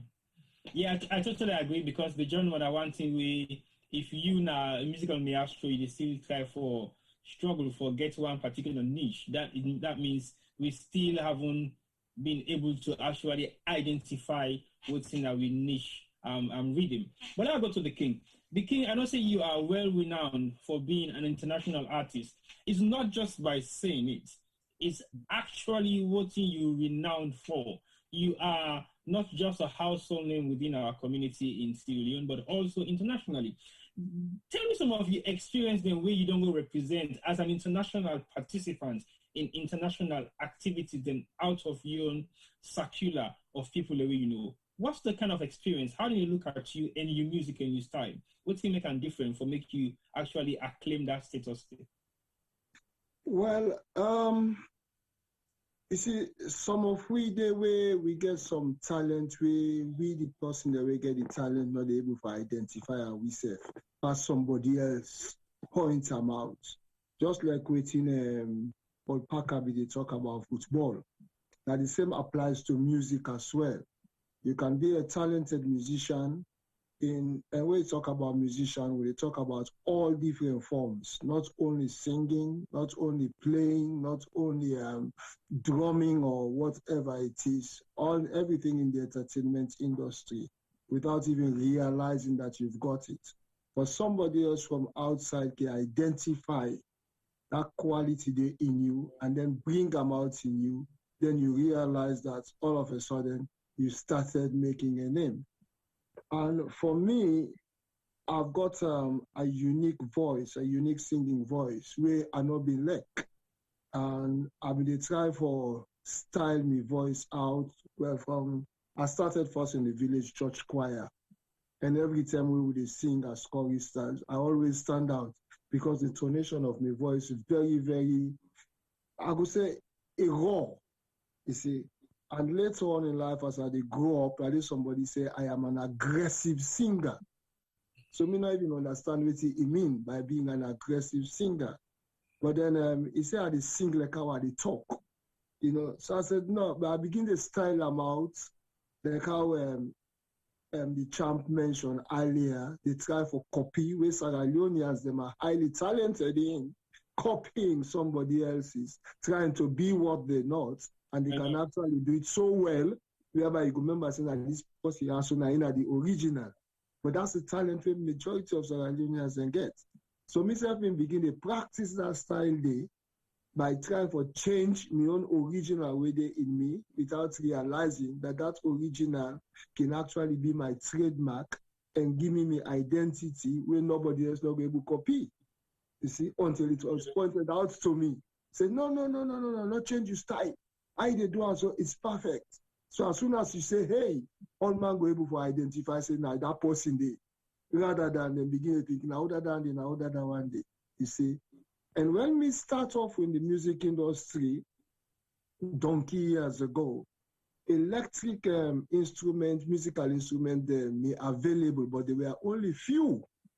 Because the branch of a coconut tree, a bone meet them, they cut the base of that coconut tree with then tie them with twine for make sort of like an acoustic guitar. Yep. Yes. And depending on how tight you tie the twine, now so the sound they come out. So then you get 3 strings the way they tie to that coconut tree, And you see, this is the talent. You see, so me born me down one day and come back to waiting the champion they mentioned about like a Dr. Olo. Well, before Olo in your own time self, then get the board, the real wood. When I them they tie the same twine with them they use as guitar. You see, and then they can use anything where their hand can grab all of as a musical instrument. They empty tomatis cup, they throw and they knock them together, then get bottle, then take one stone, then they knock the bottle together. By the time we catch up, now different percussion instrument they don't form so. Yes, and the singing obviously down them in the inside the soil, where then just they sing with, you see. Then when Olo come into existence, it brings this other kind of style where they use saw, the saw where they actually take for cut wood.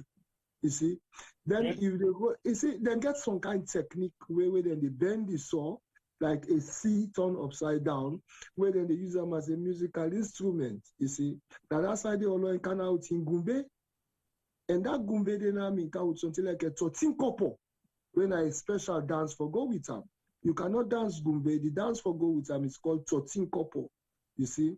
And so say I can't ask you to demonstrate that 13 couple right now. And that's now the first time they eat that 13 couple. Yeah, that's 13 couple. Then now you come again with the outfits. You get for where the cabaslot and the kotoku.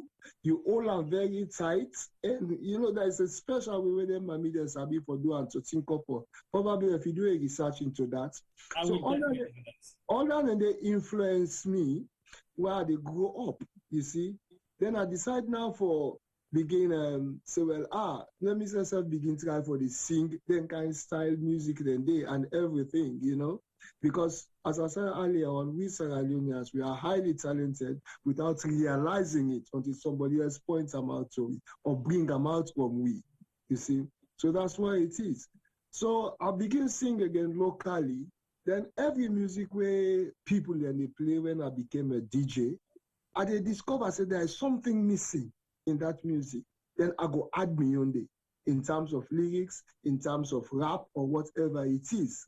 That's how it came about, And then I take down the now nationally as well as internationally, you see. And my style now begin for the grow. And it go to a level whereby I decide to say, well, I need live dancers as well as musicians for perform. Okay. But the point where I actually discovered that talent they off me was, he's still alive, was Papa Sam Robin Coca. Yes, you see, and he's still alive, day like today. God bless him. Then later on, Bonnie Mac as well, because some of Bonnie Mac music they will be bring out. I mean, they do some additional rap them on top of that music. Then they was I was a DJ. So you have been original rapper first? Well, I'm not boasting, but I started rapping from 1980. So I don't know if there was a Sierra Leonean rapper before that. Yeah, I don't call you the king for nothing. Not to boast in the boast. We give you that you were the first. So with that in song now where we make, which was a hit, Let Me Love You, there's a special section there where the guitar they play tin tin tin tin tin tin tin tin tin tin, and there was a wedding on a specific day where it was raining heavily. So all man they come out from this outside from this rain into the venue, they all they lock the umbrella. Now begin add that lyrics there now, my own lyrics now, onto the song. Pem, pem, pem, pem, pem, mama na rende come, papa na rende come. So it just fits so well. All man the dance guys out from the rain now begin to sing, mama na rende come. Yes, you see. So that's how it started again on the rapping section. Okay. Before he invites me now for go do the original I Really Love You, you see, which was in, I think, 82 or 83, around that, still early 80s, where I do the first rap on I Really Love You. And after that, then the band came into existence, you see. Then I started touring. Luckily for me, my style of music was not unique, but was people that they admire me a lot. And the name was, first of all, Masco. You see, because wherever I go, I get me group of people, they may say Pama and Company. Hey, but when Pama they come in Kabudu them. So this is Pama's company, Masco. Yeah. But because it was too long a mouthful, they cut the palm off, then just left the Masco. You see? Oh. And now the public decided that, hey, you style unique, oh, you know, this and that. So they added the king on top of this. You know, would they crown you? So that was done by the public, you see? And then traveling now from country to country, portraying the pride and beauty of Africa. Because my main aim at that particular time was to portray the pride and beauty of Africa, where Sierra Leone gets, as well as Africa in general, which the West normally they appreciate, because not everything negative about Africa, they put at the forefront. I said, no, we still got the pride and beauty. And luckily, there was a time where them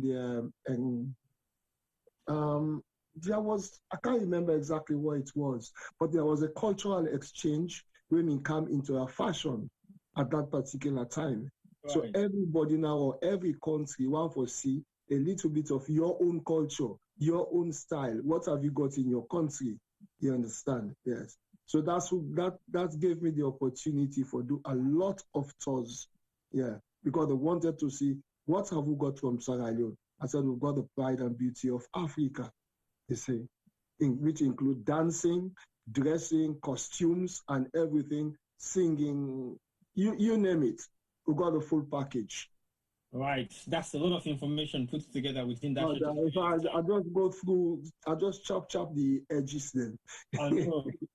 I just want to welcome the DJ Little, aka Moses of Salon Music. We're here for joining me soon. And I know for saying at the house right now, but I will pass you over on to Femi. Femi, is okay to pass it over to you?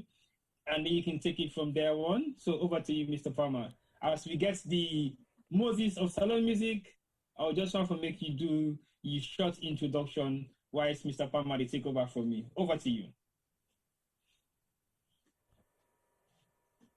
Moses, you're muted. You're muted.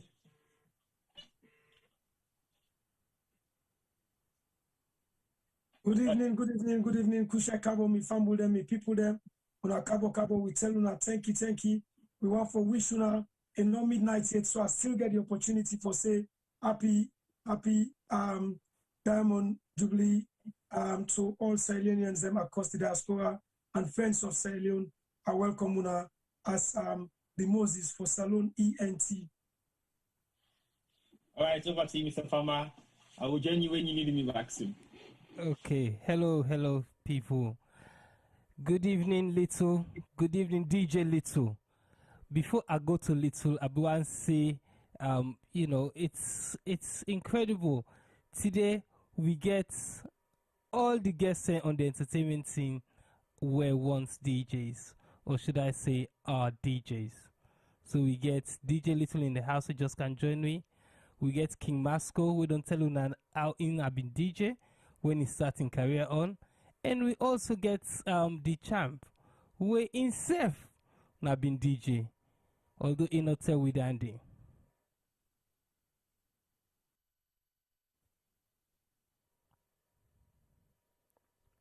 With Femi, but like I can't join him in, and I don't know exactly what he want for sale, but I will read in mind this time around. So since we don't get 3 DJs in the house, we not so by default, they don't learn the trade because you get for start something before you can join into something. But I don't know whether Femi want to go to DJ Little or Mr. Collins, but definitely I will touch on Little one first quick. I know say you now a seasoned DJ, we know a lot about the Sierra Leone musical industry, and you don't work with King Masco, you don't work with Macaulay, you don't work with so many other different artists then over the years. I know you don't get enough experience within the musical industry in Sierra Leone. Now that we done 60 years, the kingdom highlights some of the things that we don't go to as an artist, we don't go to for sell the African dream of pride and beauty, whilst we great man Collins also don't express the concerns about Sierra Leone music, the genre and style of music will get way don't be a struggle for make we even identify right now. You as a person, as a DJ, you don't follow them two people also in the industry for quite some time. What thing will be you take 60 years on? Has the music actually evolved, or is it still in the same position, or what has changed so far for you? Wow, Uncle Tboy, that's a very good question. First of all, I am surrounded in around legends. You look at the likes of the Champ, King Masco. All of a sudden, the way I can reach out and boast to young Sierra Leoneans them across the diaspora, say, you know, I don't know the entertainment industry for 25 years. Suddenly, that don't mean anything where you're in the presence of the Champ and then King Masco. Suddenly, me on 25 years in the industry, it's like you're just an infant.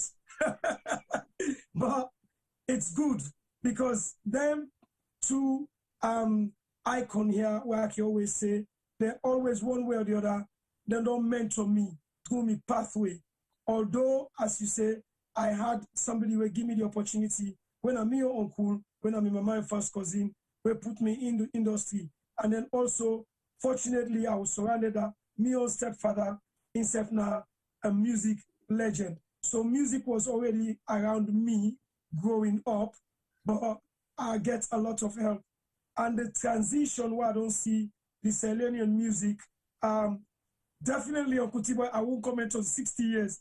However, I can only comment on me 40 odd years now this planet where I know music, and the 25 years where I don't actively involved in music.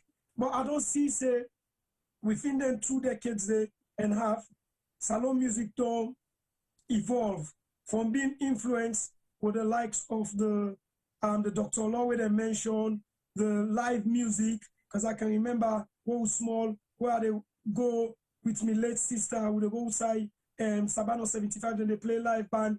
You know, I can ever remember my first experience of live band. My sister sneak me in. We go down Port Canteen where Sabano be they play, and then we go down there after a strict warning where my mama say, "We not go there." But anyway, my sister, late sister, stick me in. We go there. That was the first time I became, wow, music, the electricity in the music take me. And then my second influence in music is my mama and younger brother, where we married at the time. And then you get live band plus live batter, Dr. Lock. I don't ever forget I was about either 14 years old. Dr. Lock can playing at the yard, you know, because of the exposure. You know, this was, you know, talk about where Dr. Law at the time can play inside UOs. You know, it was a big thing, the electricity. And then I became fascinated about the drum because the drummer, the way the guy be the move, you know what I mean? Like, literally, I really wanted to play drum growing up. Then, obviously, you lost that part there. Then you thought, okay, music is not going to be in you. Coming to Europe, and then the opportunity come and can say, okay, can go out, can now for play music with me, with your uncle, and all of that stuff. And then you see the music that they come up from the internet. And at the time, based on post-war, you read the music at the time, the musicality at the time, the message of hope, the message of preaching against war and violence, you know, was more of the kind of message there. So, and you influenced by that kind of music then and you take their music then and then you play them in hope that that's the way where you want the country to go forward.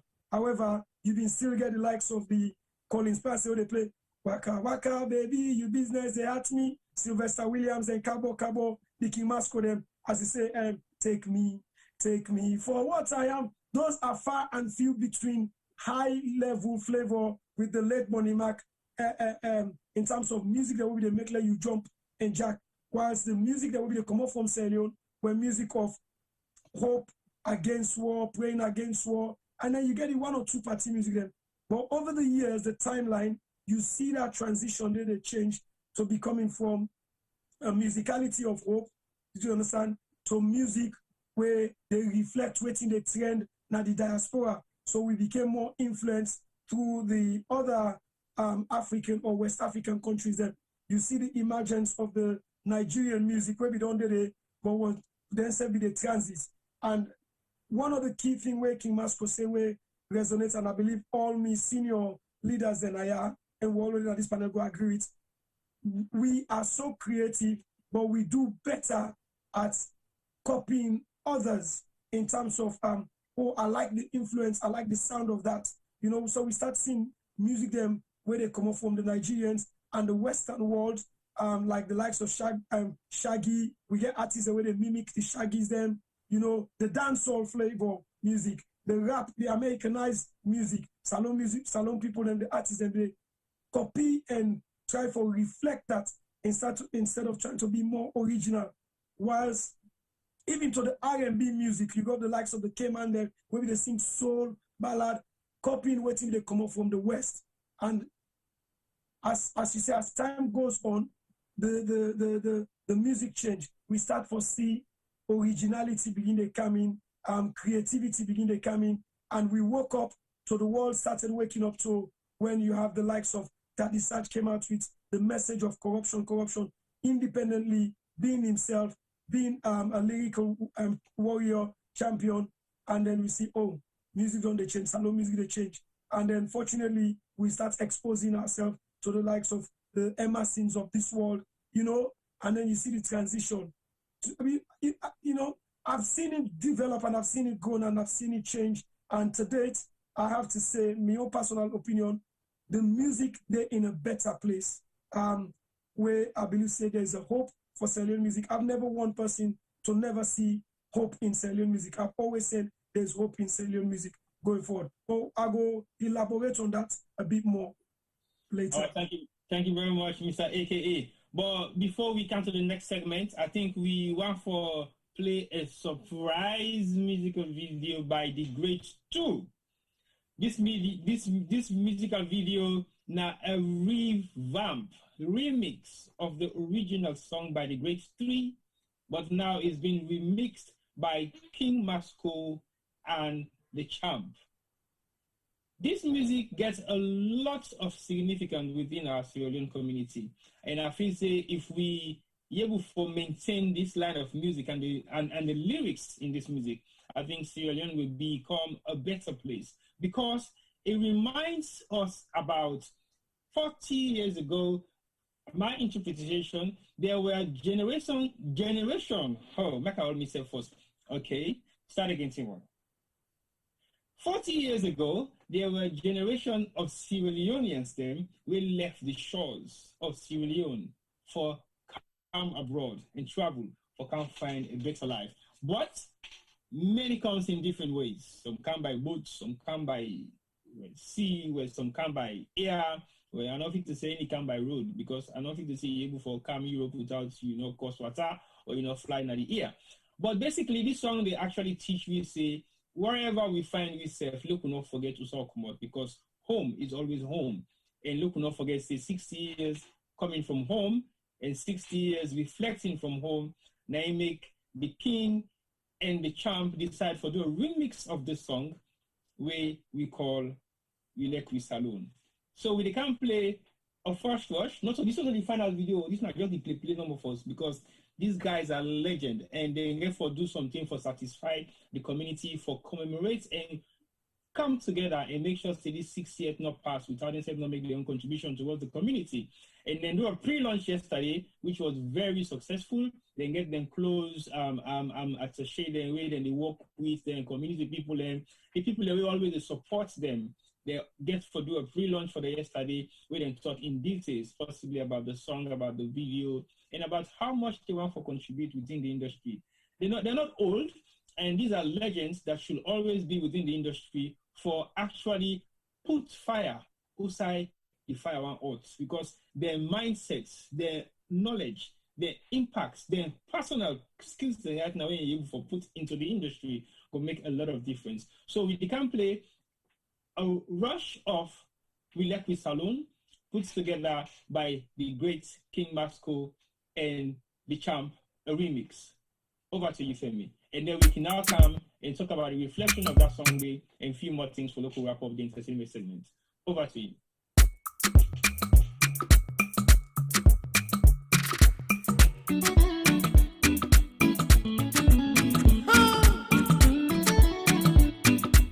Due to special request and popular demand, the Champ and King Masco back again with a remix. We come on a salon, we come to England, oh yeah, but we not run away. We come for better. We people that want for see what we they do. We people that want for know what we they say.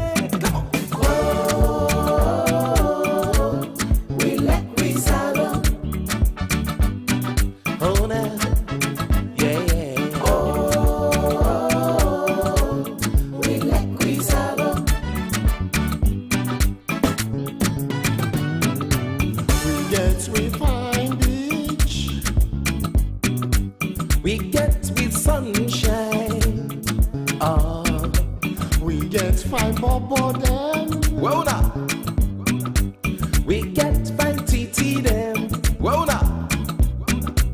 We get with diamond, bauxite and kimberlite, better than they. Now for that make we tell you say, oh, we like we salon.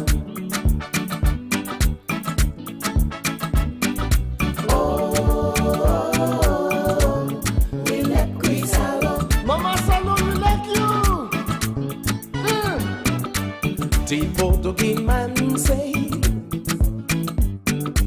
the mountain and fever lion,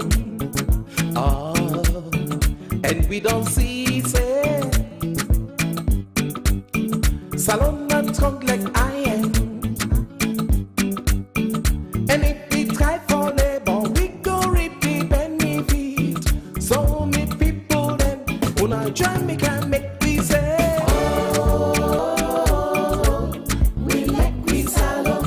salon, salon, and we like we salon. Oh, we like we salon, like that day. Oh, we like we salon. Oh, we like we salon.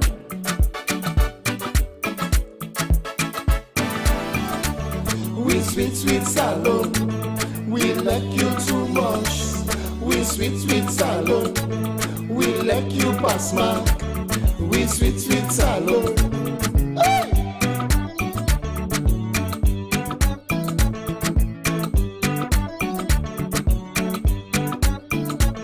Them fine, fine bobo. Oh yeah. Them fine, fine titi. Oh yeah. Them fine, fine bobo. Tell them. Them fine, fine titi. Tell them. Woo!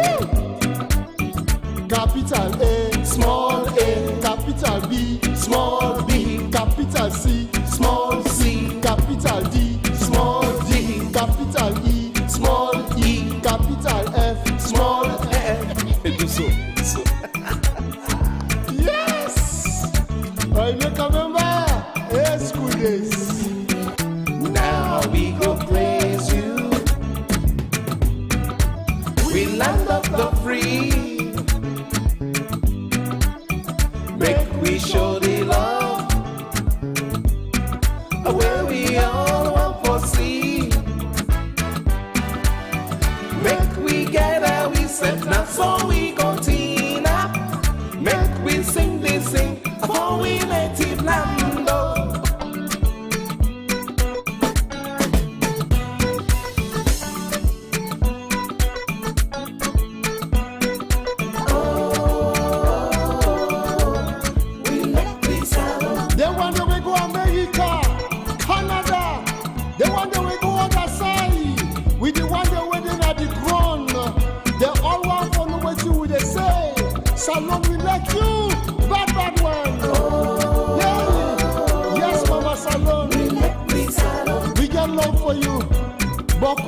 love. Baby, you be love. Hey, we like you. We like we Jallo.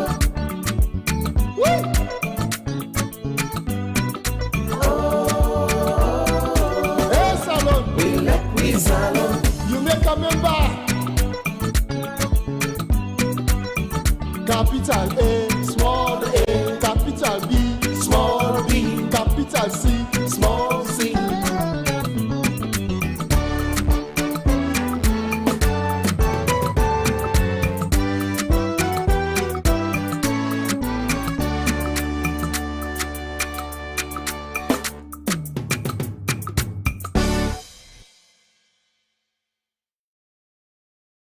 Hello to you, the king and the champ.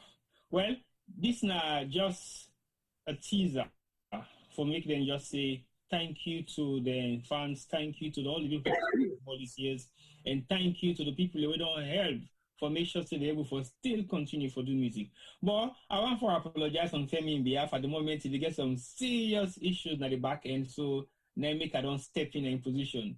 I don't say Juma says the right now they scratch. I don't say we don't keep you guys waiting, and you said we don't keep you waiting for long. Well, we've been here since 7 o'clock. So basically, this is a marathon length of show where we decide to put together for today's Boy, me guess them, you know, definitely one of them, you know, they hang on, they all the way Norway. Okay, wow. So 8 hours ahead, but it's still they hang on, and a message we want come for share. Very important for Sierra Leone. Definitely we are the politics part to get for discourse. But before you continue, I want for jog something that you must quick. Go on. I like the remix. I'll tell you, say, for me, the king, the big three, now the big two, the champ, all of them, since I connect with them na national stadium, where they do, for me, the biggest event where they don't ever do, and the biggest event where Salon don't ever host, the biggest where they don't do. From the time where I connect with them at that time. Not all man go know that deal, but me I know what you talk. Right. No, the king. They don't understand what you talk. No, they know because I think that was their first performance in Sierra Leone after a long time. Where I know to say the full line up. The big three, yep. The stadium where they take a capacity of 30,000, I will tell you that was 2 times that number in that stadium. Yep. You know, and for me, from that time they were connect with them. Whenever I want for lose hope on Sierra Leone, I listen to this music, it restores my hope. And I'm not saying it because then I are, but that is the honest truth. I made sure from that time they were go UK and they attend every event where King Masco do. I bought the video, I bought the CD, all just for listening to that. So thank you for doing the remix, and I'm sure, you know, when I complete the video, Salon will benefit from them again. Over to you, Tboy.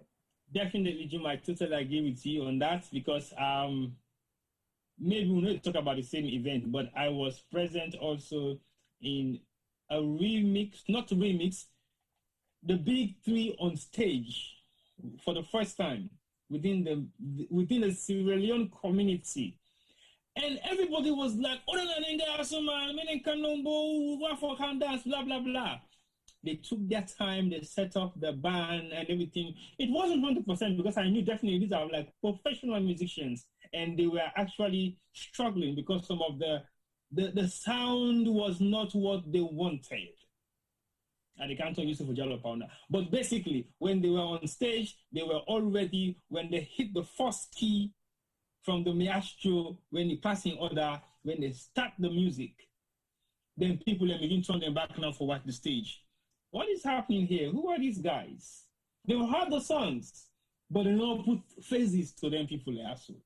Because we are part of the crowd, and everybody in the angry, they want for good, they want for Yeri, the young English kind of thing, they want for Yeri.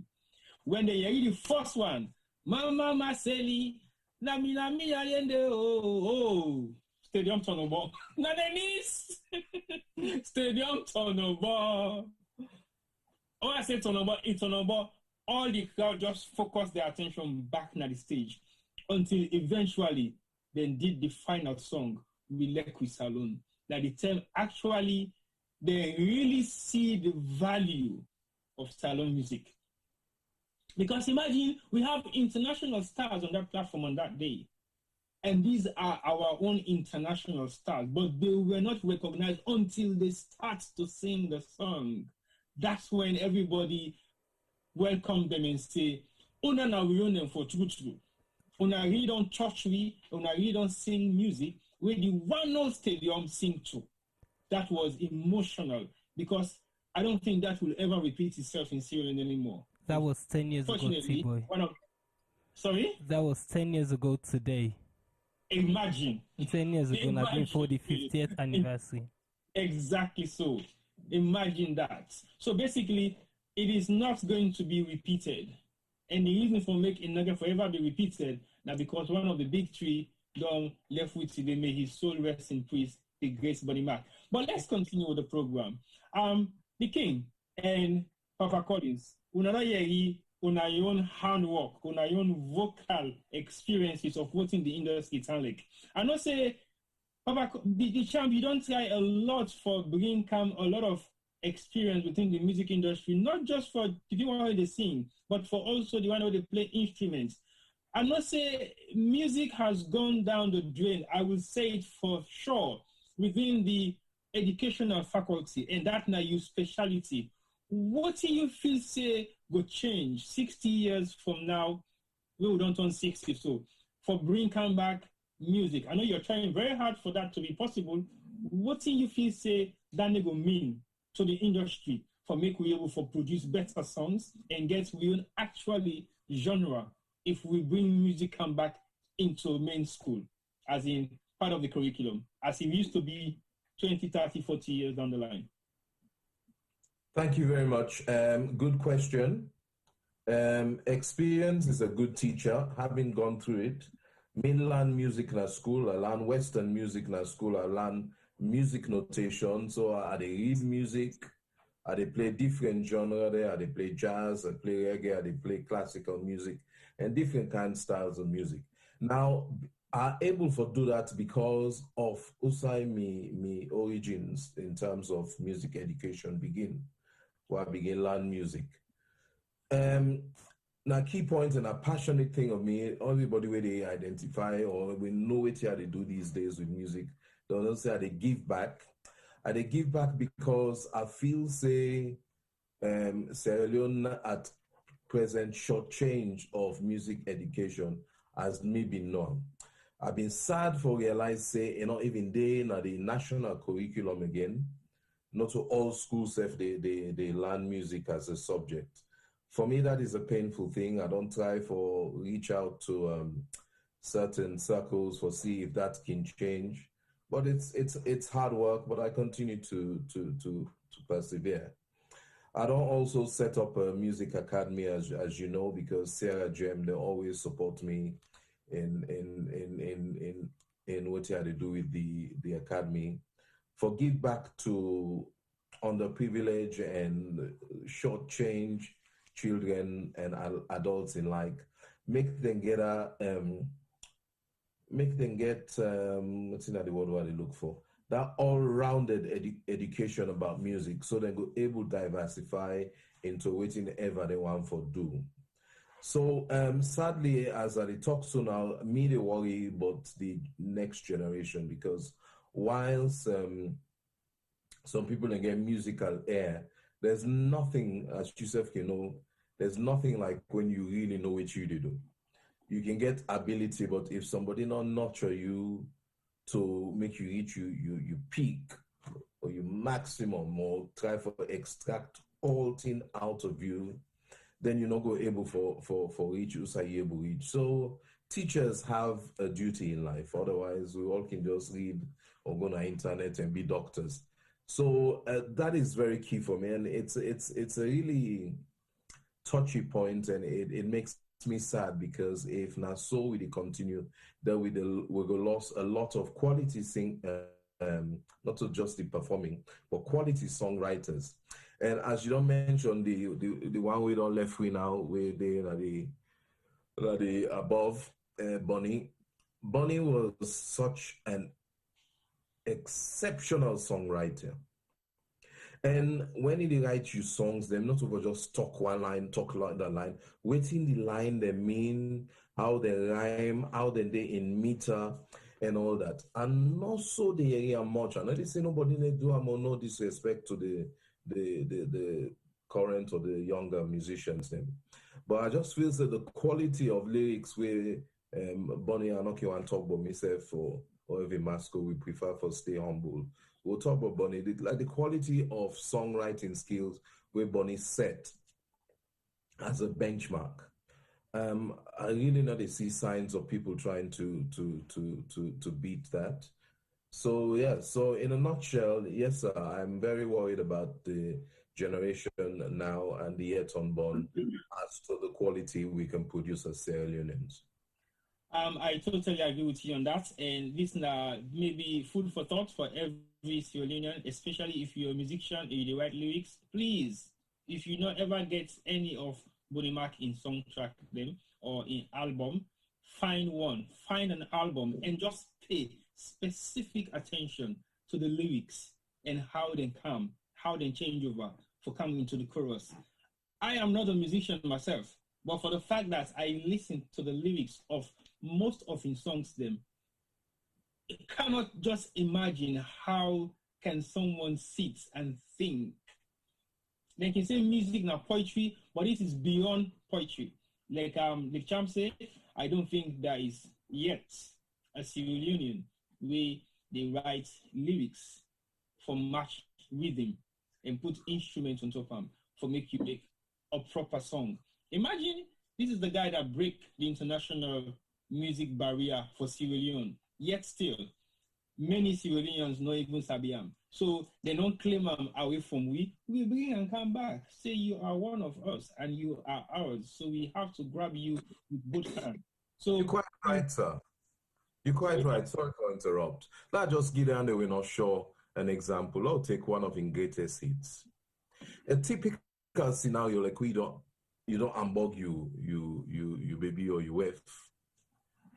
You know, but you know say, well, I didn't miss you and come back.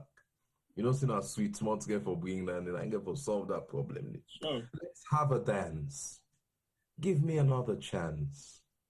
Because I have really needed you. I'm still the same. I've played a waiting game. You ought to know my love is true. If I don't say I like you. If I've hurt you, I'm sorry. Darling, don't you worry, because I really, really love you. Come on. You see, this picture shows you how lonely I have been. I've always been here on the outside looking in. Pure genius. This is what I'm talking about. I mean, how can someone be always from the outside looking in? That means a lot more than just the words that you say. So basically, that's not just not even a verse, just half of a verse. Of, yeah. If I hurt you, I'm sorry. Darling, don't you worry. I really, really love you, baby. Oh man. The king, I will leave it up to you. No, you can't. You see, I just have to endorse all the and tick all the boxes the way Collins just left to be ticked, because he's 100% correct. And he mentioned, say, he's not too sure whether, or no disrespect to the musicians or the youngsters them where they write music now, but me can categorically state, say, there hasn't been any better songwriter to compare to Bonnie Mac. And the reason why they say that, because 85 to 90% of me own personal music them, Bonnie Mac adjust and readjusted some of the lyrics. That's how good he is. And the other thing again, which is good, where they come up like an advice to the young generation and everybody, make them not shame for ask if waiting and don't write is correct. And some of them don't approach me for promotion and stuff like that, claiming, hey, but my own music better pass all the Monday music. Hey, na me own this, na me own. I say, no. That's the wrong approach. Change your attitude. I say, I am an international musician, but I get somebody where they correct me as well. So I give them an example. Even up to this, we left with alone. Where they sing and back. Cham say no, I get for rephrase certain words them or certain style them. I have to act under his instructions. You get me? And at the same thing, Bonnie mean they do. If they take me lyrics where I don't write from start to finish, in your quiet moment, examine me lyrics, and he's also an artist, and then say to me, change this line, change that line there. Take, for instance, the hit single, when me come out, Take Me For What I Am. Those were born his words. Never mind what folks are saying, that my love is not true. You know I love you and you love me too. Yes, those are all Bonnie words. The original was African music. Man and woman, come and let's dance to the music. That's so nice, African music. So I said, change it. Never mind what folks are saying, that my love isn't true. I know. Yes. So that's the togetherness that a lot of musicians them need, you see. And you need a help from another person. Because I get one question for them, please. You can't leave this industry like this. You can't just leave it as it is. Over to you, Juma. Yeah, thank you. I know so they try for hijack Femi in session, but you know, when you deal with the legends, them not all them would they get this opportunity. Sure. The champ and King Masco. You know, I feel sad sometimes. I know this is not time for hope, but you both have traveled to so many places. You've seen so many phases.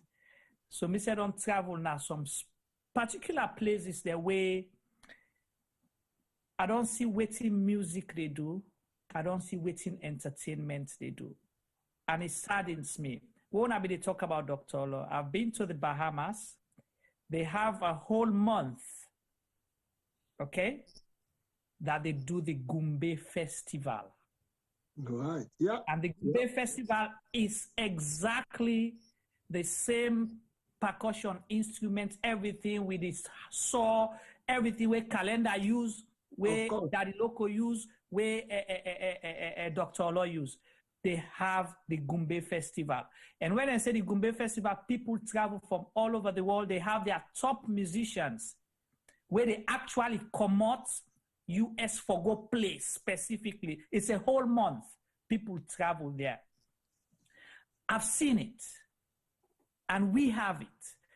I've been to the Guinea, the Senegal. Then get so much support from the UNESCO. And we see how music, Guinea, for example, then the people compete to buy their own album or CD where it come out. Nobody no want for let another person get them before incomping. Nobody no want for lend to incomping. We have the both of you here and so many other great talents where we get access to. You are our Yusundurs, our Baba Mal, our Salif Keita. Na ina una, we get free access to una. Why? What is wrong 60 years on? Waiting make we still deny. We not able for say the king don't give up this time, Collins don't give up this time. Why? Why the industry still there usai ide and how we go able for commodity? It will hurt me if I not ask that question today. I think, Juma, fantastic, well done. Because the reason why I can decide for jump on this, I want to take the humility away from the king and the champ, and for let me respond to that specific question there. Because, you know, I will allow the LSF add the comments. I will allow you let you come in, but give them the opportunity. I want to hear their soul. You know, their passion for something they don't struggle for. With all respect, Wahab, please. No problem. Yeah, what me go say, Juma, I think majority of Sierra Leoneans, them no respect waiting they get. until an outsider treasure waiting and get that, and then they begin identify, say, hey, oh yes, now we Salomon, now Salomon. When I begin dance with me 2 daughters them, my own personal family them, me they criticize them. The first thing I say, I they dress them like a them bondo picking them. When BBC showcase them, that television, unfortunately, that's in the mobile phone not be there. I mean, that house phone way, you dial. When BBC showcase them at national television, that's the people that will be they criticize, they say, hey, now we are not picking them, now we are not picking them. Then the phone begin to ring now. Hey, Winston, and they show the program back. And that was a 3 minutes program. 3 minutes. Not more than that. You see? You know they know what the worth of what you get until when somebody else identify and that's our speciality. We for always identify we say first. They say if us not sell you, treats not go buy you. Praise what you get first now you us. Look like a champ. All time I tell and say, me man, nobody know they wait like a you. I can criticize him because I will say in fact I'm a rival. Because if they do music, me say they do music. So he's my competitor. But no. When he pull in music, I they help him for sell him. Instead they help me for sell me. You understand? And that example there, that education, they will don't take them to the next level. Don't tell the other people and say, this is the proper way to behave. But they don't take it on board. This is our problem. And not only on the music industry, everywhere. I go back to what Paul Kpaka mentioned. You see, we not know the talent the way we get. And we not the treasure them. The same thing Blanco self-mentioned earlier. You can forget passion for these things. Like we call it saying a teacher now, yeah? He can sabi for teach, but if you not get passion for the thing, you're not able to deliver properly and concentrate on them. Sometimes we just look on the financial side. Not they teach you picking them better. That's what Blanco and Paul Kpaka they mentioned. But calling now, instance, they give back. You see, it's giving back, waiting him in the land from the beginning. How many other people then are in department and they will go confirm, say then they give back? You see, that is the answer they have to, that is the question they have to ask themselves. And then find the answer. The answer is within the individual. We don't respect ourselves, we don't treasure ourselves until when somebody praise you, now they begin to say, hey, oh yes, now me brother, hey yes, now me this, now me that. I've seen it over and over the years. Not just angry for us because of Jen Cham go out for add to that, or Lee to say go out for add. Well, now the part of the national anthem that way, family we stand. Yeah. Family ever. So now the family will not stand. And one thing we, I know say, Moses, they mentioned the humility. And that is one thing I think, Masco, we have to give ourselves credit for. The fact that we work together with a model that cohesion, with a model that brotherhood, with a model that togetherness, and try for push. Look like this, pushing this with Lekwi Salon, just the collaborative effort, even with the help of Sarah Jam, we were not able to put that video there to this point. So now that's not the problem. And that togetherness trying to make things happen for us. And you don't cover all the areas, but I'll just buttress the fact that a prophet is generally not known in his own land. That's the problem now that we get. And we mentioned your daughter, them, that the same thing happened to me. When the Queen gave me the award, oh my goodness, Diamond all gap for congratulate me. Yes, exactly. So the Queen, see, therefore don't begin congratulate you before the Queen give you an award. Oh, if you know how many people tell me, send me and them in the class 2, we in the class 4. That's where I'm coming from. Nothing they know say you exist. Yeah. It was great. And yeah, so sadly not so thin on day, but yeah, we get issues. But you know what I mean? Only God and fools don't change. God because we don't need them for change. Fools because they need for decide whether they want change. So we know to God, we know to fools, we are all intelligent and smart people. And so it's changeable. So on our way they listen, do you allow we change with attitude? Because I should say wait till the experience so now the music field, Mr. Juma. It didn't other areas them. It didn't other areas. So it is because Blango mentioned it, and also Kpaka have mentioned it in sports with Tboy last. They mentioned it. Aisha as well mentioned it again on the health sector. It's everywhere. We get for change with attitude. We get for change with attitude. Not reserve everything to yourself. Point them out for help the others. That's why the Indians are a lot better. Look at the Chinese now. Where are they? Well, remember China long time ago, early 70s? China now is 0%. They were beggars. But now we are the beggars begging them. Go back in history and Yes, you make sense there. And just a little penny's worth again, what I want to drop. Now, the fact that this change can happen, we tend to be a nation where they give up. Well, we'll not forgive up. Today, when this music go out today, some people, not all, quite a lot of people said hopeful things. And we get people that we get negative energy. Okay, please, and I not take them personal, but I don't feel the negative energy in a way to we need at this moment. Oh, what we do to get for show for Salon for 16 years. Yeah, what we get for celebrate. Yeah, many of we have children.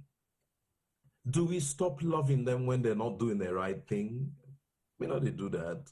We continue to love them. I cannot get to the point or the stage where I stop loving Sierra Leone.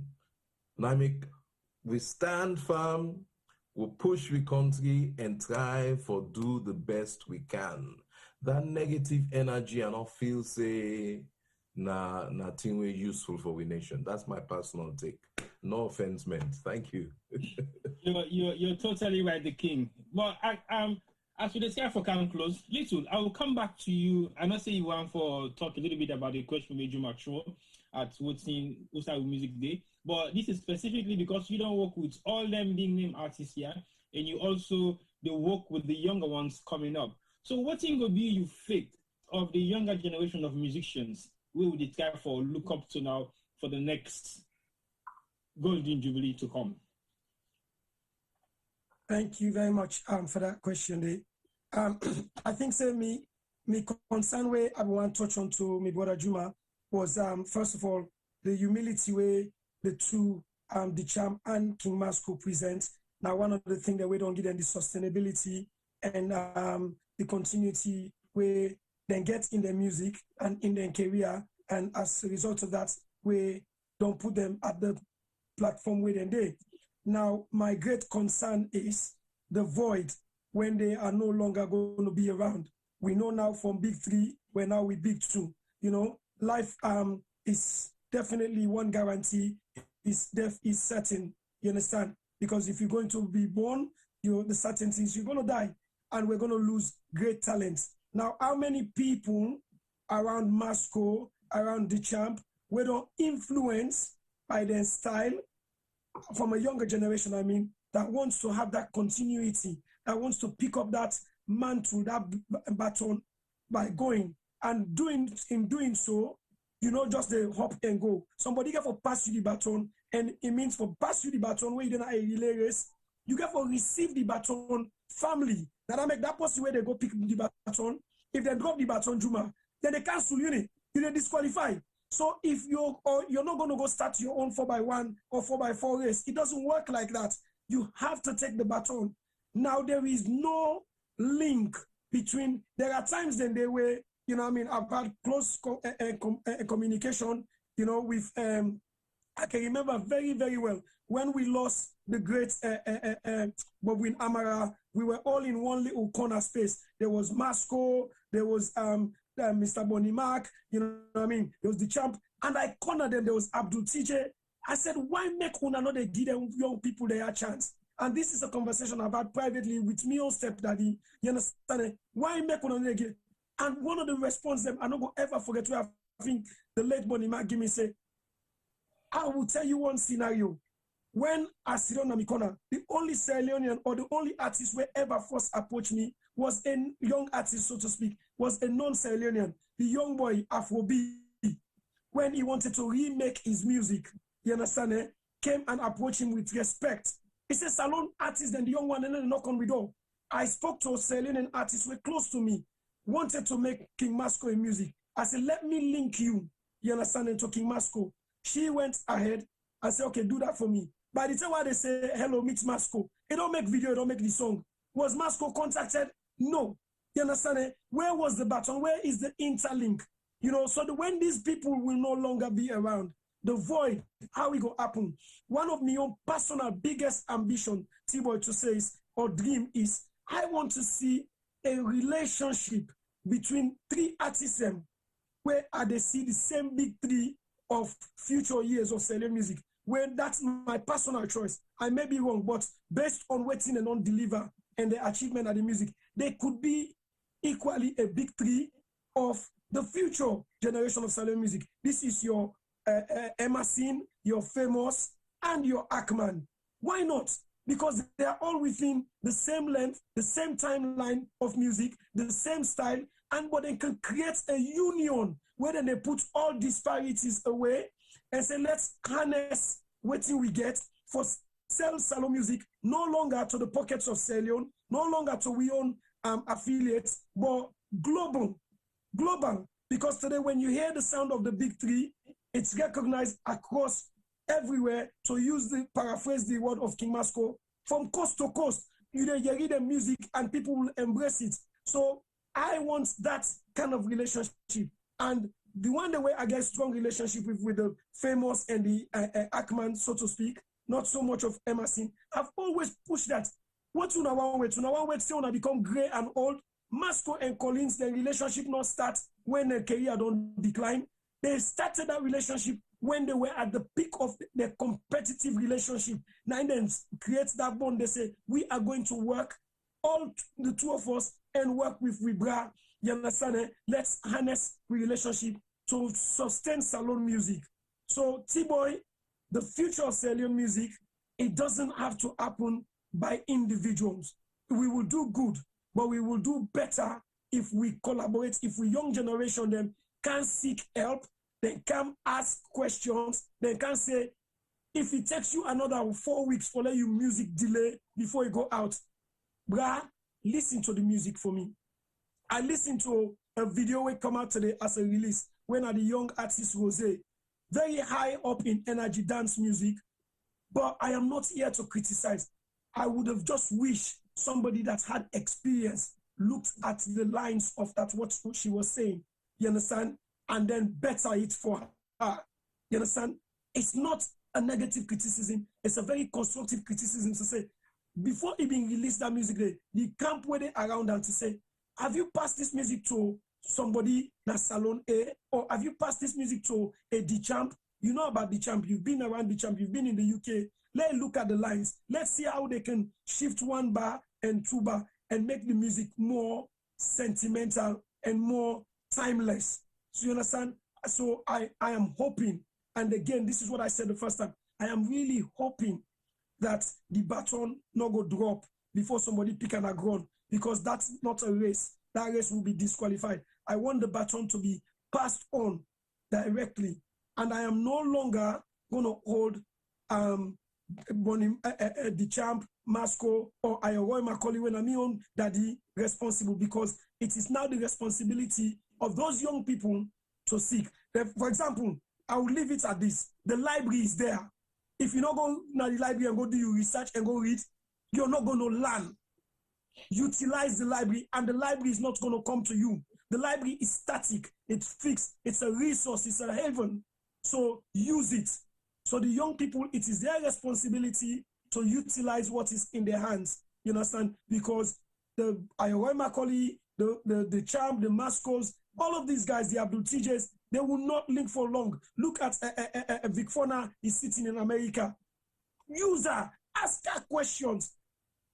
You know what I mean? Poke her brain and knowledge. She's somebody when it comes to Sierra Leone music, creativity. She knows how to make Sierra Leone music. She knows how to bring Sierra Leone music towards.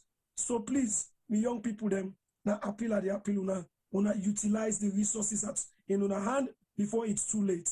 Thank you. Thank you very much. This was well said and well constructed, because at the end of the day, you know they go run after people and for can seek knowledge and then for one after knowledge. Like you say clearly, I think it's up to our younger generation to seek knowledge. We not know all for what we do, but we still get certain people in the industry where we ask for feedback. What do you think of what we're doing? What's your reflex? How can you change things? How can we work and make it better? Also, would it go wrong? People phone us every other day. Sometimes it's because of the kind of people that we be, but the industry really need to get their hearts together. Because I hear people saying there is no industry, and sometimes you realize, yeah, definitely there's no industry because there is no structure, there is no timeline. Like you say, baton should be passed over to people who want to take over the industry. But if you do not go through the right channel, when I meet the right people, the way we don't get experience in the industry, we're not going to be able to sustain what we do. Otherwise, we go do musical, but we'll copy music a lot more than we are doing music. Because I can actually sit at the back of my desk right now and produce. Am I really a producer? That's how much of what we have in Sierra Leone. So basically, we have to think lyrically, we have to think instrumental-wise, then we have to think how we construct these two together. If you pick up a phone and say, Papa Champ, I'm stuck, I need your help. I need you to advise me. I've got a song. It is about ABCD. Can you see how you can tweak it around for me and give me your support on it? Give me your pleasure time, maybe an hour or two. If the champ very busy, try the king. If the king very busy, try them again and again and again and again. Because they will pick up that phone and respond to you because somebody has responded to their call before they became who they are. And I think they are 100% willing to pass that message.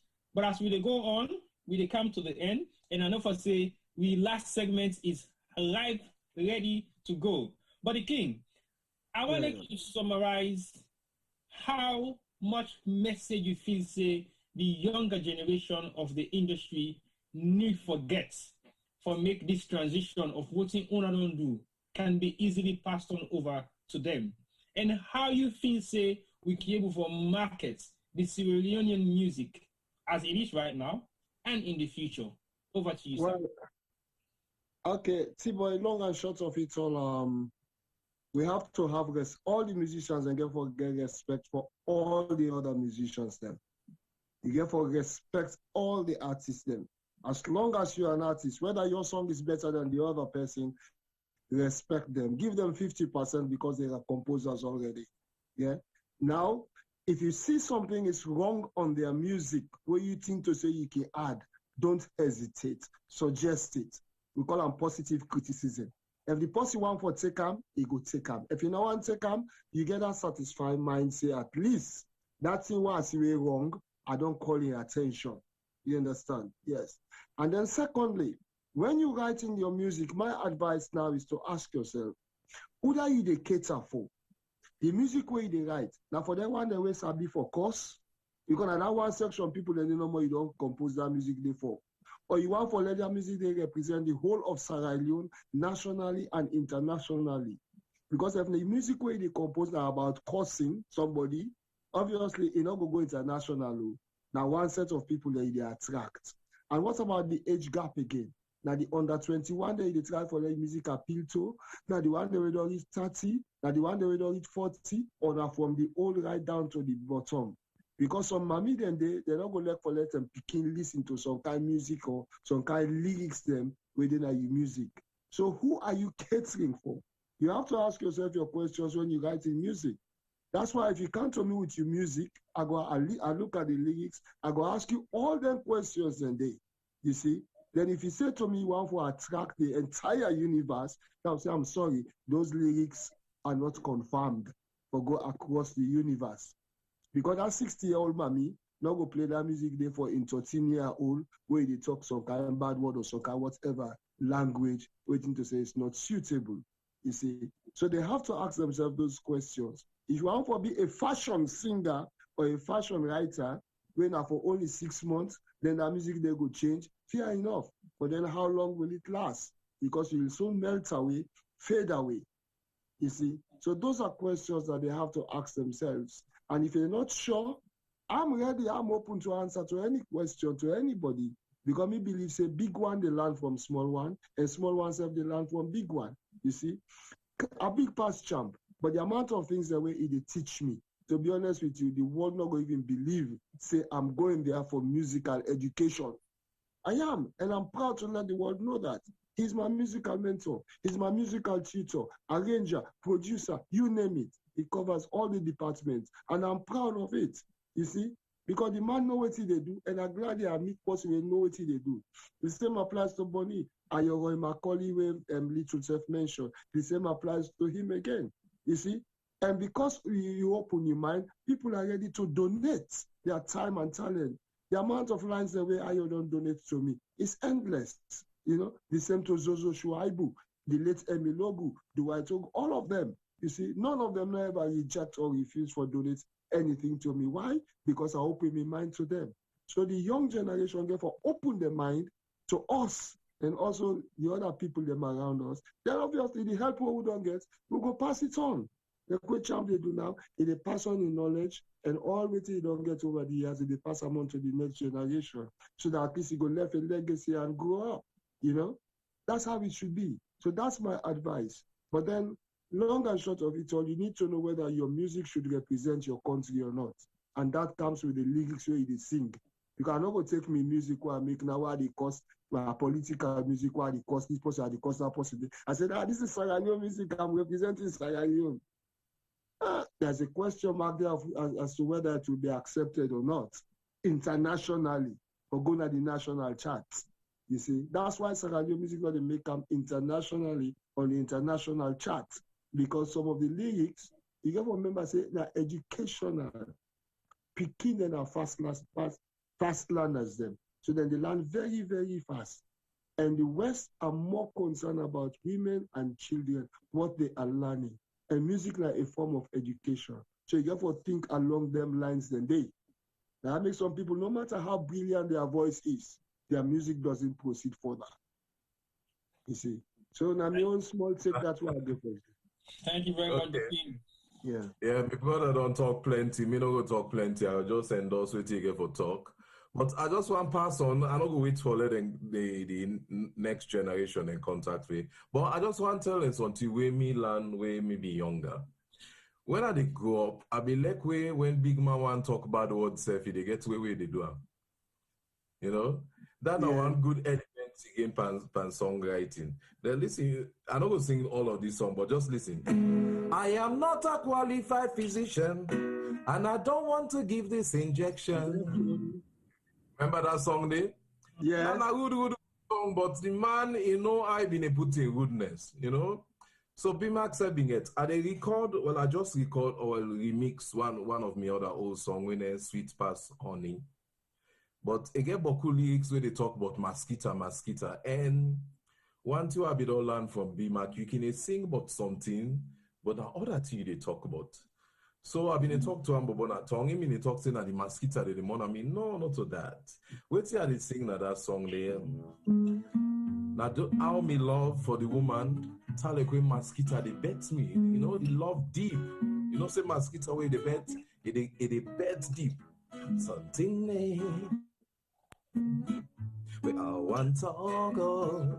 Something they monami. Mosquito bet me na me. I don't know. Mosquito bet me na me.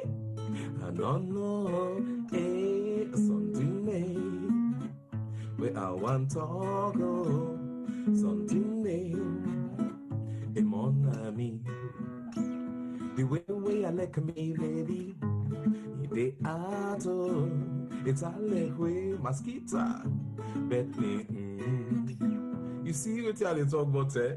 So they talk about this, so they liking out to the mosquito, they love deep. So you see intelligence pan the lyrics, you know, even with Big Brother self, I saw what they mentioned in name, but some man enough for making memory die. A good person die for keep them alive. You know, listen to this. I asked the funny lady, is this thing for two? He said, my dear sweetie, oh yes, me and you. So I asked if it's a pleasure. She said, true. So I said, if you enjoy it, why should I pay you? Nothing sweet, so do you tell me more? Oh, those people, man. So when Big Mama talk nonsense, they get where they put out. They get his style away, yeah. Sierra Leone at 60. We love our flag, our beautiful flag, the green and white and blue. Yes, well, we'll end on a happy note. Thank you very much, the great Collins and the champ and the King Masco. But Mr. AKA, what think will be your final message before we wrap up now? Go to the man himself. How can you top it up? Thank you very much. Thank you very much, Sierra Gem Media. Thank you very much, Femi, Pama. Thank you very much, Mr. Juma. Thank you very much, Sylvester, Dugba, Tboy. I'm blessed to be in the awe of great legends, them people that will look at me and still not only see me as somebody where they want for mentor, they also see me as a friend. The champ BM and the king of all kings, King Masco, for the Sierra Leone entertainment. Thank you. Thank you to Usifu Jalloh as well.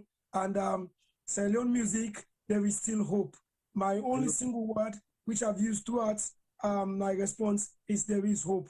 And I hope that the young generation will embrace hope in Sierra Leone music. God bless you. Thank you very much, AKA, and thank you to the king, and thank you to the champ. I hand over the program back to the man himself. We get the show, Mr. Obafemi Pama, AKA the Oba of Charlton and the man of fame entertainment. But I know that it's come back. Thank you very much, guys. Thank you. Before now go, I want to say something. I want to thank you. Sorry, my camera is not going to come on. I did get some difficulties in my camera today. You know, my own last message to the youth, them, or the younger musicians is these guys aren't very far away. Me, I know sabi sing, I know sabi play a note of instrument, but I was DJing. I came to this country. I met these guys DJing. I loved what they did, and I followed. And literally from day one when I meet them, I have not looked back. I'm always there, running after them. And honestly, they're not run away. They open their hands, their arms to me. Whatever I need, if they will provide them, they go provide them. So I just say DJ Little go attest to that. You know, in England, we're in one big family. You know, and all of we, when we need something, we go to the other one, we ask and they deliver. So ask, and King and Champ will definitely deliver for you guys. Can I just quickly say something on behalf of myself and Masco? To the whole world, everybody they listen there, not to because we're there on this platform, but I want to say thank you to Sierra Gem in the person of Juma Yudefa, but Tboy and Femi, I want to tell Ona thank you because Ona's so supportive. The video, the film for we, they not charge we 1 penny.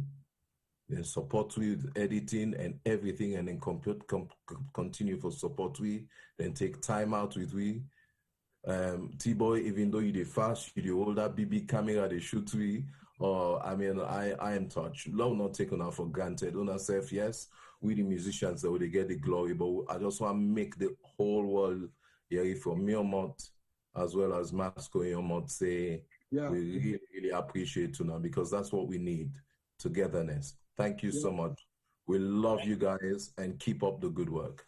And we hope others then go follow in our footsteps as well, because as Champ say, Tboy and Femi, you know, tirelessly, don't contribute a lot. Little self go out jogging, a left in jogging, and then can play parts of it. These are all signs, you know, for the other people that they follow in our footsteps as well. Not only us, but your footsteps as well, you know. So now, thank you very much. God bless you all.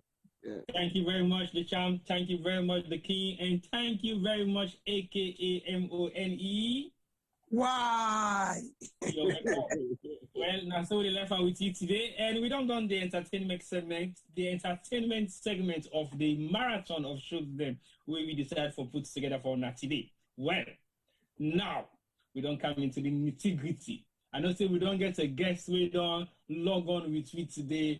And you don't listen to the entire program. And it definitely, I assure you, say, I am going to be online and I'm going to listen to the program. I know I'm going to be on within the next 3 or 4 hours, but definitely I am going to listen to you guys. And indeed, he has been there listening, not just listening, but also participating on the Zoom chat with me since this evening, UK time. And I know for say in a different time zone. But I can't handle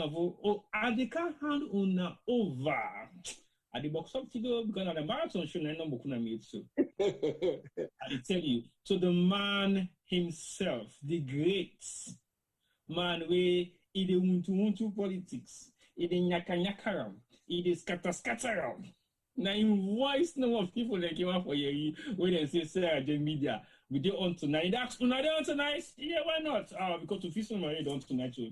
Well, we don't show when I say SIERRA media is not all about politics, it's not all about entertainment, it's not all about sport, it's not all about health, it's not all about education.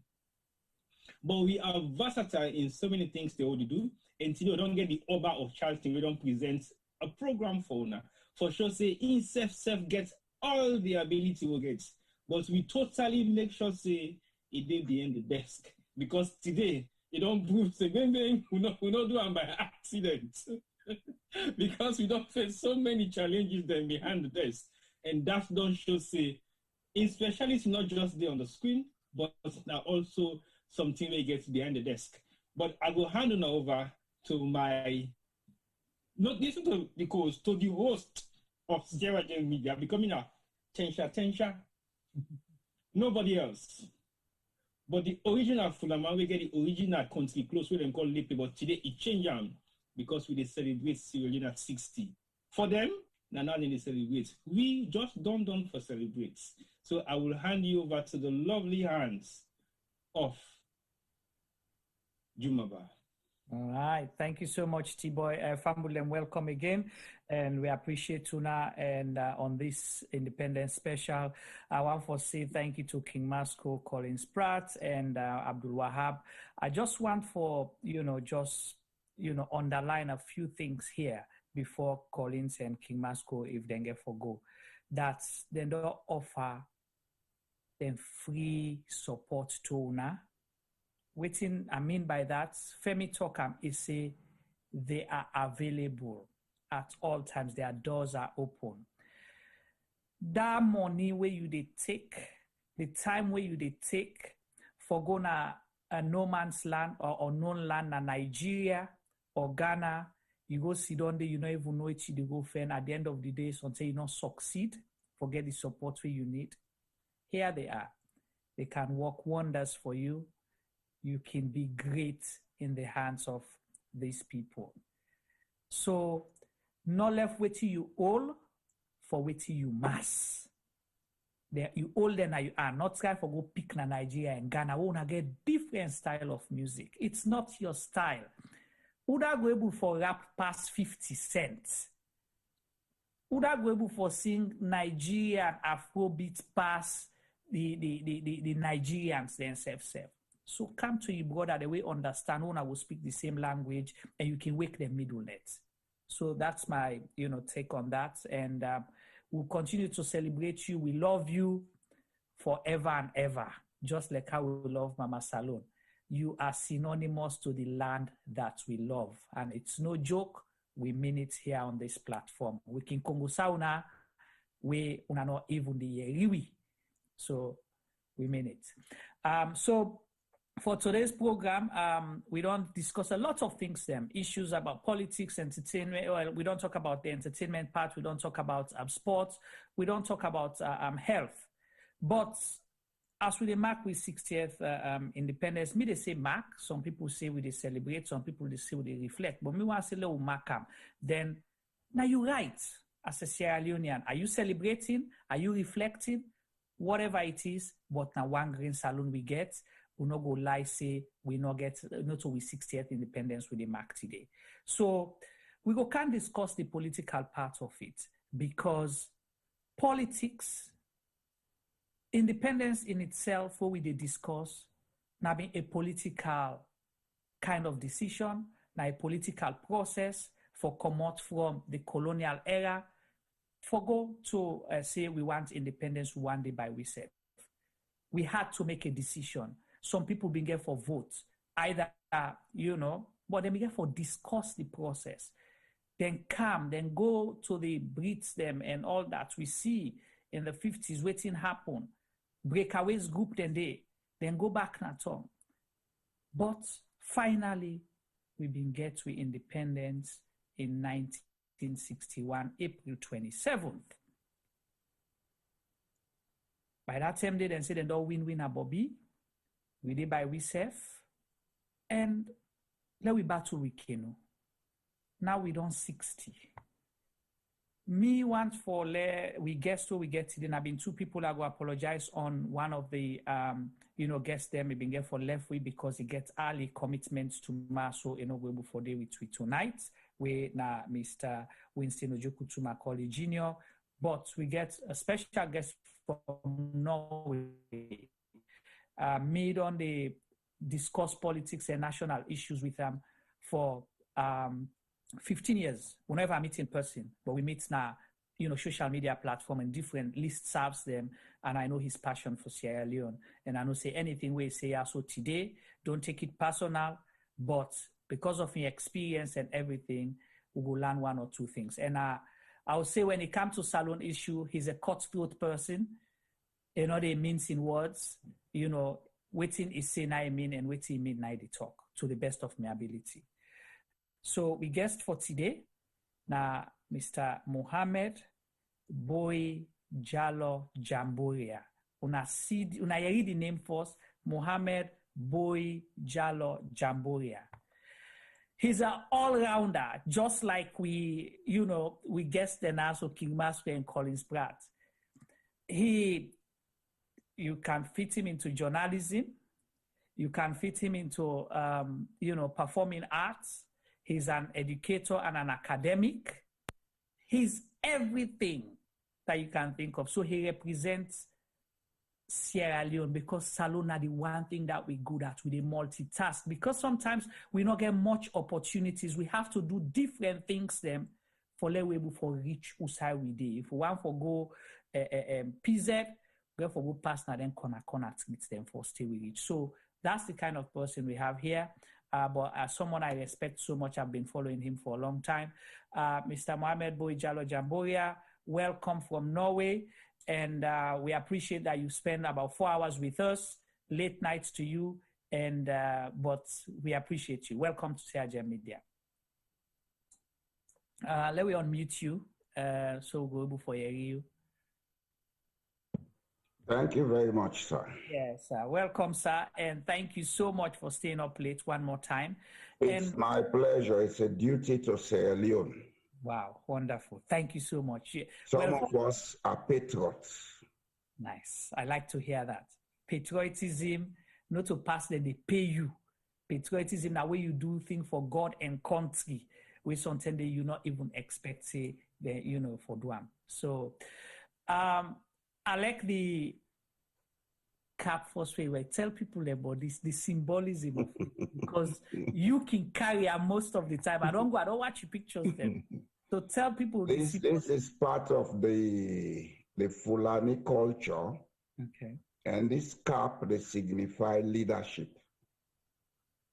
I will just summarize them. So some people are born leaders. Right. I don't have to be at State House. Right. To act as a leader. Right. And leadership is not about the use of force. Right. Leadership is about your ability to mentor, to coach, and to lead people. You don't have to have all the knowledge in you. Right. You only have to have that ability to get people to work together, to participate collectively. That's leadership. Well, I'm happy that you started it that way because the program today, the programs then before this one, the theme we walk right through, where people then talk about is the call for leadership You know, we need leadership. We lack leadership. If we get leadership, we will go higher and higher. But we will come to that. So I'm glad we don't, you know, set them that way. But since that the first time you they come now with platform as a guest, because you're an avid follower, you they watch your programs, they can follow you, comment them and everything. We want to let you introduce yourself to we guest them. You know, at least let we know who that now Mr. Mohammed Boye Jallo Jamboria. Well, I go change now to Creole because I want to talk to the people of Sierra Leone. Right. I can talk 3 languages. I talk English, I talk French. Je parle français très bien. And also, Otiden ega norsk, jeg snakker norsk. I speak Norwegian. Okay. You don't over-introduce me. Say I sabi all thing, I not sabi all thing. I sabi wetin I sabi because I always dey make effort. Even at this age, I am 66 years this April. Even at this age, I am still learning. I am able to sit down up to 2 a.m. to wait for this program because I don't used to them for read and research every day. Professionally, me na a teacher. I graduated from Jallo University College in 1979. I teach in Sierra Leone for 13 years up to 1992. Then I joined the public service. But before I left teaching, the last school I teach, of course, now the Prince of Wales. I teach there with some people who are now ministers, now this government and deputy ministers. Before I left teaching, I rise to the level of vice president of the Sierra Leone Teachers Union. After me, Alpha Timbo, and Bang Kabu, in 1990, we say enough is enough. We're not going to go, they make hypocrites say, we'll go teach Peking them, we're not they do them, we'll go slow. So let's have a solution. It takes 4 months before finally we get a solution. And the solution came from a question I asked the last Inspector General before the NPRC, the late Pabambe Kamara. He called me to a meeting to then they try for intimidate me, but me now one man, I not get fear in me. I go tell every Sierra Leonean that's why I'm not diplomatic. I say what I mean as you rightly say.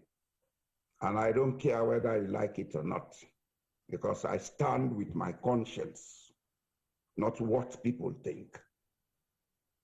God is in us, each of us. And each person in conscience, not the God in you. If we understand that, then we'll be able to begin for correct routine they go wrong in Sierra Leone.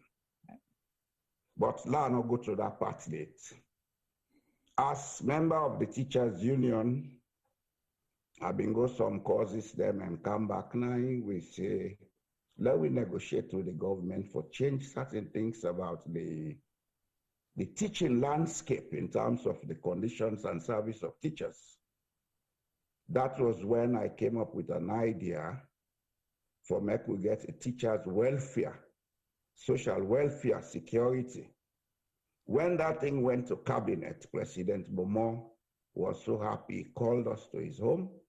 He said, gentlemen, can we make this national? I said, okay, sir. That is what you call NASIT today. NASIT started in 1991. Right. By the 29th of April 1992, it don't pass cabinet, they overthrow President Momoh. I bring this point not because I want to take praise, but I want to let people let me understand, say, governance is continuity. Right. And another point where I will bring come is that everything what happened at Sierra Leone today started in 1989. So the issue of people compartmentalizing governance, this now Neskoroma do this now Madabio do this. Now, one of the things we'll get for begin, make known to the people that this is not how it is. There had been an agreement with the internationals. One of the conditions would then give we say, we for democratize or we for go into multi-party. And when the Dr. Peter Lorenzo Tucker Constitution Commission was formed, the Teachers Union was represented in it. I was not a sitting member, but at some point I began for the attending meetings then they. I know the amount of work we then put into that constitution. But for certain reasons, today we see a different document in Sierra Leone.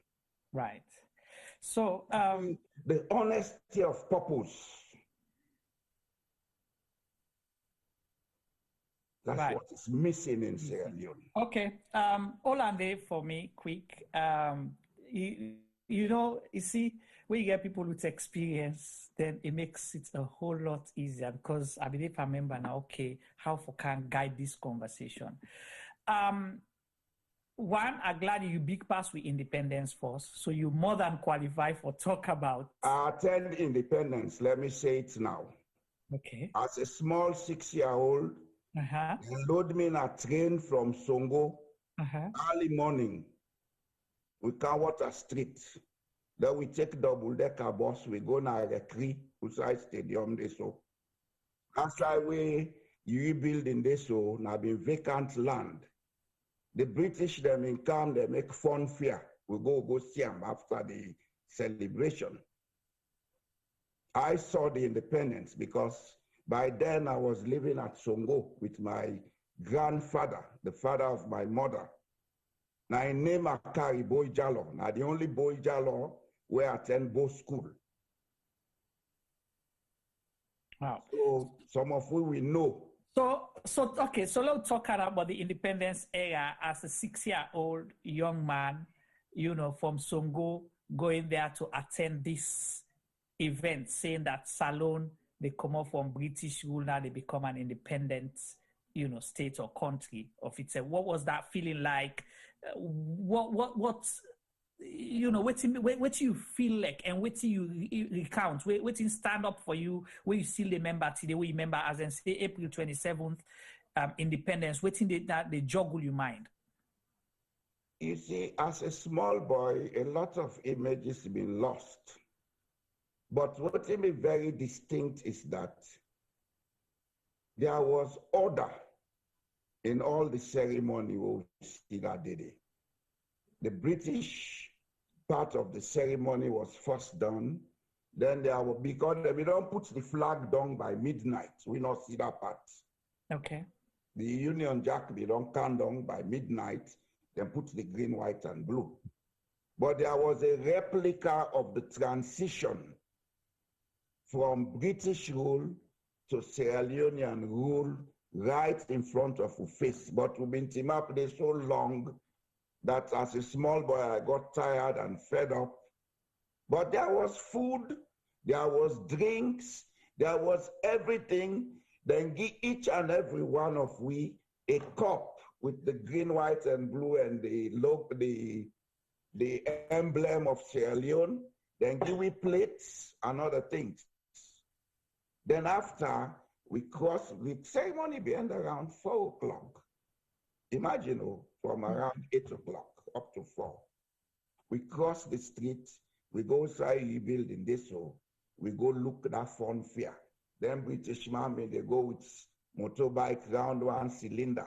Then they go up, then come down, you can get that wheel, like that way people, then they go for that entertainment now. Yeah. Okay? All those things were around, and there was order. And another thing that been distinct was the city of Freetown being very neat at that time. Neat in the sense that, you know, they see dirty in at it. Baskets them been there after every 2 pole for put dirty. And the crowd not been too much like now. Those were the memories I have. Then the anthems and the songs, up till now, I remember them. Then I hear now the radio station one Ali Ganda, we've been sing. Again, a song related today. Those were days that you would look and say, this is a time of hope and festivity. Right. Today, we're not celebrate nothing, so we're the mark. With the mark. Okay, so I was correct there. Thank you so much for that guidance. Mr. Jamboria, now we look at the historical process there. Me, they say, you know, when they talk about, sometimes we can talk about issues, we say, oh, don't talk about politics, we're not too late for politicized things and all that. But when they talk about leadership and when they talk about government, when they talk about service delivery. But before we go into the details did we get it right from the beginning or we got it wrong? The reason why I make ask this, because we had our independence in 1961. I know say half trouble and don't they happen in the 50s, but they're not be major. But soon after, 4 years or 5 years later, we start having military coups and things like that. Did we get it wrong? There is a reason. Okay, go ahead, sir. You see, I don't want to dwell too much on this story, but I will briefly say why they happen. Okay. Sierra Leone not ever get them right in politics. And I have points I'll make this night if people are patient, and I go no say we not be ever get them right. You see, the division in Sierra Leone started in 1924 when the British then go introduce Westminster politics beyond Songo, because now Songo now been the boundary for the colony. Okay. Part of Songo na colony, part now been Potloko district. Okay.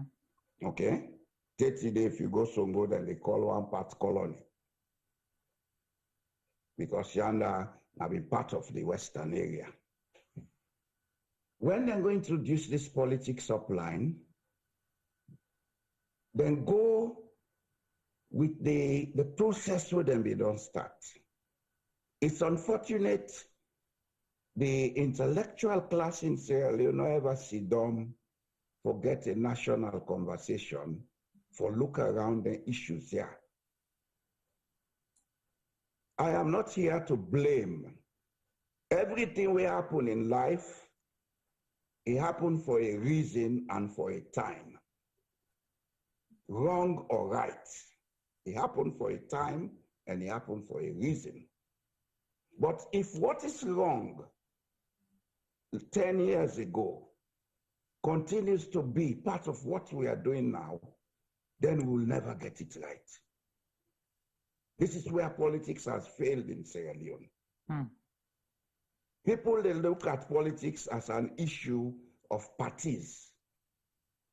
The names of them political parties not get nothing to do with the politics of Sierra Leone. Right. They don't even have an identity, let me tell you now. With political parties, don't get identity.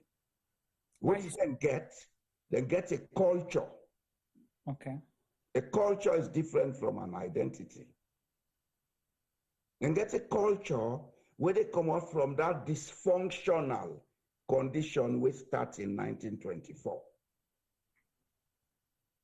When politics was introduced to the protectorate, then Taylor for suit the purpose of handing over back to the traditional rulers who have been there in Sierra Leone before then scatter the Koya Kingdom. Right. The Koya Kingdom existed from around 1500 up to 1898, what they call Hot Tax War. Now they tell the Koya Kingdom then dismantle them. Right. Then before that, when they go to that Berlin conference, then go shape Africa, the Koya Kingdom itself was dismantled geographically, because geographically, the Koya Kingdom, now Guinea, Sierra Leone, and Liberia, what do they call Mano River Union today? Right. Right. And that kingdom exists for over 400 years. It was a highly decentralized political institution. People let me they rule by compromise. Then an accident in time happened, will lead to the first major crisis we'll get. The accident in time was when the Portuguese then can realize, say, then Cable can get labor from West Africa.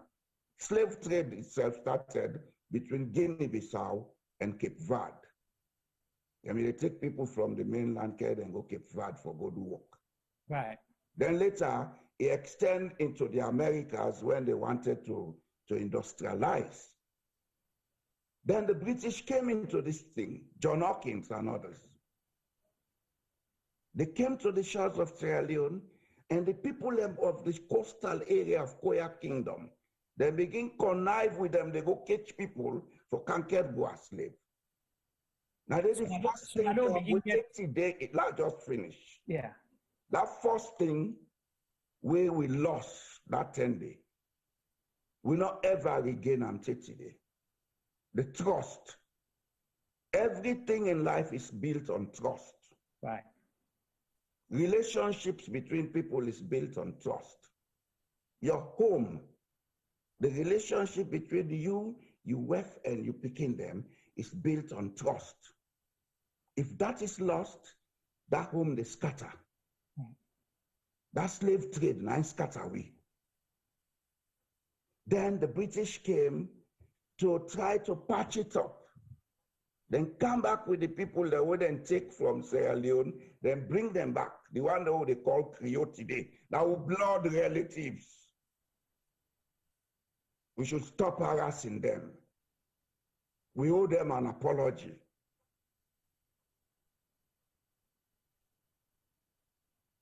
We owe them an apology. If we can allow 40 Americans to come and naturalize, then let us stop harassing Creoles. That's a deep one right there. So you can. I will say it as it should be said from now on. Right.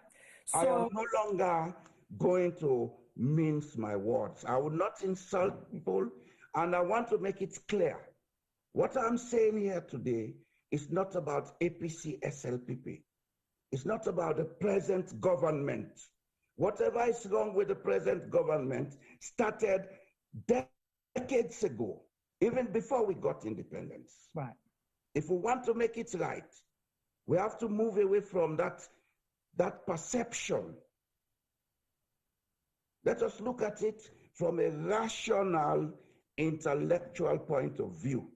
Right. So we are unable to talk this Creole. Keep on. No, we understand. We understand. It's very academic, something I'm discussing, but at the same time, it's the deep-rooted factors. Right, of our issues today. Another question I want to ask. So after independence, okay, because obviously there was that standoff between, late, Pasheki, we not be want for going to independence right away to talk about elections, but then the other faction we say, majority we push and get independence, okay? But then we get independence, 1961, then 1964, Hamilton died. Hamilton died. So in way lead we to independence, in term in office was short-lived. Yeah. Is that like what you say about that accidental issue? Is that another factor because of that break? They will not be able to get the transition right for continue the process. You had people with different ideologies and ideas. Where was there a mistake somewhere or accident again? I see the smile. Yeah, because you ask a deep question, right? And I therefore look at the implications of answering to this question. Okay. There are certain things we have to keep them. Okay, we can pass on that for the sake of peace. Peace. Okay, I agree. We should not correct to destroy. Right. The short-lived term of Sir Milton gets a lot of question marks. Okay. There have been accusations thrown here and there. Sir Milton Magai was a personal friend of my grandfather, whose name I carry. Personal in the sense that then two work together. As a medical doctor, my grandpa be a druggist or what you would call dispenser. They worked together, they worked at several different stations in the country. So he visits me grandpa Nashongo every weekend or when he get chance. As a small boy, I would sit around, I hear them discuss. Sierra Leone started with a crisis. And the crisis, they deepen every year, every decade. On the day of independence, that one I have proven there is a web link to it on the answers of the British Parliament that at the time when they went to discuss independence in London at Lancaster House, something happened. Shaka Stevens was arrested and brought back to Sierra Leone. Him and I.T.A. Wallace Johnson. I.T.A. Wallace Johnson was released, but Shaka Stevens and the others, including all the key members who later became APC, were in prison on the Independence Day. So Independence Day, they were incarcerated? They were at Pademba Road, some were at Mafanta, Magoka. So we started on a wrong footing. And 30 days now, they don't reach the time where we for end this game. That's not politics. Right. The reason for that, I will tell you after you ask the question. Okay. No, go ahead. Go ahead. It will be nice because what's happened. I started with this 1924 issue and the handing over of power, wanting to bring the traditional leaders back into governance. It was maybe a good wish by the British, but for the people of Sierra Leone, it was an accident in time. 30 days that our war between ruling houses and non-ruling houses now in their factory. Now they call politics. There are ruling houses all over the world. Even in Norway, they had kings. But now they've come together, then come with an arrangement that will make everybody feel belonging. You see, one thing where most people don't know is that the political parties, what they call APC, SLPP, they all started together as a SLPP. Yeah. And the SLPP come out from 3 different interest groups in the protectorate, plus a few Creoles them will go join them, led by this man, what's his name, Ethelred Jones. Yeah. We're changing name to Lamina Sanko. Yeah. If saw the demographics of what the Creoles wanted, and he said, let us join these people. Him and the father of Kande Yomkela, now then give the name Sierra Leone People's Party. That history I know from the interaction between my grandfather and Sir Milton. Then the people then come together now as SLPP, then begin to see the material side of power. So whether you say power corrupt, absolute power corrupt, absolute. Power cannot corrupt you if you don't look at only the material side of power. Okay. There is a material side to power, which is the wealth or the affluence that you enjoy. There is the ethical side to power, which is the service, providing service for the collective to have access to the good of the nation. That's the ethical side of power, and that is absent in Sierra Leone. That's why politics today is a game of life and death. And it's not supposed to be that way. No, it's not. I wouldn't, I don't want to make it personal, but I have to mention that I came to Norway in 2003, running away from my own country, just for standing up for the truth. I never planned to leave my country. I belong to Salon, I left Salon, go causes, and they turn back. Some people, they get busted, they can't cause, they never turn back. I've always been going back. But 97, 98, they see me in a collaborator, they beat me through me over a good bridge. I had to run for my life. I came to Norway in 2003. By 2011, I was elected as a municipal councillor. Right. I get a deep insight of the type of politics, and I believe that type of politics can suit me. Okay. It can suit me. So I'll come back to you on a couple of questions, but I know say my colleague they don't listen deeply, and I've been getting text messages. Somebody say for go shower, but you know they go shower right now because you know one for me sweaty. They say so. That's the well. The foot of state is talking, so yeah. Listen. Yeah. So I am the self-elected foot of state and forever. Foot of state. So yes. That come to me. Where there is no foot, the head cannot move. Move. Okay, I like that. So all the heads of state should listen. They should. Because they must listen. Yeah, they must listen. So let me get Tboy and Femi for coming inside. Then I got that question, but like what you say, some of them we get for left them for the sake of Sierra Leone for now. Peace. Yes, for peace. Who wants to go first, Femi or Tboy? I will go. Okay. Ask na Creole, so you know. People let them hear because it's important. Let's left this propaganda and lies now. Right. I totally agree with you, Mr. Jallo Jamboria. This not to knowledge overload. This now knowledge that is purely needed, because some of the issues that we don't raise and some of the discussions that you don't come across with this tonight, I think it is more than an opportunity for get you on board on this particular program, because what you don't say so far in regards to the independent, like Juma say, you big pass Salone and you are present. A big pass Salone independence. Well, Salone independence, yes. Yes, correct. Yeah.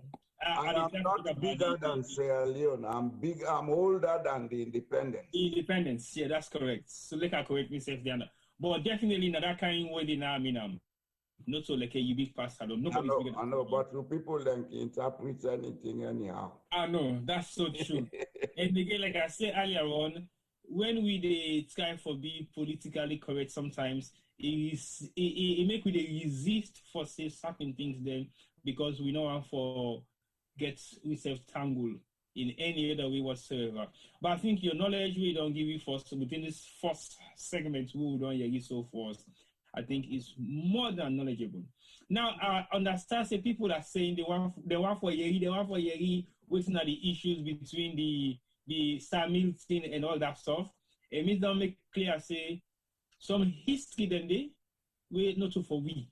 Reason being, we already there now a sloopy state. So basically some history then they will go for let go.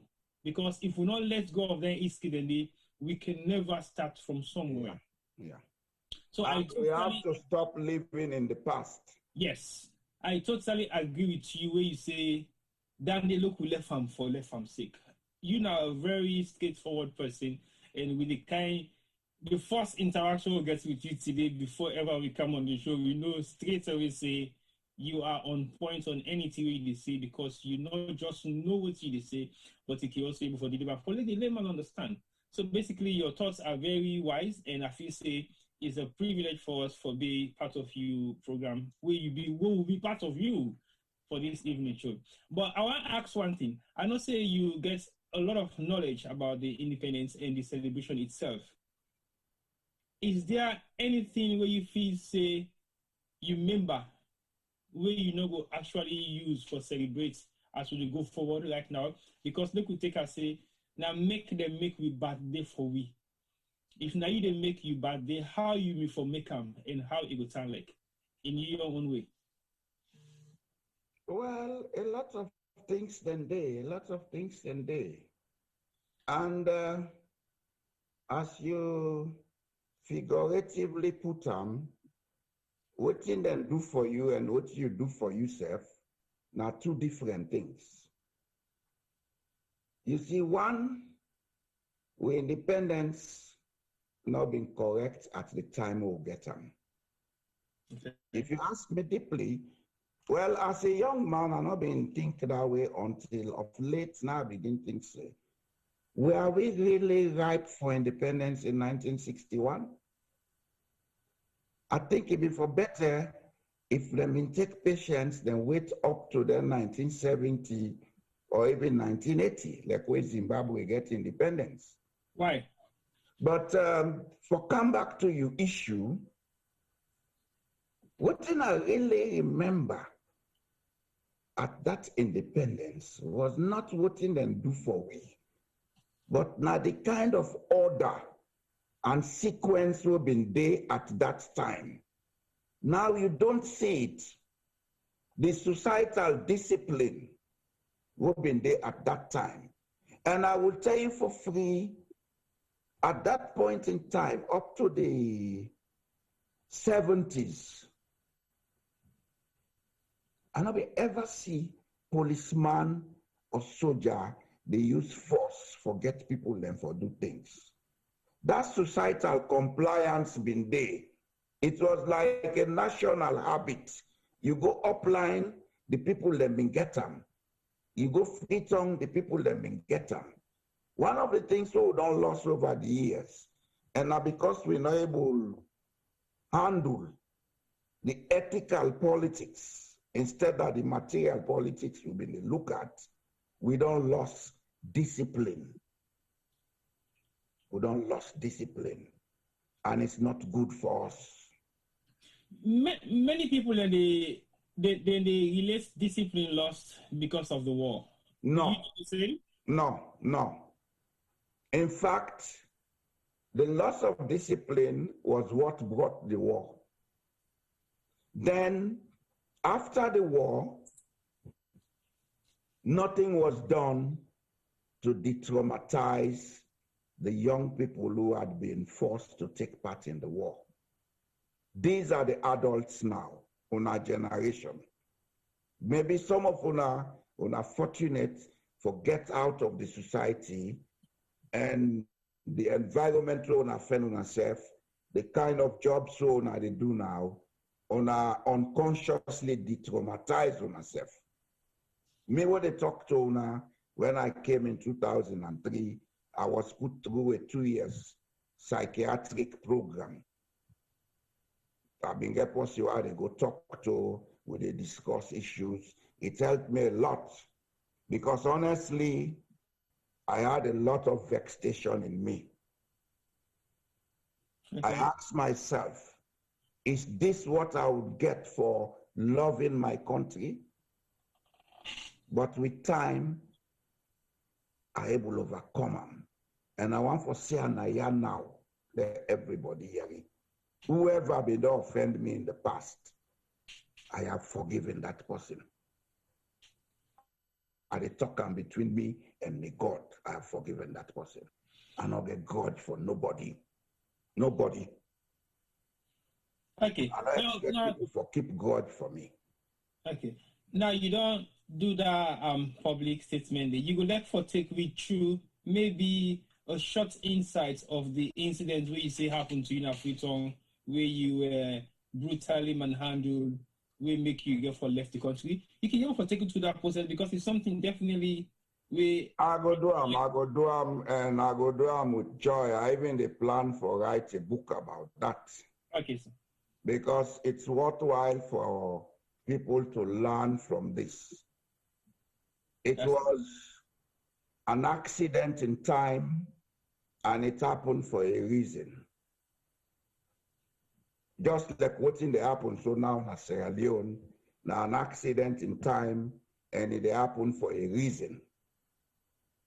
Everything what happen in life, it's part of the path to development. Failure is part of development. That I learn out of experience. Okay? Right. If you don't fail, you don't develop.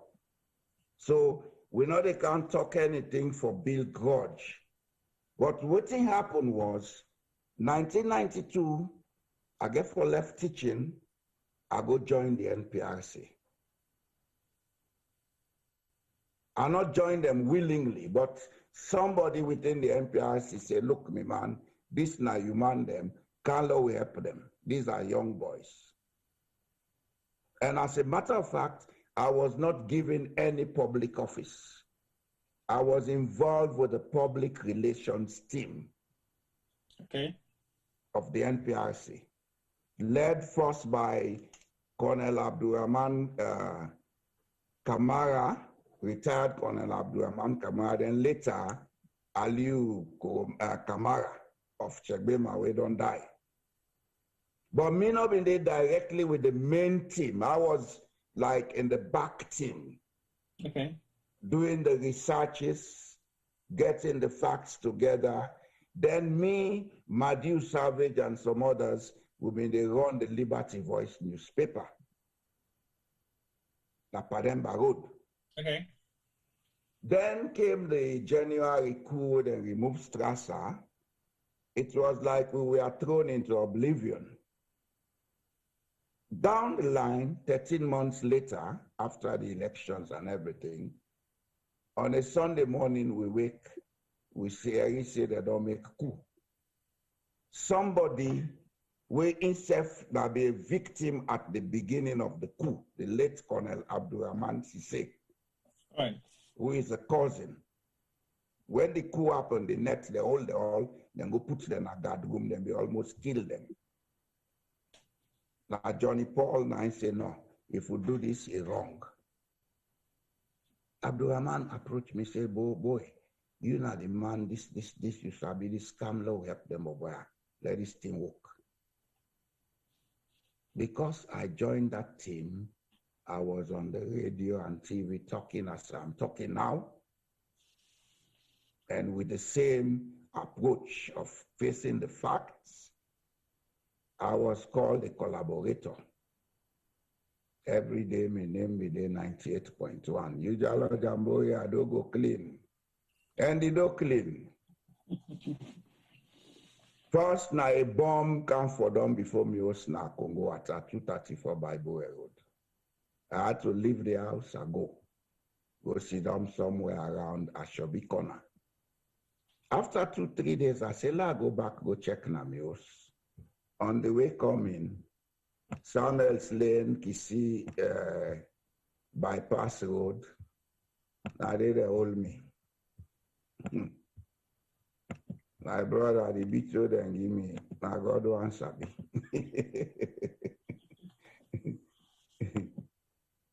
They beat me like pieces, baby.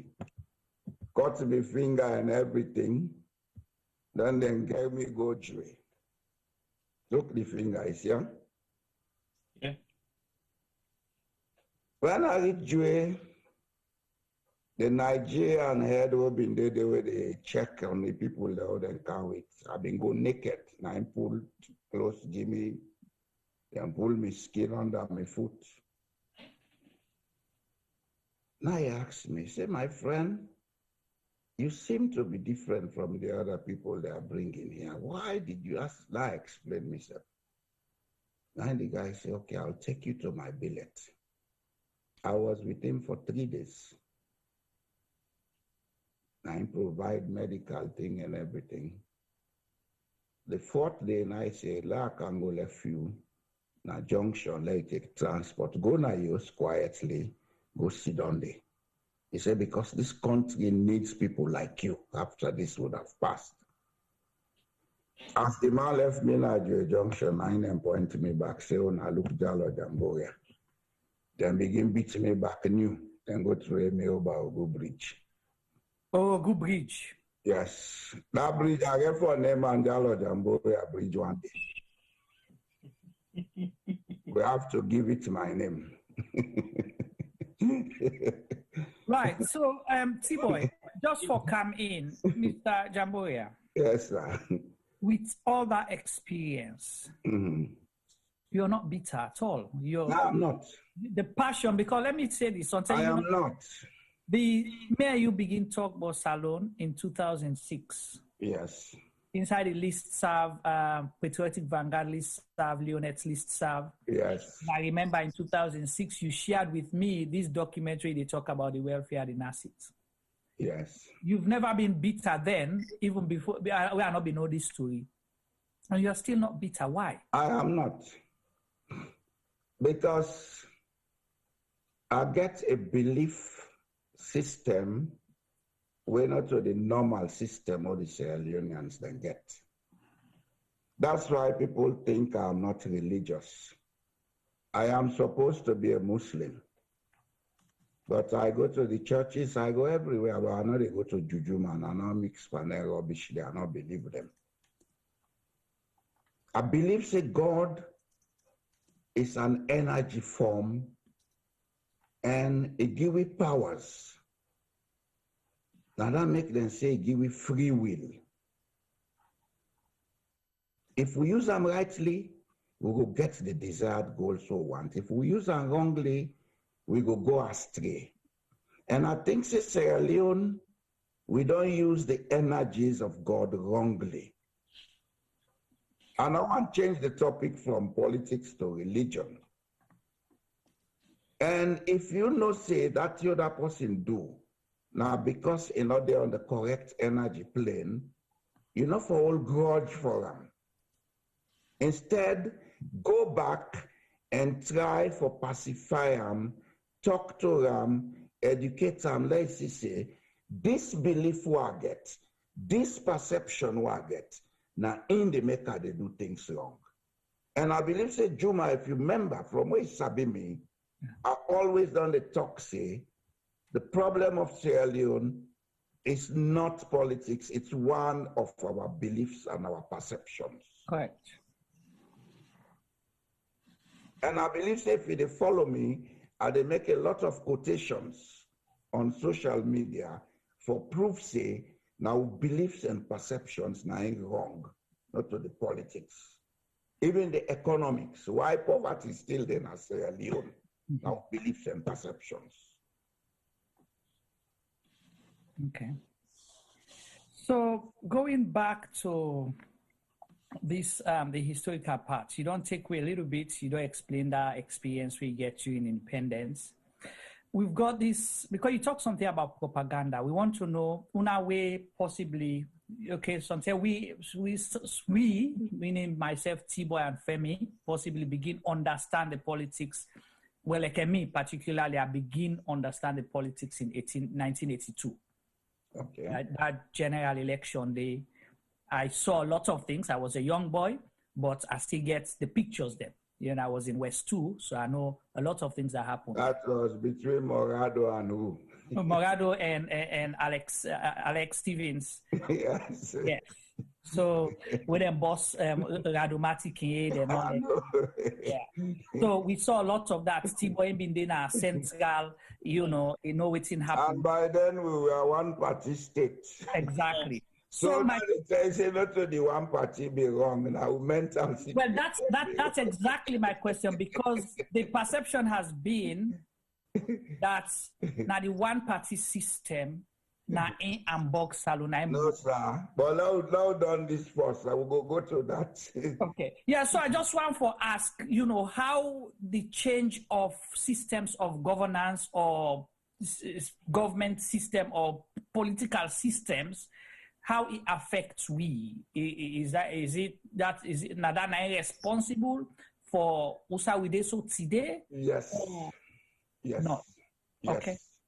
Yes and yes. Okay.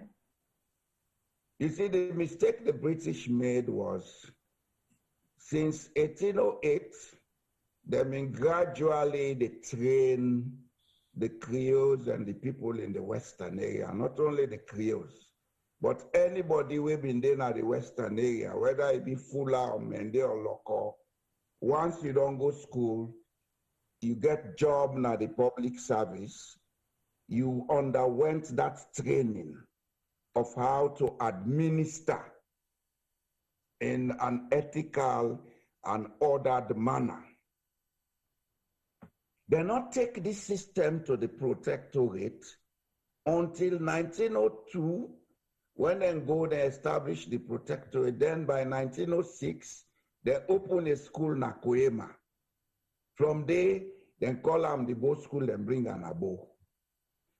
Then, imagine on 1902, now you begin to give the people education. You know education, we want to let them work with, because education be done day. Education be done day long years. Let's just finish. Okay. 1906, you begin to give the people education. By 1924, you say them for begin govern themselves. And what I expect for do this governance, now the one that way you don't put through that school process. Almost here that be.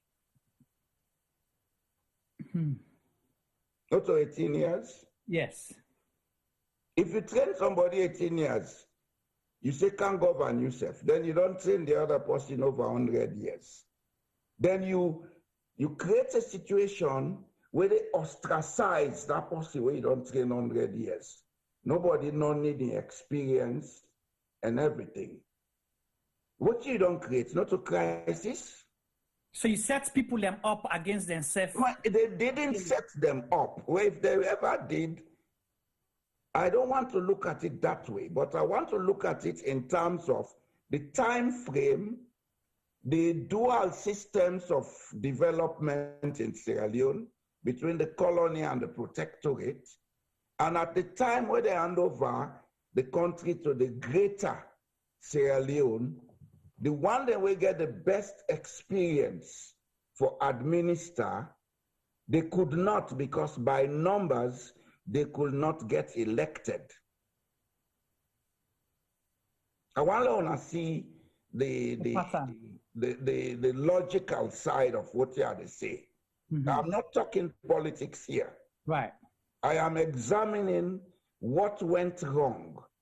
And later, before the end, I don't know if I don't tire, but I therefore come with certain recommendations as to what to do to correct this gap, because this gap is there on 3 platforms. Right. Between the Western area elite and the provincial people. Then within the provincial people, you get the gap between the ruling houses and the non-ruling houses. Right. So Sierra Leone is trapped between 3, a triangular crisis. Right. That was what led us to war. Right. So what's I want for let you clarify for we viewers them, because we get a lot of millennials and a lot of people we're not too au fait with Salon history, or where the protectorate and the colony. So I will explain that distinction there, at least so let people understand, how that relates to the politics of today. And you mentioned something. I don't know whether Tboy will want to contest that or something, but I picked on it. You said then start a school na Koema. Then they bring and come na Bo. Yes, that's Koema. The Bo school started at Koema. Okay. Then a few years later, they brought it to Bo. Okay. So outside Koema, I just want to let people now on the way between Bo and Yele. So that means that closer to the western area side. No. You talk about Koema Day on the road from Bo to Yele, then to Maborka. Maborka, yeah. You pass Koema. I think you come to, I call this place Mongere or wherever. There was a gold mining company there recently. From there, you pass other villages, you come Yele. From Yele, you pass other villages, you come Maboka. It was a main road in those days. Okay. So now what is known as Bo School today, now they start. Yes. Okay. All right. So explain that protectorate and the colony thing, so at least people go. Well, when the British been come back with the people them way them been taken to slavery for resettle them na Salon, they been talk to one of the section chiefs them na the Koya Kingdom. It was called Banabom of Rubaga. Rubaga village, it is right now outside and they call Koya on the Rokel River. Now him, because when they ask him, what is your name? He say, name Bana. Now they call it the name Bana. Ah, so they ask, what is your name? Banabom. Me name. It's just like if they ask you in French, just now you know sabi talk the French better, then if it's in a part of your name. Yes. In fact, that thing they all over Sierra Leone, we will take them on another program. Okay. Because I want to do something on history. Yeah. Okay. We get a common history where most of we don't know. Yes. Like for example, every district in Sierra Leone gets a place where named Sumbuya. Or not to accident. Just like we get common surnames across ethnic groups, not to accident. These are the things we should begin to research that will unite us. And I'm ready to go. I've started, in fact. I'm using my time and resources to do that.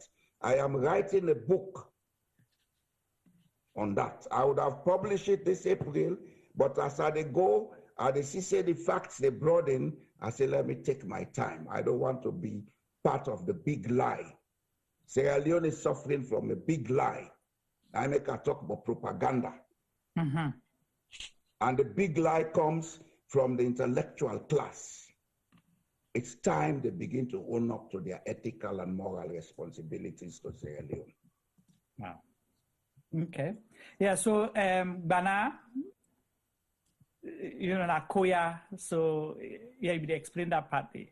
Banabom, Naina been the sub-chief, Naina meet and say, we want land for resettle them people. And I come, now Usai, we call Freetown today, then get a WAF day, that government WAF.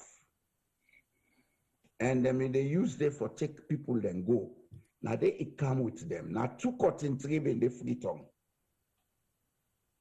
The one with him up today, and the other cotton tree been they down near government WAF Usai Cathedral Church Timapso. Wow. Yes. Now that area they, now they then can establish a camp for the people that would then bring. The team, the people around, the social people around, then they can't for do business with them. Now I make them in call that area the camp, row camp. But when the team the man they talk, I say camp. That's why the terminals today call Freetown row camp.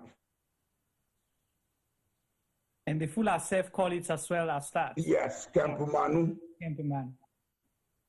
The colony, when they established after that, the British been concentrate on that colony. Then they try for talk to the chiefs them upline, but some of them were resisting being taken over. So they signed treaties here and there. Then by 1875, the British wanted to force an extension into the other part of Sierra Leone. Then come with this suggestion of people paying taxes for their homes. It meets with a lot of resistance, now it lead to the hot tax war. After they able to quell the rebellion of the hot tax war, now finally the British established a protectorate. Then call them protectorate because they were not willing to directly govern that part of Sierra Leone. Then they put district commissioners where they deal directly with the paramount chiefs and other people in the different parts of Sierra Leone. So it was like a half-hearted something, but then they want to use the opportunity for expand on the trade area for buy produce and these things for export. And in fact, that was the reason we make them build the railway, okay, they talk about trade. So up to 1924, there was no direct British influence on the governance of any part of Sierra Leone beyond Songo.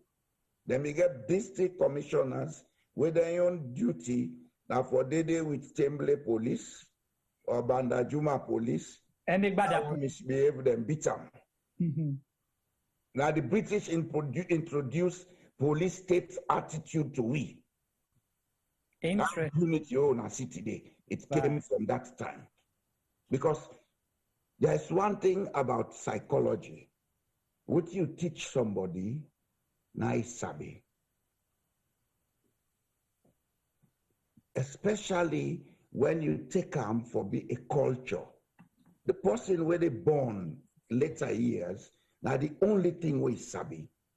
So if anything they go wrong today, instead of blaming what is going wrong, Lord, look at where did it all started. Let me understand why it starts. And let's say, okay, enough of this now. Now we are governing ourselves. Can we have some new dynamics to work with? And I think that's the best way for us. Right. Because we history from slave trade to the British scam, a lot of mistrust done there, a lot of use of unnecessary force done there, it don't become a culture. And that culture is destroying us right now. So PPC not get business for fet with SLPP, they all are blood brothers. Right. And as Koroman, it's related to all the Koromas in Sierra Leone, whether they speak Mende or Timini. Samoa Kamara, it's related to all the Kamaras in Sierra Leone, whether they speak Mende or Timini. As a matter of fact, if Samoa Kamara claims to be a loco, then he's related to the bandits of Kailaon. Because the loco, then what they call loco, now the name of the chief, now in the British put upon them, they are bandits, and the bandits, then they live in Liberia, then they Guinea. The man was called Songo Loco. That village what they call Songo, now they meet her. They ask him, what in I name, he tell them, say name Songo Loco. So all the people there around and they say na Loco people. That was one of the things that misled us. The wrong naming. And it was not only in Sierra Leone, it happened in India, etc. They go India, they meet the people in village Mumbai, then call them Bombay. There are a lot of things we need to correct, but we need for research. And this is where the intellectuals should come in.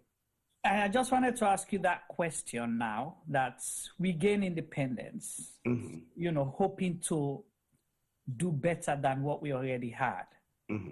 So the intellectual class, was it, do you think it was deliberate for the left things is scattered the way it's scattered for so they will get control of power?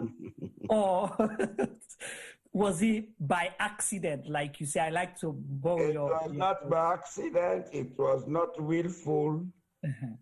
It was by design of culture. Design of culture. Explain that to us, please. I think I'll explain them, but let's just bring her into this context. Okay. They took 100 and more years to educate the Western area people, then teach them administration. They took only 18 years to educate the people in the protectorate, then give them administration. So mistrust cancer. Then the issue of tribe, region, and all that thing, they begin play into the dynamics. You see, the situation of Sierra Leone is very complex, but it is not unique. It's not unique in the sense that this has been the case in almost all Africa. But why other countries then they're able to overcome this? Now, because the intellectual class at certain points, they behaved like intellectuals and went into research and found out some of these weaknesses. Every society You see, in business, they get what they call SWOT analysis. Every society gets in strength, it gets in weakness, it gets in opportunities, it gets in threats. Right. And that's where the intellectual class comes in to research and forward recommendations on what to do to make our weaknesses stronger, to improve on our threats, to make them less threatening, and also for use the strength for build the society for the common good. Instead of our intellectuals doing it, they will go and get all these titles to come and enter the game that is the very destruction. And they call it politics. It's not politics. It's something else. Honestly. And this word again, I will come to you just now for begin tell about solutions, but there's this word, because when you talk about propaganda and, the common words people use, when we started, you say you stayed late because you are a patriot, you want to do this for Sierra Leone. When people disagree on issues, they label them that they're not patriotic. Is patriotism only when you agree with issues they have to do with government, or where you state the facts when you are true to yourself and your country? Patriotism is not an act of words. It's an act of conscience. What I mean, may you can discuss now. In fact, what they talk, so a lot of people go disagree with them. It's their right. It's their right. Some people can even insult me for saying it. It's their right. Because they are thinking within their own scope and their level of understanding. I don't have to get annoyed. If I get annoyed, we go into an exchange, then I'm being very unpatriotic. Patriotism is not an act of words. It's an act of conscience. And what's in our conscience, now for me, we able to look at somebody and say, okay, this person, what did they do so, what did they say so, they say because that the thing where you understand. Therefore, Allah forgive him for what he say wrong, and Allah take time for go back to him at some other point where he will be emotionally ready. Let we discuss. Then maybe he will see what's wrong in what he they say. You see, the loss of trust as now the key to everything what they go wrong with we. We not trust ourselves, so therefore we not improve on we emotional intelligence for make we be tolerant with each other. As a matter of fact, Sierra Leoneans don't talk to each other, they talk at each other. Listen to Sierra Leoneans discuss. Listen to them talk. What do they call argument? Not talking at each other. Argument in a correct terms. Now, when people get exchanges of disagreement, but then reach a point where they agree that, okay, that's how you feel, that's how I feel, but this is what I think is the middle of the road. One thing we maybe are not being ever talked as before, when I say I be voting vice president of the Teachers Union, one of the things what they trained me for, now the art of negotiation. Listening to people, hearing them out, decipher what in they mean. And for decipher what in the person mean, you they look beyond the words. You they look at the culture. You they look at the person in emotional state. If that man don't go work 10 months and not pay him, If we can't costume myself, you get right. Beer. Emotional state allow that. Don't get annoyed. Don't use force. Listen to him. Meet him halfway. We don't have this in Sierra Leone because we not get trust in each other. And for make you hear Sierra Leoneans, they talk about enemy. When then they refer to their own brothers and sisters, it's very appalling. Not only in politics, so look at the homes. Brothers and sisters go at loggerheads. They take themselves as enemies. Across ethnic lines, people look at themselves as enemies. Because slave trade, they don't build this mistrust. Then we come back with a governance system. We put the use of policing above rationality. So this is where we are today. How do we get out of it? How? How? We need a national dialogue. Okay. And the national dialogue not for be political. And I believe say we don't start. What you make I believe say we don't start? This platform we wanna get now one place for national dialogue. But I go beg una do ya. Una be careful of how people come and discuss politics. People don't understand what is politics.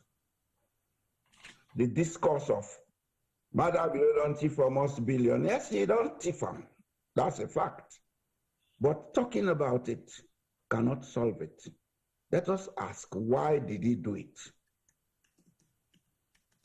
Because all governments since independence don't do the same thing. But with every government where they come, the thing they get worse. The quantum of corruption, they grow. That's how cultures are built. That's what sociology taught me. That what you teach you Pekin, where they can't teach you own Pekin, it will become better. So the act of corruption is not a political issue, it's a sociological issue. We have to look at the roots. When we're able to find alternative solutions to the reason or the reasons we've been caused people then for be corrupt, then we have started solving it. We cannot solve it with the Anti-Corruption Commission. That I'll bet everybody. Governments will come and go and it's going to get worse. The use of force cannot stop corruption because it's not an issue of accident, it's an issue of culture.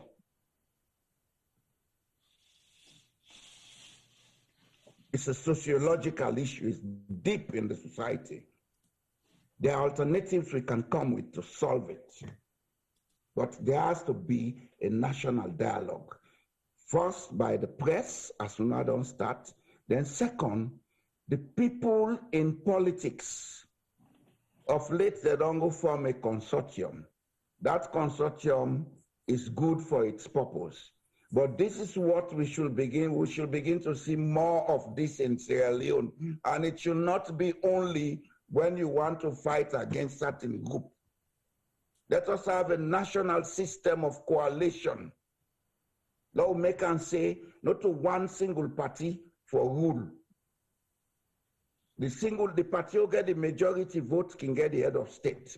But ministers and other people should be taken from across other parties. That's what they do in Scandinavia. That's what they do in Germany. Let us move away from the Anglo-Saxon model. Then two, let we decentralize Sierra Leone. And what they decentralize, you know, they go appoint order for be the clerk of the municipality in Cambia. Leave the people of Cambia to appoint their own municipality clerk. Leave them to elect their own mayor. give the money for them for develop themselves, and create a monitoring mechanism for make sure, say, if they say this money we want them for hospital, then build the hospital. If they say this money we want them for road, then build the road. Give contracts to people within the locality. That's how you distribute wealth. But you know they go say, Cambia District Council, now the man na free tongue for go do the contract because he's a party member. We dey do things in Sierra Leone for make Sierra Leone go before, but we dey do them wrongly. Right. What can we do, within a short space of time? Because you see, you don't talk about a lot of important things, and I will not go down this conversation today. We'll get for do another round again. I know it's a duty. It's a sacred duty. Right. I'm ready to go the mile. Definitely. I didn't do more every day. It's a sacred duty. I have to do it for Sierra Leone. I'm 66. I can drop dead anytime now.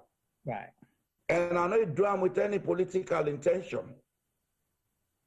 That's why I said I am the self-elected foot of state. And I'm going to be the foot of state forever and ever. So as a foot of state, if now you been there right now, for do foot patrol, what you able for do within a short space of time? For change Sierra Leone? For change, for let people begin get trust again, for let people begin smile again, for let people begin get confidence. And I know you are one person way particular about national unity. And the reason those processes have started, but it's going very slow. Yeah, the reason they say this about national unity, we had a conversation, me and the guys, okay? And always when they ask, say, Juma, waiting now we coat of arm. Unity, freedom, justice. And justice. But we don't have it. Right. So what would you do within a short space of time to change that? If you had the opportunity, meaning that I only advise the one that we popularly. No, I don't want the opportunity. I will say it according to how I see it. I don't have to be at State House to do it or say it. Right. Everybody has to be part of the leadership.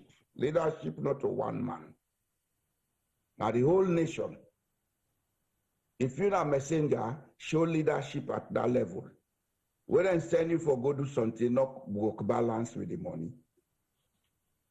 You understand?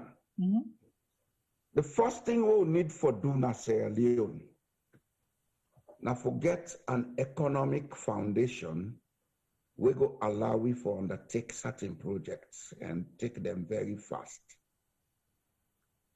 You see, we go at snail pace because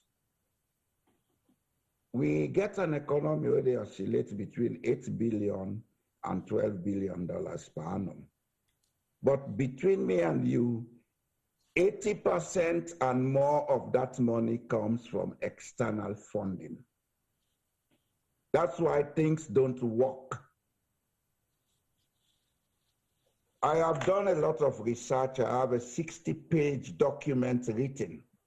I'm ready to give it to any leadership or government that shows honesty. I will not give it for people to go and get money to come and build houses.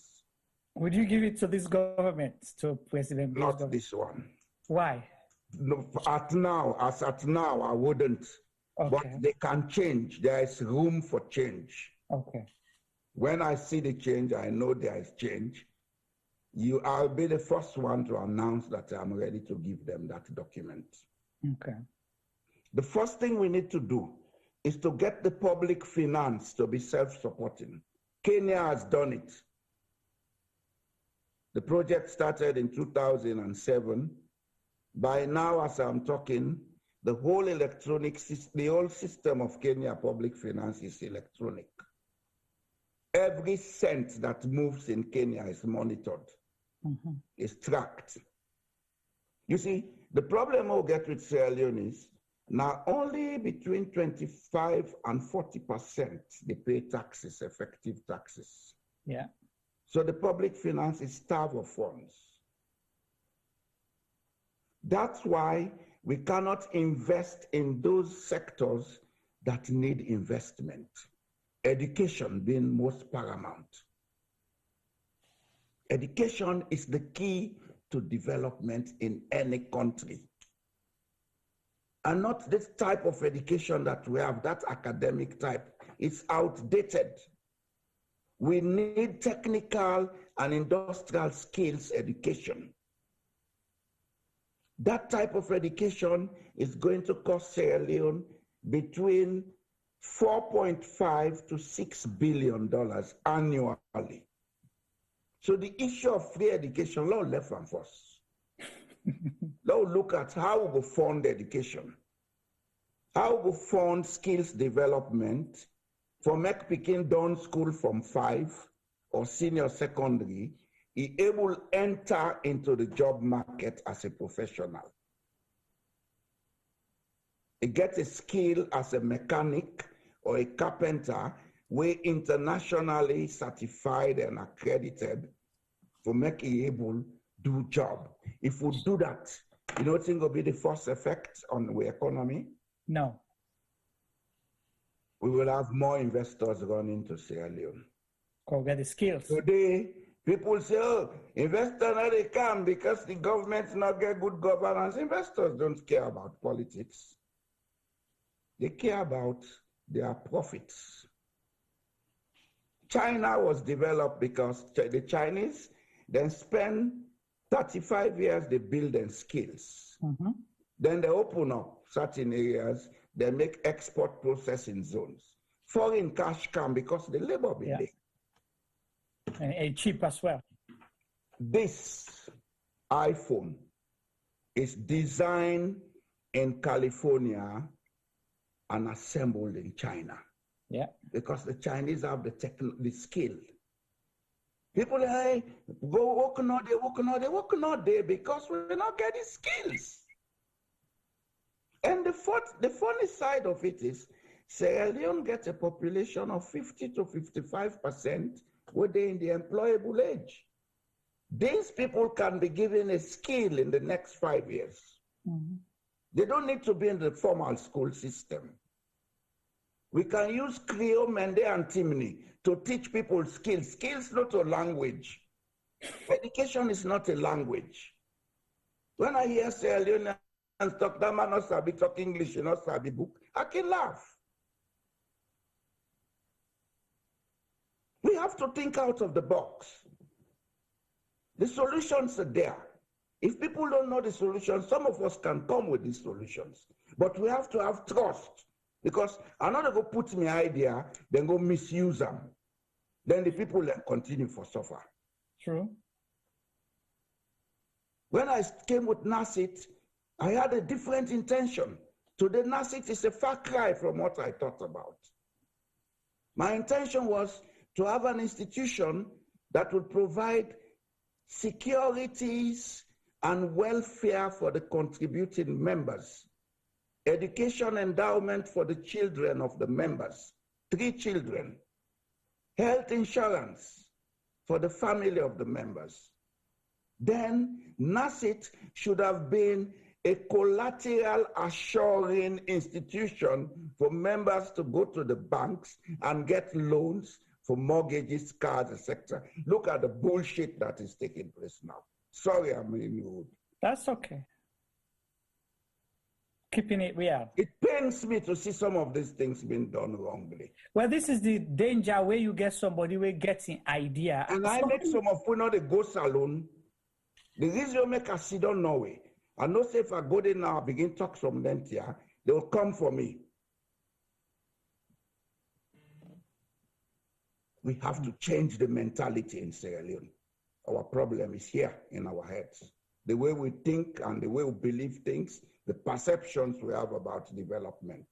Mm-hmm. When man don't thief money, you go bill us. All man they all saying, God do help. Which God will they help people for destroy themselves? Right. I see Femi gets question for you. Femi, Yes. you want to come in? Yes, Juma, can you hear me? Yeah, loud and clear. I'm not sure if my camera is working, but I'll try it. If All it right, I goes think off, it's not working. At least he can hear your then question. jump I in. can hear you and I see you also. Okay, thank you, sir. Quickly, you kind of touched on it just now. You talked about a little bit.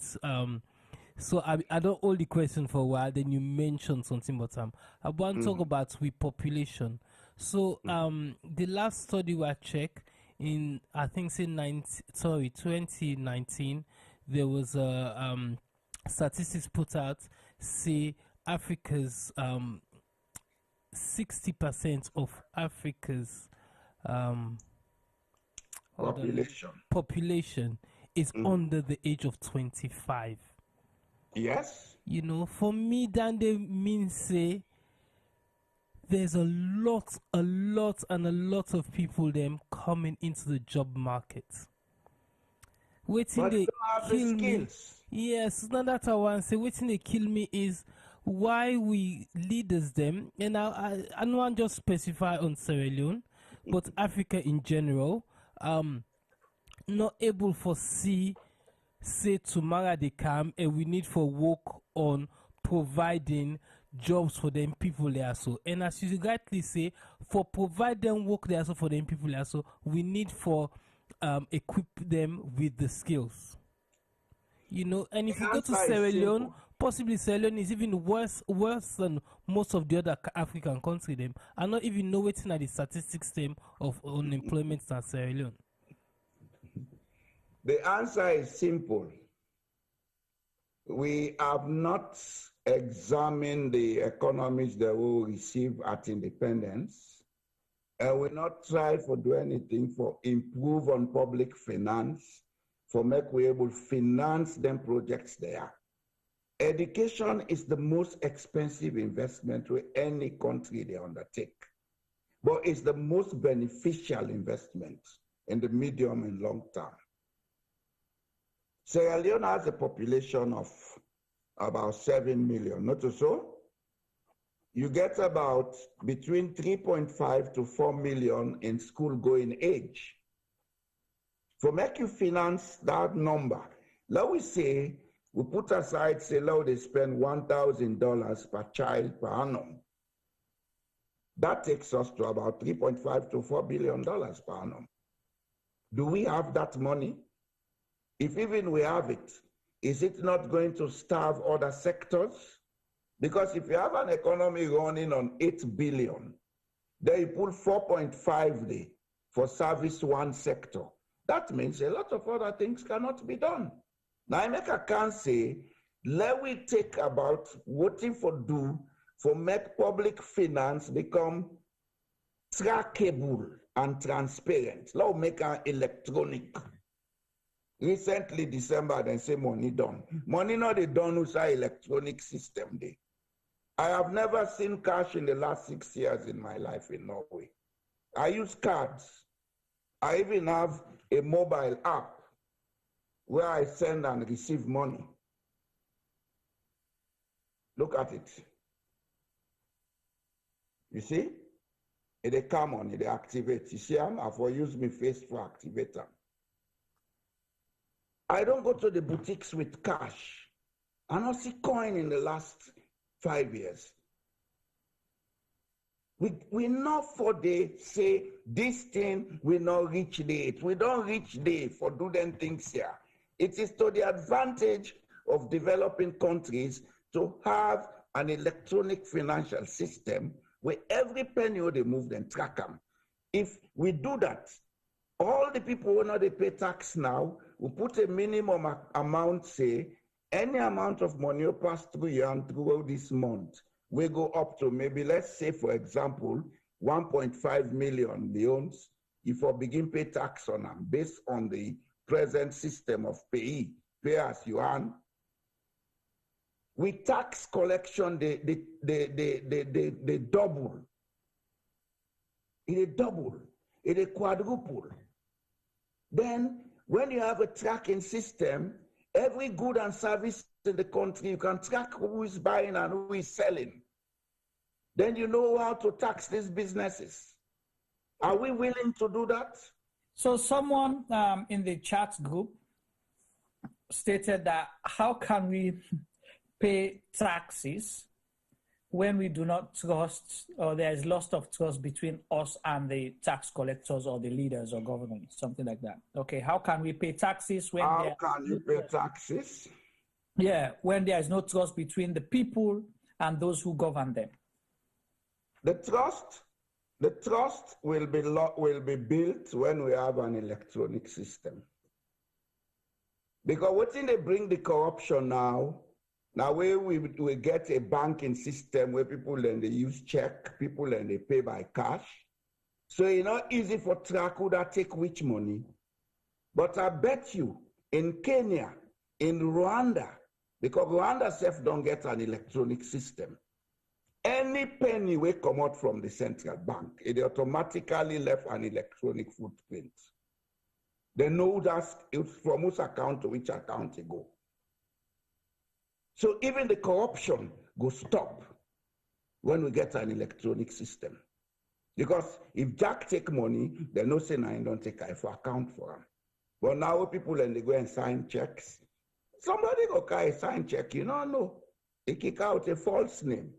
But when you have an electronic system, and now that we don't begin get a social security number, where then they try for put in place, where they go for opening account, now your social security number and everything they use. So if now you the money go to them, no say now you. Yeah, I know call myself with Banabum Sisay, women are Boye Jallo. Yeah, the only issue yanda, who they hear about the corruption, most of the corruption who they hear about, not to the ordinary man, which you call them the billions, they would hear. It's a very people we're supposed to be custodian of them funds here. So even if there is an electronic system, will they not create another avenue, be smarter than, smarter ways them for siphon? No. If anything of that nature happen, then the systems administrators have to account for it. Because one thing about electronic systems, you get grades of access. Right.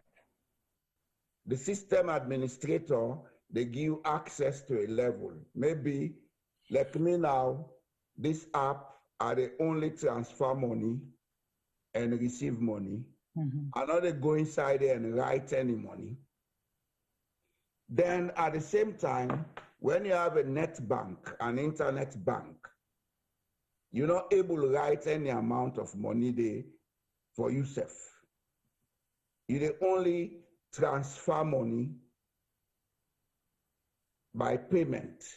Right. You type the amount where you want to pay, it go.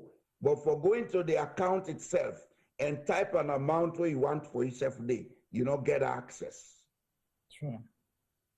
So it's a very safe system. Okay. I'll bring Femi come inside again. Then I sure say we'll have to bring you again sooner than will be the expect, because people don't begin to ask you how they go before reach you.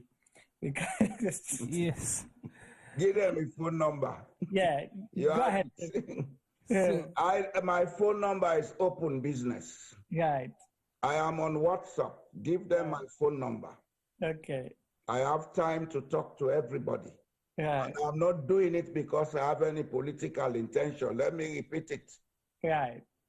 And one thing I want to make clear, I have taken an oath to myself that I'm not going into politics in Sierra Leone. One thing I will do is not to ever change my Norwegian citizenship. So I would automatically disqualify myself. Right. But I have a moral duty to Sierra Leone. Nobody can deny that. So una we go feel say Mr. Boye Jallo Jamboria always they talk so because he gets this way he talk, he get intention, he get motive, he not get no motive, he not get interest for going to salon politics, he don't be cancelled on a Norway. So it's habituating at politics small at different level. He don't be vice president for the biggest trade union organization na salon, the teachers union. Go ahead, Femi. Yes, sir. Thank you, Juma. Mr. Jallo Jamboria, sir. Yes, you talk about taxes. You talk about paying the citizens paying their taxes who can use their tax and for help develop the country. I want to ask you about the powerful private sector. Are they paying what is due to Sierra Leone? And You if see, so, could we it's a use those question, amounts it's a to highly change? quoted question. Because when you talk about private sector, you don't generalize them. One thing I'm very sure about is every foreign company operating in Sierra Leone, then they pay their taxes based on the contracts agreed on. But there are local businesses in Sierra Leone where feel say, now we all there, we're not pay them taxes properly.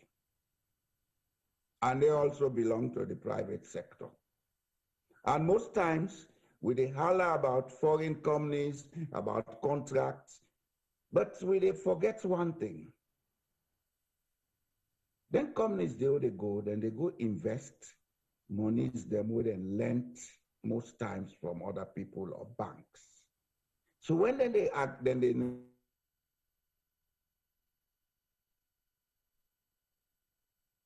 negotiate back those loans they took. You understand? One way we can get them for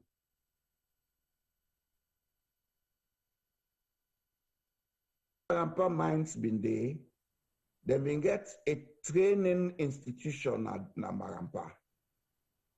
Delco, the Tewe Delco been there. Then we get a training institution. Then we train people them for technical skills. One way we can softly improve on our gains, from our minerals. Now for talk to them companies, they provide training for the employees.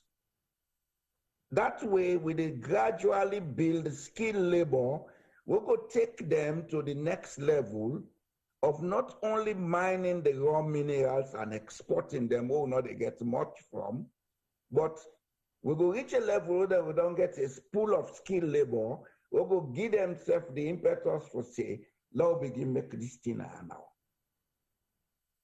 If na iron ore, then go smelt them into iron ingots. The diamond, then go make jewelry, they will cut them, they make jewelries. I remember first time, the diamond industry, the diamond corporation, then we get people that have been they do diamond cutting. But we have moved away from that because we did look at the material politics. Almost money, then come near forgive. Yes, they can give money, but if they don't have it, they don't have it. You understand? Hmm? But if we build on our own capacity internally, we will gradually reach a point where we may be able to take over these industries. As a matter of fact, just investor relationship from Scandinavia now, then they only go to a country when they don't reach an agreement and the security say, then they come, then build, they operate the thing, then get the money, then gradually train una for transfer. Right. That is what a toll road. Exactly. But the term and the length of lease is too long. Too long for Salon, exactly. Yes. There are ways we can make Sierra Leone a better place. But there has to be the will. And the will come from the understanding. There are times to blame our leaders. But let us be honest. The intellectual class will advise the leaders, then they play sycophant. Then left all thing at the head of one man. Me not intellectual, are the cost intellectuals. Now we're responsible for the backwardness in Sierra Leone. So that makes that you always say, His Excellency, I don't do this, you don't do that, so then pull all the load and put some behind. Yes, we are just there to praise, sing. Right. And when they give us a job, we steal the money. We have to change now. Right.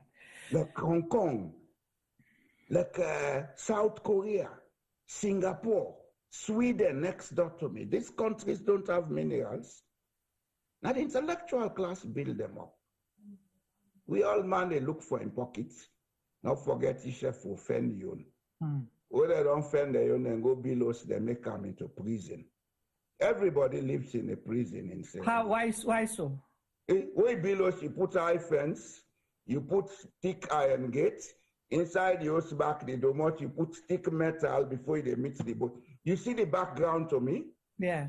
That's my window. I'm living in a glass house and I don't even have a fence.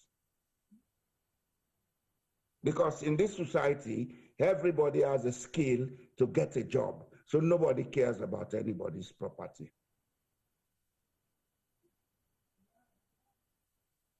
There are a lot we can do for Sierra Leone, but the intellectual class therefore own up to their responsibility. They have to be the advisors of governments. They have to be the policy makers of government. They have to be the technocrats of government. Now that we don't lose. Right. All man, they play sycophant. They go label for that job. Okay. Tboy, I want to ask you a question, then I'll ask Yes, you and I want to follow roundup for today. Tboy, go over to you. It's not so much to do with the question, but it's a contribution to what you say. Because if I say I ask you a question, only the commonality. Other day, they will not call me any other time. No, definitely with a book you on the air for the next program today as we talk. So when we're done with the book another day. So today, na Independence Day, where the full man cap. I know. Next time they can have the cafe cap at the well.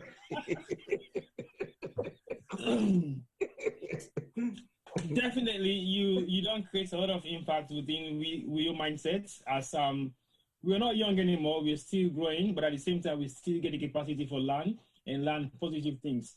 I'm not saying you never forget involved in politics in Sierra Leone in any way, shape, or form whatsoever. But we always say for be part of any change in any system, you have to be in the system.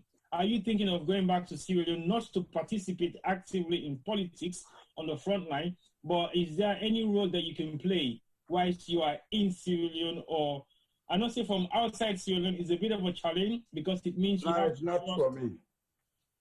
It means you have to trust the people who are. It's not for me. It's not a challenge for me to operate from outside Sierra Leone. Okay. I have the technological capacity to run a whole office from my parlor. But Sierra Leone is not to me on Zoom. Technologically. You are talking to me on Zoom. We can use that technology. But that technology is a struggle in Sierra Leone because we also because we are not doing the right things. We do things but don't do them rightly. Sarata should be empowered to have the capacity to produce fast internet and everything. And Sarata should not be a private institution. It should be an institution with the infrastructure where they rent services to other private people. That's how it is in Norway. I know say the Scandinavian model of governance or practice of their own administration is quite different from the Anglo-Francophone countries then. Now that kind of model they anticipate Salon for go through. No, because Norway and Sierra Leone get almost the same population. And Norway has only oil. And even the oil money, they know they use another country.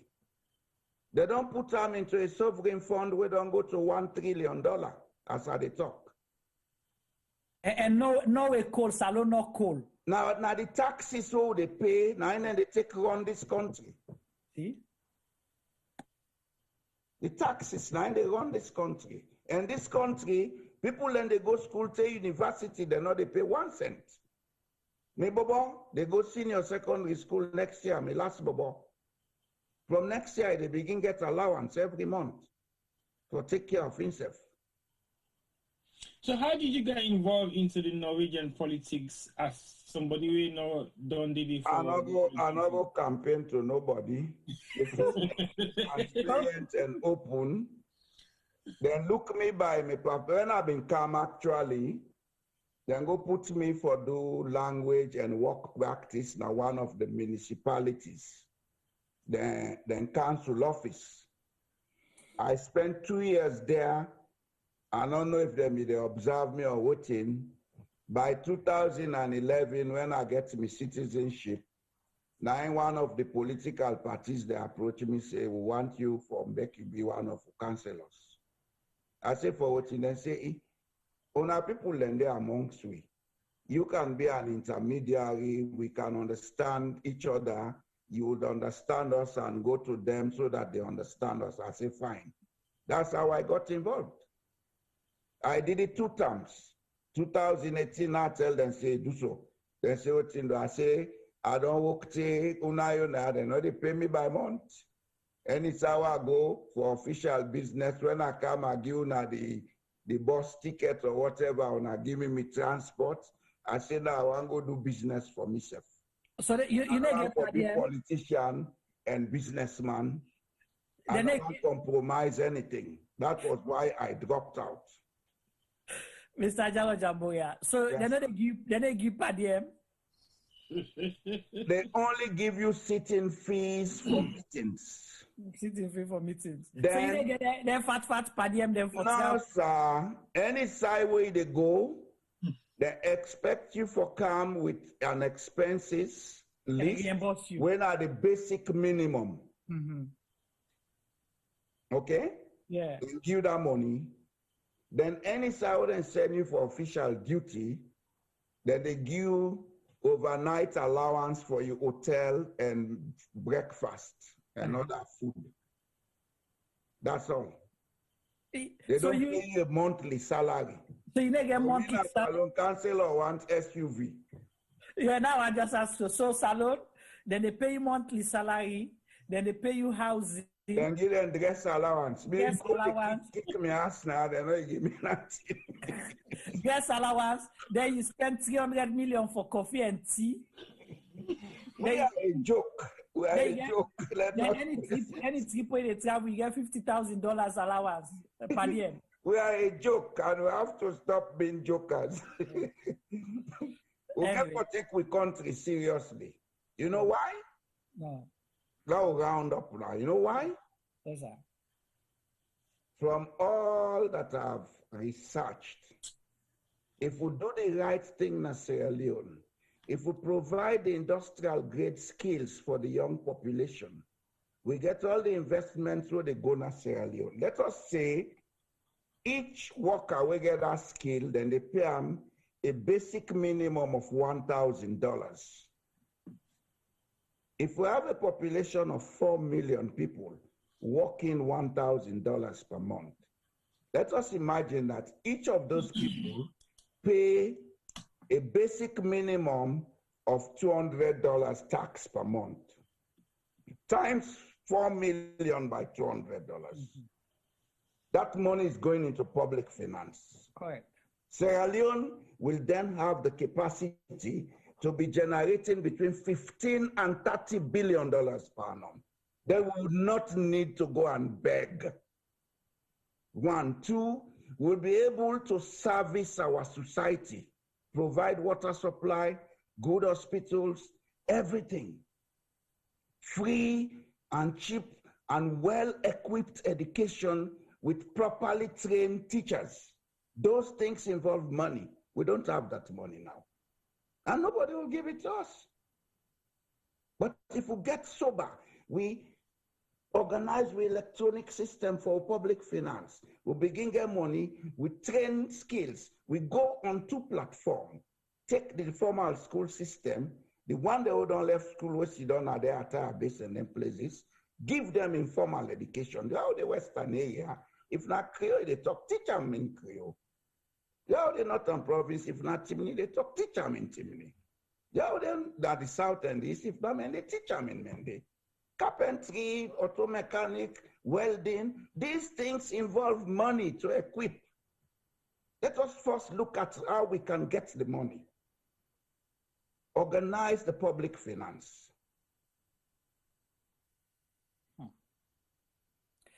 Well, thank you so much for today, Mr. Mohamed Boye Jallo Jamboria. We appreciate you that you spent almost 7 hours with us waiting for like 1 hour, 1.5 hour program. But I'm sure it was worth the wait. We see people, the conversation going and people don't want it to stop. But because I will come any other time. Yeah, we'll end it for tonight and then definitely we will get Mr. Jallo Jamboria again now. So on subsequent programs, and definitely, so hopefully in the next 2 weeks, if possible, right, Tboy? Yeah, hopefully in the next 2 weeks, we will plan something. Anytime when I just give me notice. So in the next week, the next 2 weeks, they for next week. Okay, next week. All right. So Tboy say next. Well, what I want to do? Uh-huh. Let's get one program on education. That was my thoughts exactly. That was my thoughts exactly on education. Let's have a program on education. And since you teach and you serve as a vice president for the. I not only teach now, I teach back now Norway 5 years. All right. So we'll talk about the education sector generally and teachers specifically as well. You know, welfare of teachers. What do for improve education? That's what I want to discuss. Exactly. What do for do, and which type of education appropriate for we for Salon for moving forward. Okay, cool. If we do that in the next 10 years, Sierra Leone is going to be an export processing zone. I will tell you now the geographic reason that but do you, I don't know, before we get that program, I go get for giving us some maps and what in what I want to put on the screen, let people see. We sure will. Just do that. Sure. Sierra Leone is centrally located on the Atlantic region. From Freetown to any major city in the Atlantic region, it's maximum 8 hours by air. By sea, maximum 16 days. We get the third largest natural harbor on earth. We get a young population. Then we cry poverty. What is wrong with us? Don't we think? Let's forget about politics. Let's begin to talk national development. This course and fet lay down. Let's stop it today. All right, what would be your last message for today's program to the people and the government? The last message to the people of Sierra Leone is that from today, let's begin to consider ourselves as brothers and sisters. Let's consider, say, we all get a common background. That's why you get Kuroma, Kamara, Sisay, Tarawali, Bangura, Conte, all over Sierra Leone. Kalon, Lahai, Soiree. You go to all the districts, you meet them. That's another thing we may have a discussion on. Every district gets a place where they call Sumbuya. Now, two Koya chiefdom de Sierra Leone. One de Potloko, the other one de Kenema. Bauma Naina, the headquarters for Kenema.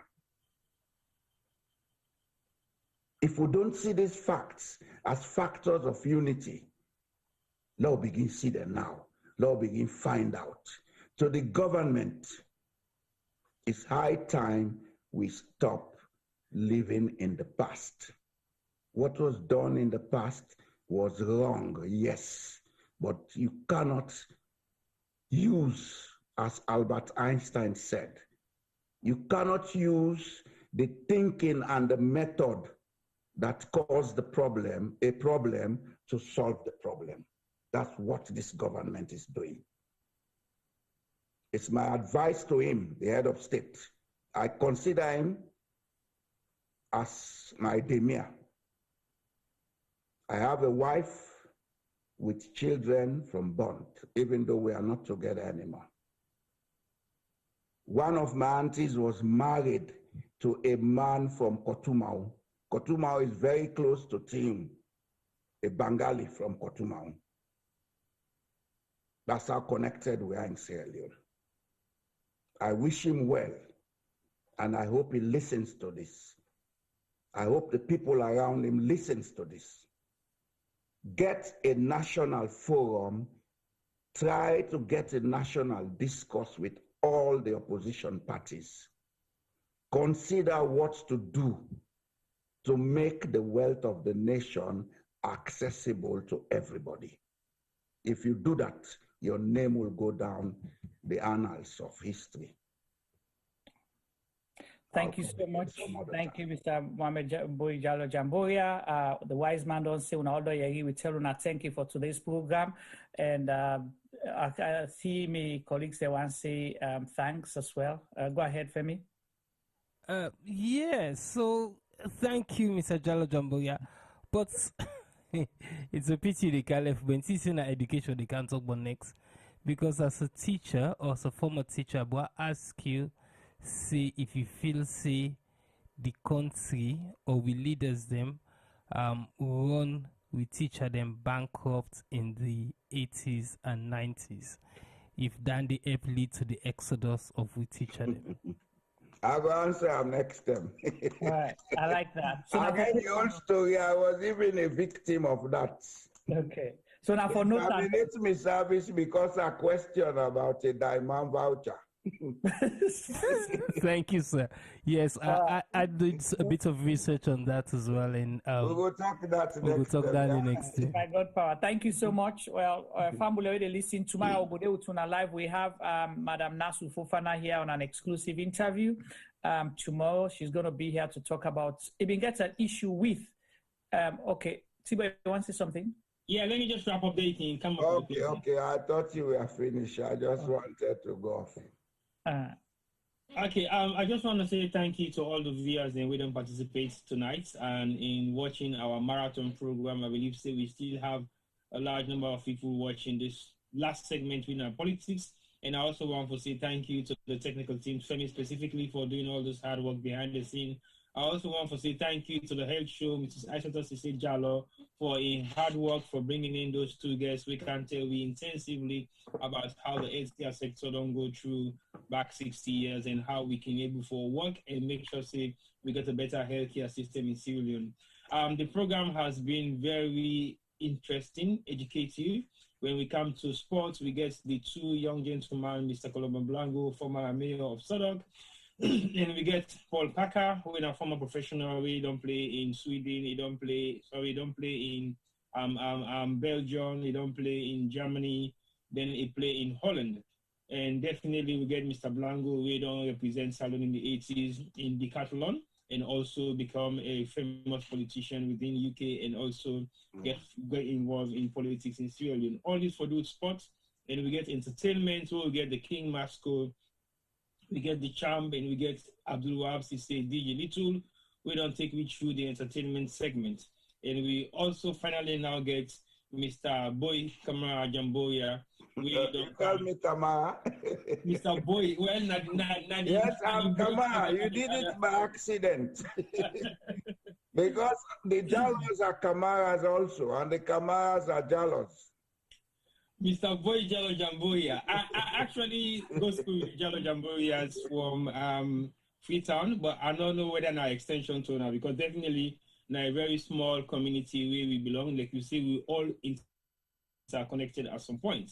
But we're so happy with the educational structures of what you don't can give tonight in terms of history of Sierra Leone, and indeed you were present when Sierra Leone gained independence in 1961. And you're able to live for give that testimony today in our program. Definitely, we need to get you back here next week for can talk about education. We now one of the things that you're passionate about, and like Juma say, you don't be now the executive branch of the biggest trade or the biggest union in Sierra Leone in terms of unions that being formed. We're not the teachers union. We eventually you come up with a model of NASIP. Definitely, you are somebody with I feel say the community is so definitely dying in need of at this point in time. Regardless all the trauma and all the brutes and brutality we Sierra Leoneans then don't put upon you, you still get that heart for say Sierra Leone is still your home, regardless all the torture, all the punishment and all the stuff we don't go through. You still believe say your service to Sierra Leone is paramount. Yes, you don't gain citizenship in a different country, but you still get love and passion for your country.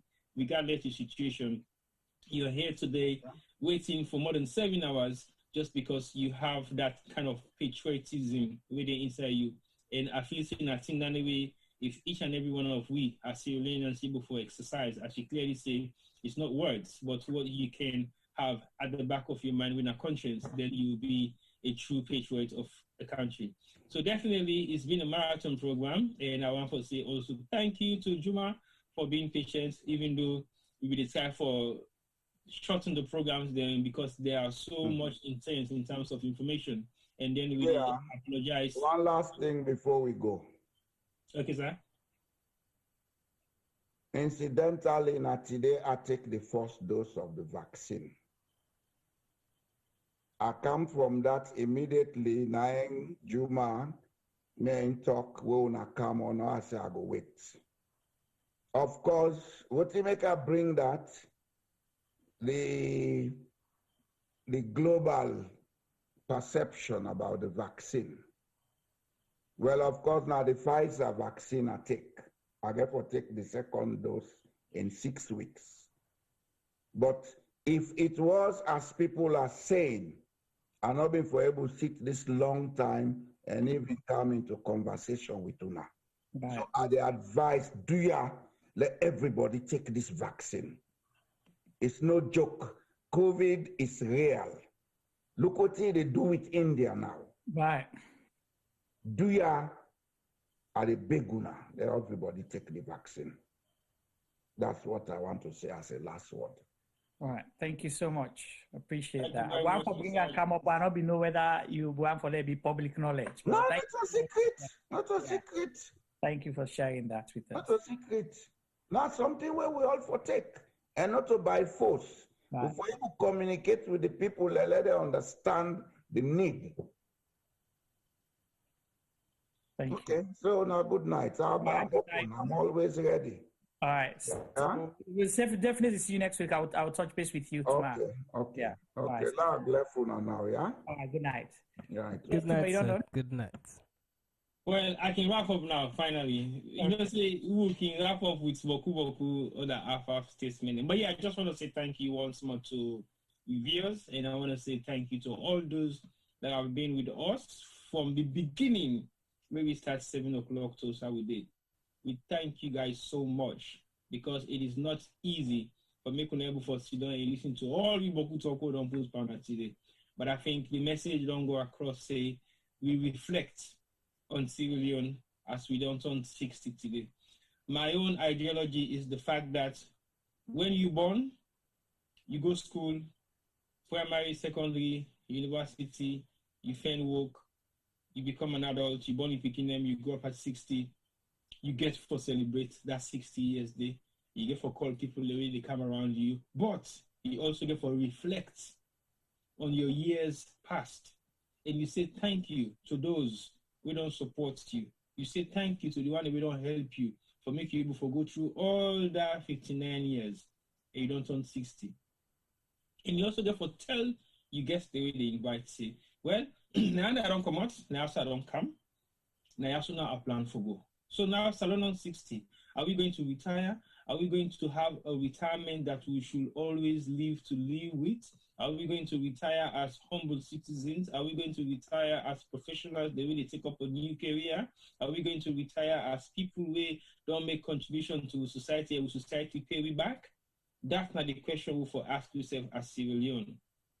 Because if you're not Sierra Leone, I think you get a lot for give account of. You get a lot for talk about. You get a lot for mention. So you picking them and you grand picking them with something you not see it. So until tomorrow, we will get another edition of the discussion program. I will say thank you very much once more, and thank you to all our viewers for tonight's show. We don't do it for this marathon period. Thank you all, and we'll see you tomorrow. All right, thank you so much. Just want to confirm that tomorrow's program we have Nasu Fofana discussing the UK House of Lords Conduct Committee investigation and findings on an allegation of bullying by Baroness Tonge against Sierra Leone's rights activist, Ms. Nasu Fofana. So we'll get them live tomorrow, 9 p.m. Sierra Leone time, 10 p.m. UK time, 5 p.m. US Eastern Standard, and 11 p.m. Central European time. And on Thursday, of course, we did also, if you remember, April 29th was the massacre at the Sierra Leone prison. We will get Comrade Koita, Comrade Koita with we go come relive that experience day where he been at the prison and tell everything happened. We know a lot of people have been killed, there is so many things. But it would be nice to hear from someone who was there in person. All right, over to you, Femi. Say on behalf from me on side, I say good night, Tona, and hand on over to Femi lay round up for you. Bye.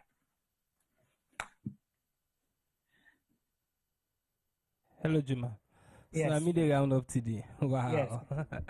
Okay, me fumble them. Literally, I be one say, you know, this. Tboy says 7 hours. We're 7 minutes short of 8 hours.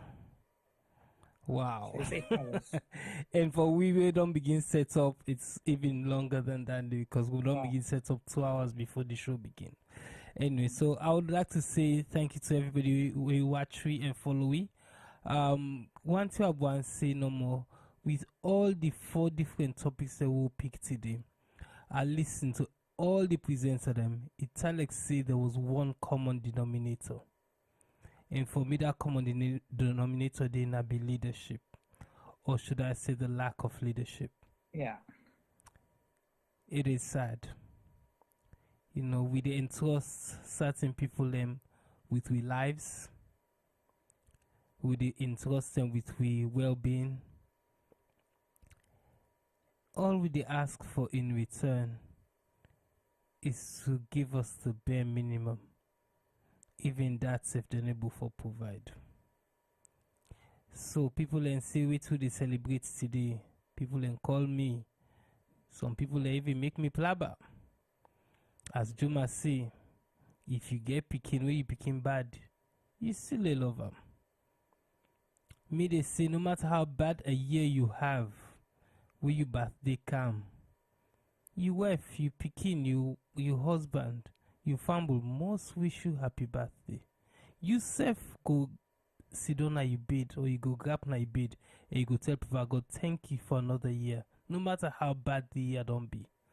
So really and truly, if our leaders are failing us, and they've been failing us for 60 years, that don't mean to say we not for be proud of how we come out.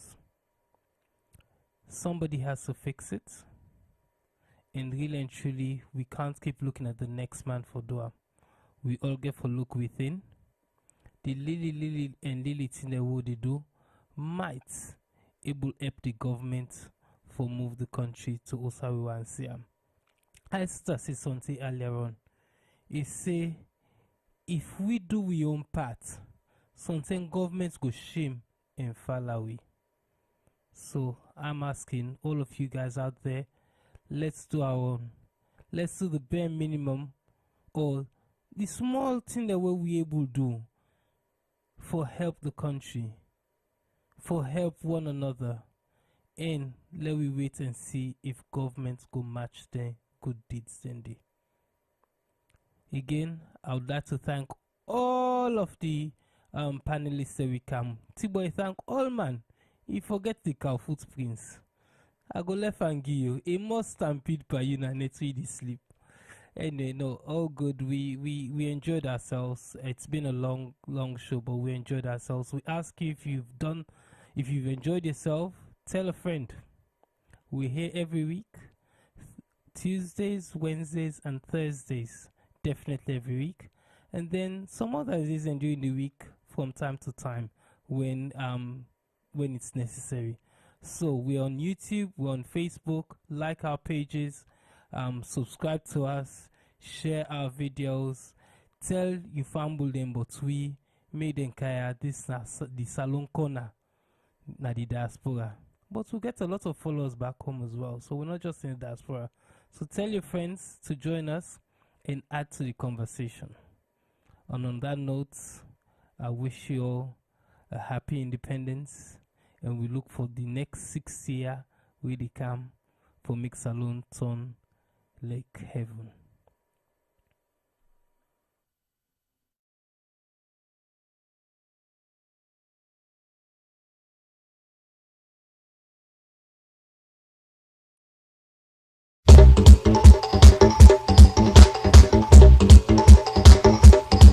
Now who's this? item for all Salon people and then party them. SIERRA Media will be bringing you a variety of programs ranging from documentaries to discussions, interviews, news, views, sports, and entertainment.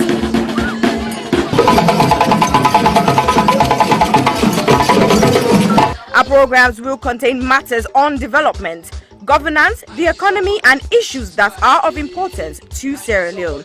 So, no left BNO because we get Bebe program then like Salon discussion, meets the ministers, the president's hour, and the Gladi program. Look me, I look you. All this they start soon na www.sierramedia.org. Now who's tem these?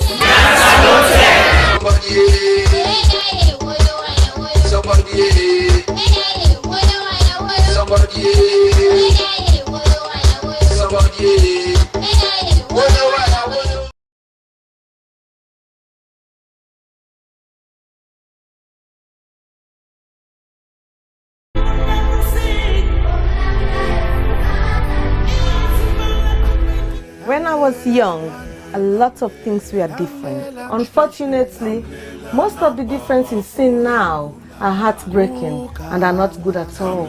Before now, men were strong protectors of the weak, fathers, brothers, lovers, sons.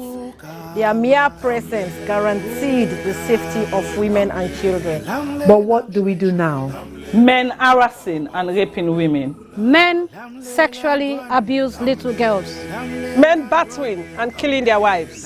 Any form of sexual assault, be it rape, sexual abuse, or pedophilia, is a killer to human self-esteem. Women should stop dying in silence. Speak now. The rapist should be stigmatized, not the victim. I think death sentence should be the consequence of such terrible act. And you mothers, build confidence in your children, put trust in them, listen to them when they make reports, and take necessary actions. Talking of mothers before now, women were virtuous. They were mothers, daughters, and sisters. Nurturing, counseling, supporting their men folks. But now, women are trafficking female children for money. Women are forced to be silent. All this must stop, and it must stop now. Real men do not abuse, rape, or molest women and children. It is barbaric, unacceptable. Let all real men stand with us. Together, let's say an emphatic no to rape, sexual abuse, pedophilia, and domestic violence.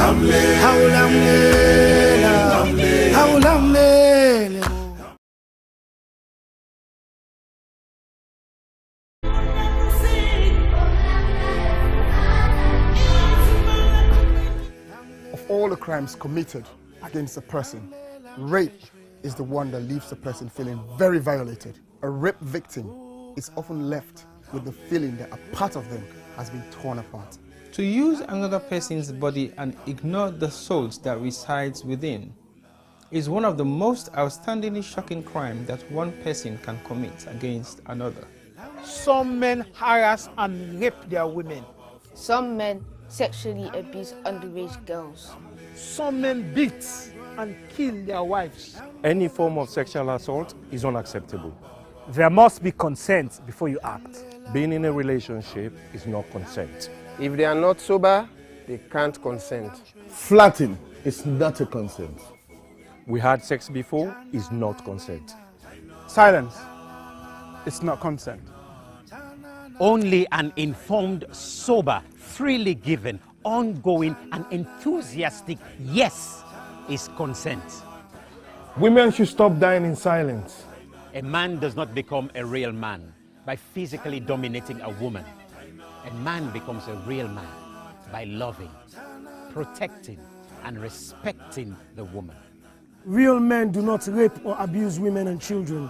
Let all real men stand with us. And together, let's say no to child abuse, no to domestic violence, no to all forms of rape, being it spousal rape, intimate partner rape, child sex abuse, statutory rape, date rape, serial rape, and gang rape. We must rise up against this ugly trend. Justice for one, justice for all. All sexual assault must stop, and it must stop now.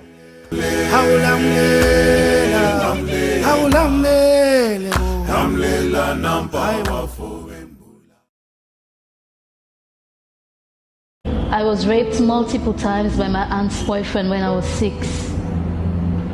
I was repeatedly raped at the age of 8 by a close family member.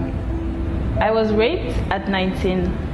I didn't speak openly about it because I was ashamed and afraid that people would judge me. I was raped at age 5 by my caregiver's husband. On June 17th, 2020, 5-year-old Khadija Sakho, a beautiful little girl from Freetown, Sierra Leone, was repeatedly raped and strangled to death, allegedly by her own cousin. Her death shocked the nation. But in truth, in this small West African country, 9 out of 10 girls experience some form of sexual violence in their lifetime. Think about that for a second. 9 out of 10. That's 90%. My name is Aisha Sisay. I'm a journalist and activist. I'm joining forces with Idris Elba and other activists from across Sierra Leone to support the survivors of sexual violence with the Survivors Solidarity Fund. Please consider donating whatever you can afford. All monies raised will go to 4 local organizations currently providing free medical and legal services to survivors. 5-year-old Khadija lost her life to sexual violence. That same threat remains for millions of others. So this is also a call for you to use your voice, your power, to draw attention to an enduring culture of rape. Together, we must end it now. My name is Aisha Sisay. I am Khadija Sakho. I am Khadija Sakho. I am Khadija Sakho. I am Khadija Sakho. I am Khadija Sakho. We are Khadija Sakho. We are all